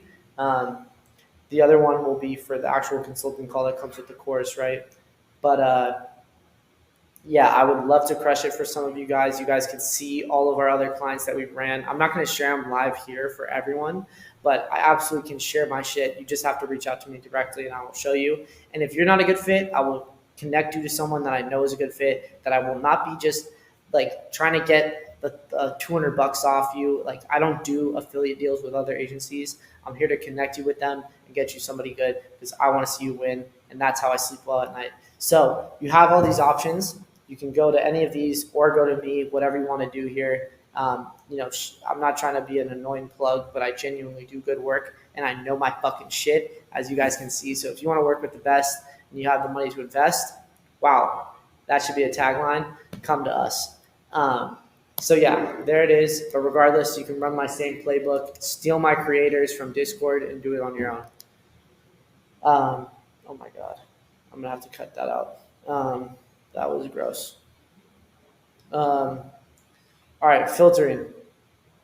So after that, I just rambled, guys, I know, but I'm trying to get you all the content here so you guys can succeed on your own. After this, so you've come here, you've got the introduction, you've got the sourcing, you've got the creators, now they're applying. This is how you filter through them. You want to ask for example content and proof that they did it. You don't want anyone lying and say that they ran an account they didn't. Say, show me your best work. I want to see it, blah, blah, blah, blah, blah. And if they say they can't show it, red fucking flag. And you can do your standard interview content or interview questions as well. Excuse me. Then you're obviously going to ask for price and deliverables, do classic negotiation as well. I'd say your aim to pay should be anywhere from 500 to 2,000 at the max per month for around 30 videos, depending on what they're doing. If they're going to be doing a ton of editing and street content and blah, blah, blah, blah, blah, or they're very talented and have a good track record, it's going to be on the higher end. But if they're more in the middle, they've done 10 to 20 to 30 million views lifetime, which is some of my best creators, honestly. They could be anywhere from 500 to 1,000, 1,200. You just have to see what feels right to you and what they're charging and if they're a good fit for you. But that's usually the range. I'd say on average, it's about 1,000. You can get most people in any circumstance for 1,000. So aim to pay in there and get 30 pieces of content, if not more, and make sure they're fucking posting, right? I'll get into that too. Ask how many clients they have, guys. This is a very important thing. A lot of people will overload themselves and take on 20 clients. That's literally impossible for one person, okay? Literally impossible. You do not have the time or creative energy to post for 20 clients once a day. It would be impossible, and the content would absolutely suffer. So look for people who have like 5 or less, I'd say, or if they have creators under them who are making content, right? So Very important question, a little hack that I've learned over time is to ask that and get a sense if they can really handle it or not. And then, of course, that's their plan for how they're going to crush it for you. You can show them some other content. I'm going to attach my my creator cheat sheet for you guys. You could show them your cheat sheet and think, hey, what do you think of this? Is this something you could really handle? What's your plan? What are you going to do? And you'll get a good sense if they're bullshitting or not, probably. Boom. Hire them and let them fucking loose, guys. If you like what they're saying, boom. Don't overthink this. Get them going. Fail faster if it doesn't even work. Always have a good mindset, right? But to make and improve your chances of it doing well, I highly recommend you give your creators a cheat sheet, which I've attached, and it's the same one that we run for our agency that has fucking crushed, guys. Like, we just came off a campaign for a very, very, very well-known D2C brand that you guys know from Twitter. And like a lot of you guys know, you'll probably see a case study on this. And if you reach out directly to me and want to work with my agency, I'll show you all about it, of course, so you can see what we're doing for our clients. And we did 3 million views in the first 8 days. 8 days. And, you know, no bullshit, right off the bat, firing. And it comes down to what we had given our creators, and that was a beautiful cheat sheet. And by the way, 3 million views isn't the most impressive stat. It's obviously an impressive stat here. I've done over 250 million views though, right? So in the scheme of my stuff, it's just a drop in the bucket. But 3 million views, why it was such a significant stat here is because they had only done a couple million views lifetime before this on multiple accounts. We come in and we fix that right away with our horizontal scaling strategy. We fire with the right strategy. When everything lines up, it might take 2 months or it could take 9 days or 8 days like it did with this, and beauty happens. So take my cheat sheet if you don't want to run with me and do it on your own. I've attached it in bonuses of what you need to fill out and put there, but it's going to involve how to set up the account, the angles that you recommend with a little bit of learnings, and then example content for them to follow or kind of copy or get inspiration from. And yes, after that, you're going to want to check in with them let them go on their own accord and check in with them every 2 weeks, 2 to 4 weeks, and optimize. You don't want to go too much, but I'd say like the more doesn't really hurt. You just don't want to annoy them. But try to work with them, help them improve, use the learnings you know now or from content you've made on your own, and always help them improve. Like, that's very important. Everyone needs a second pair of eyes when it comes to TikTok, even me. So I hope that helps. And give them at least 30 days, if not 60 plus, unless they are really, really bad. A lot of people get antsy and they're like, because they're paying, like, if you don't have the money to pay, guys, wait until you do. You want to be able to invest this and burn that money so you can fail faster and find the right creator. Once you find the right creator, it is poetry in fucking motion, hands off TikTok growth, and it's the most amazing thing ever. My partner Oliver from Tabs had to hire 50 fucking creators before he found a creator that was making him 6 figures alone, right? Like, literally pulling in 6 figures a month alone. So that should be the inspiration for you guys to make sure you are testing, and do not give up. Oliver really inspired me a lot with this because he was saying he doesn't really fire his creators until 60 days unless their content is trash. And I don't mean it's not getting views, because a lot of it won't get views. I mean, like, you look at it and you're like, they're not trying, they're not posting enough, they've done stuff I told them not to do, blah, blah, blah, blah, blah. But if it's like, yo, I see this person has potential, they're a good person, I like them, give them time, guys. It takes time. Just like it does for you, it's the same thing for the creators. You want to invest in good talent and not give up too early. You will shoot yourself in the foot if you give up too early. So after that, fire and hire accordingly, trim the fat if needed. This is basic, you know. After that, if they're not working, you can always cut them and find someone else. Do not give up on it too early as well, as far as in the scheme of things of hiring new people. With the horizontal scaling, you can always have more people, and the more people working, the better. So even if you already have people working, you can always grow horizontally and blow up and find more and more people. That's the Tabs way, and there's a reason they do the numbers they do. Same with our brand, I wish we knew earlier. So learn what you need as you go, optimize basic stuff. I know I just rambled for almost 20 minutes straight, but this is my whole playbook when it comes to creators. And whether you run my playbook or go with me, I do not care. I'm here to give you all the sauce, no fucking gatekeeping. and I really hope it crushes. Cheers, guys. And if you feel like I missed anything or whatever, you have any questions, you can DM me. My course people are my favorite people to respond to. Just make sure you tell me that, hey, I'm from your search. Another one of my top FAQs, especially from ecom people. I was hesitant to put this in the course, honestly, but I'm going to put it in here just to satisfy all of your guys' itches.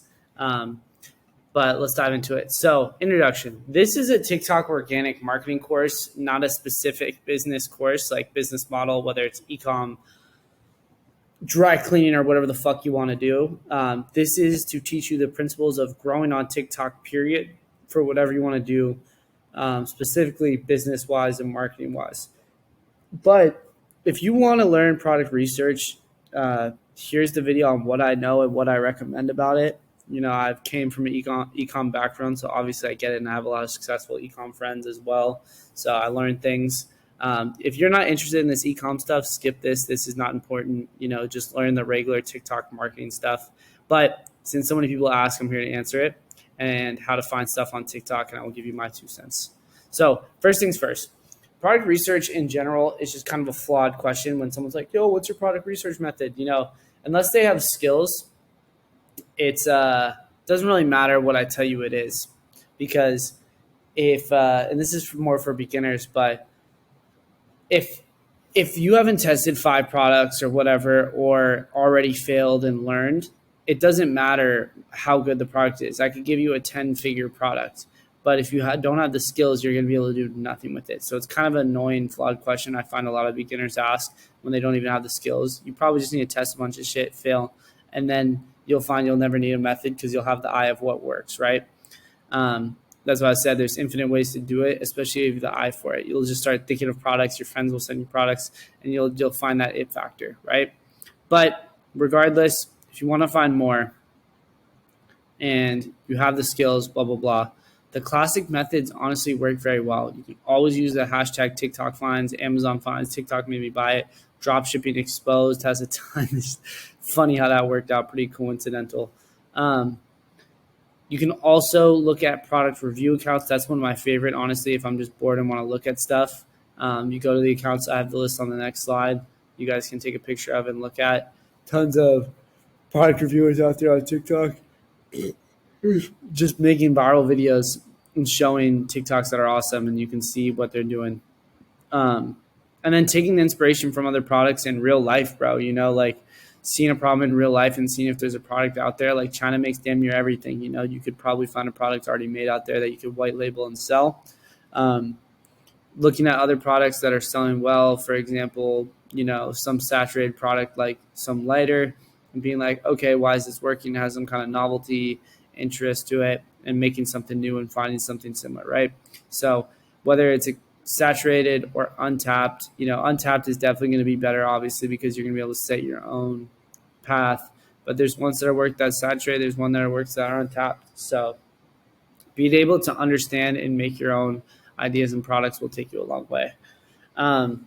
So yeah, here are the product research accounts. You want to take a picture of this, write this down. These people all review viral products on Amazon and all over, and just give them reviews, and you can see how they do with views, blah, blah, blah, blah, and even get winning angles from the comments. So highly recommend you check those out. And then also making a burner account. This is an amazing way to get free TikTok products and really be in the weeds for what's blowing up on TikTok as well. So I highly recommend doing this. Basically, all you need to do is make a new TikTok account, make it called Your Mama 101010, and search for accounts in the product direct-to-consumer space. You use the same accounts here, product research accounts, and look up all these hashtags, right? And then engage with all the content you see under those categories and accounts. Engage, like, watch the whole thing, save it, boom, boom, boom, boom, boom. And continue to do the same when it then inevitably hits your feed, because it will. It will soon follow to your TikTok feed, especially since it's such a new account. You can even hold the videos that you don't want to see and press dislike, don't show me again. Basically just training your algorithm, and it'll learn very, very, very, very quickly, TikTok feed, to just show you products. And you will have TikTok just spitting products in your face. So amazing way. A lot of people know this now, but if you don't, you're going to think this is the biggest hack of all time. Really, really good way to get in the weeds of what is blowing up, what is going viral right now, and get inspired for other things. Sometimes they'll even show you products before they've blown up, and you can get them and go. So definitely do that. Basic stuff here, but definitely helpful nonetheless. And yeah, that's really it, man. That's really all I have for product research. There's a ton of ways to do it. Go look up someone on YouTube if you want someone better. There's tons of other people. There's softwares, blah, blah, blah, blah, blah. But really, I find the best ones are just going to come from thinking them on your own or seeing something because you have the eye. Because skills for winning products are undeniably better than winning products themselves. You can't do anything if you don't have the skills. If you want to learn more about just like e-commerce stuff, there is a lot more of that in my Discord, collectivecore.com. Use code Jimmy, and you will get it for cheap, like you guys already know, plugged in with the course. Or just go on YouTube, bro. There's a ton of good YouTubers out there. Noah Brewer, Seb, Georgiou, Sebastian Esqueda, blah, blah, blah, blah, blah. There's tons of other good ones out there that can teach you about product research, and I'm sure there's more I don't even know. So hope this helps. Regardless, just want to make sure that gets answered. I know it's anticlimactic, but I'm keeping it fucking real. I'm not going to tell you some miracle cause that I don't know. So cheers, guys. On to the next. Hiring a creator part 2, a few extra hacks I forgot to mention. So if you haven't watched the last video already, definitely go watch that. Hiring a creator part 1. Tons and tons of good stuff in there. I really go in depth about the right steps you need to take in hiring a good creator. But a couple extra hacks I wanted to mention that are really important. Oh my God, Jesus Christ. Are going to be these ones right here, the hacks that I will discuss. Motivation, payment, and organization. This shouldn't be a long video, and I'm just going to touch on these. But they're really small things that can make a big difference. And I want you guys to make sure you're watching them, especially for different levels of your TikTok game. Organization will be more of a higher level thing when you have a ton of creators, but motivation and payment will be useful from start to finish, from one creator to 100. So here's some extra things for hiring a creator and managing your creators to success. Motivation. I'm telling you guys, if you guys don't already know this, tons and tons of creators will lose motivation after the first week of posting. They will promise you the world and say they're going to post 60 videos, they're going to in a month, and they're going to crush it, and they're going to do all this stuff. But then once they get paid, they're going to go and really drop the ball on how often they post and the quality and all this stuff, because it's hard. TikTok is hard. It's a lot of effort, and sometimes these guys just want the money and not really the work that comes with it. Okay, it's just not always a walk in the park. Even though they might have had accounts pop off in the past, it can be a bummer when you get on TikTok and you just post and you don't get views, like I've told you guys before. So you will see a ton of creators lacking on posts, especially if they are not given motivation through it, or if the payment structure is bad.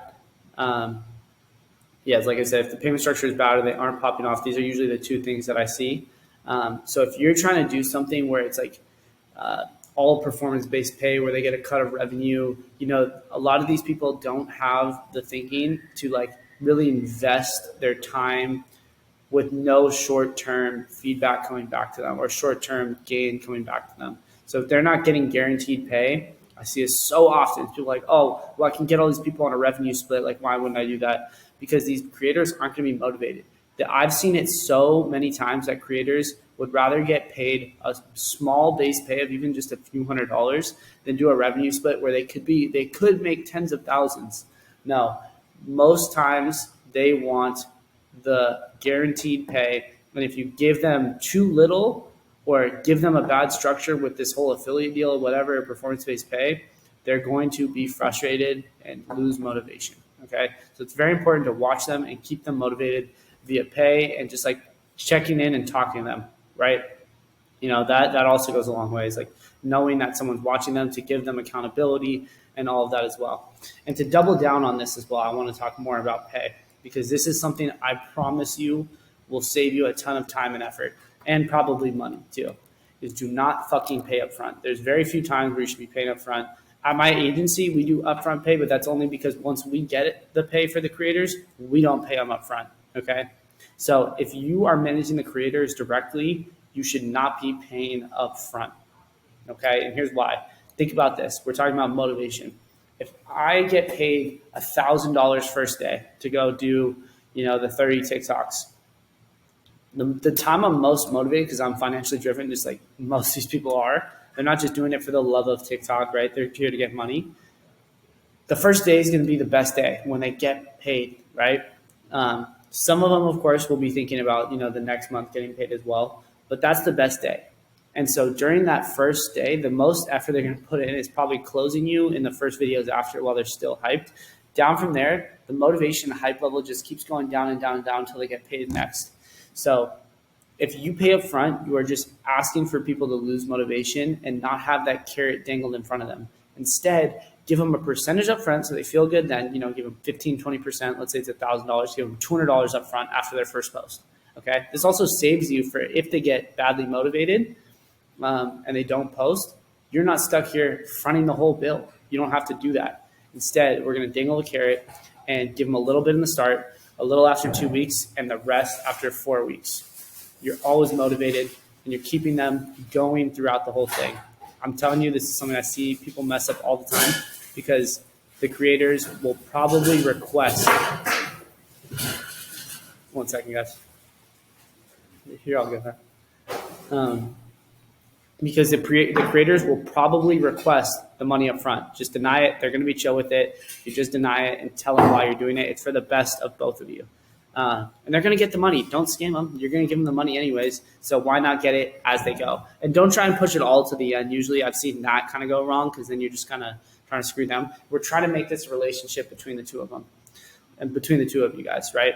And like I said, again, just to really drive this point home, performance-based pay is risky. I'm telling you, it's risky. Even though you might feel like you're saving money, you're ruining your chances are you're putting yourself in a position to risk the quality of videos you're getting and good creators who are actually going to make the shit that you want to see. So that's really the two little hacks for like everyone from 1 creator to 100. But this is more for like when you have more creators, like 4 or 5 doing the horizontal scale that I talked about. You want to make sure that you have a good organization because I'm telling you the group chats and just trying to check from your phone and remember and all this kind of stuff will get really messy. Instead, make an easy way to track it, whether it's Slack or Discord or Google Sheets or whatever. What I do at my agency is we have a Discord for all the creators. Granted, we have like 100 creators. So we need something like that where we can both talk to everyone at once, talk to the group, and just talk to individual creators one-on-one. And then we use Google Sheets to just have our VA upload everything, make sure like everyone's posting. We have it red if you miss a post and green if you make posts, right? Because we do usually once a day posts. So we're able to see all that stuff and just make it easy to track it. We'll get way too messy if you try to do it from just memory or text or just checking your phone. Don't do that. Make it easy. This is self-explanatory, like everything. You should have good organization. But I just need to make sure you guys do it and don't get lost in this as well. And then I highly recommend using Exolite. I've talked about in the bonus section of this course. You can look. I have an affiliate code there too if you guys want to use that. Let me know if it doesn't work. Just hit me up on Twitter. But Exolite is genuinely what I use. They're fucking amazing. They have the best analytics I've ever seen on TikTok for not that expensive. And you can track everything. We'll make folders with all of the accounts for our clients. And so if you have, let's say, 10 accounts, you can just put all of them in a folder and you can just see all their stats right there. It's fucking beautiful.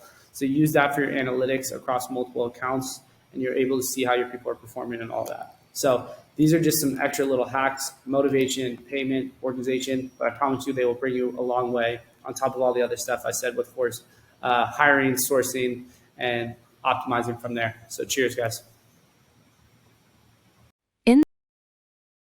Hey guys, thank you so much for making it to the end of my course. You are now at the last video in here, next steps. So what does this mean for next steps? I've given you everything that I know on TikTok. I didn't hold anything back. All the stuff you need to know that I personally think you need to know to get to over my success, 250 million views plus, do even more than what I've done, like I've had students actually do so far. Because you can learn from all my mistakes. You can learn from all my friends' mistakes that I included in here as well, and fast track your growth and really go crazy. The time is now. So the real thing you have left to do is put the action behind the knowledge. So many people, I can't tell you how many people, which you already know, take courses and don't do anything with it. And I really hope that if you know that TikTok could kill it for your brand and that your brand is perfect for this opportunity, that you go out there and put in the work. It might take a month, it might take 2 months, it might take 6 months, but separate yourself from the short term and stop looking at all the other stuff of millions of views. Don't worry about that. You've got the knowledge. Time just hasn't caught up yet. And so you have to put in the work and get to that point. Learn how to get better. Learn to find the winning angles for your brand and recreate them. Build your community over time. And I promise you it'll be so worth it if you have the right brand and you have the vision. So I just have to put that out there as a little motivation. You know, don't quit after 1 month and say TikTok just didn't work for me. I can't tell you how many people have told me that. Get out there, make it happen, stick with it.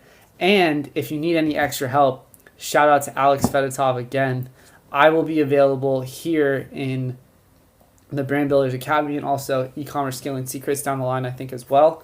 I think around 3 times a month for calls, group calls, where you guys can come in, ask whatever questions you guys want, as well as probably do account reviews as well too, so I can like do hands-on personal strategy with you guys and help you guys really cement these learnings in and make those little semantic changes that you might need. So I will be available. We'll do this together, and I just really don't want to see you guys give up because, you know, this opportunity, you know, is amazing. You can spend $0 and make hundreds and hundreds of thousands of dollars just by putting some content out there. It's amazing. So I will be available here in the group. Just look out for those and make sure to schedule an RSVP.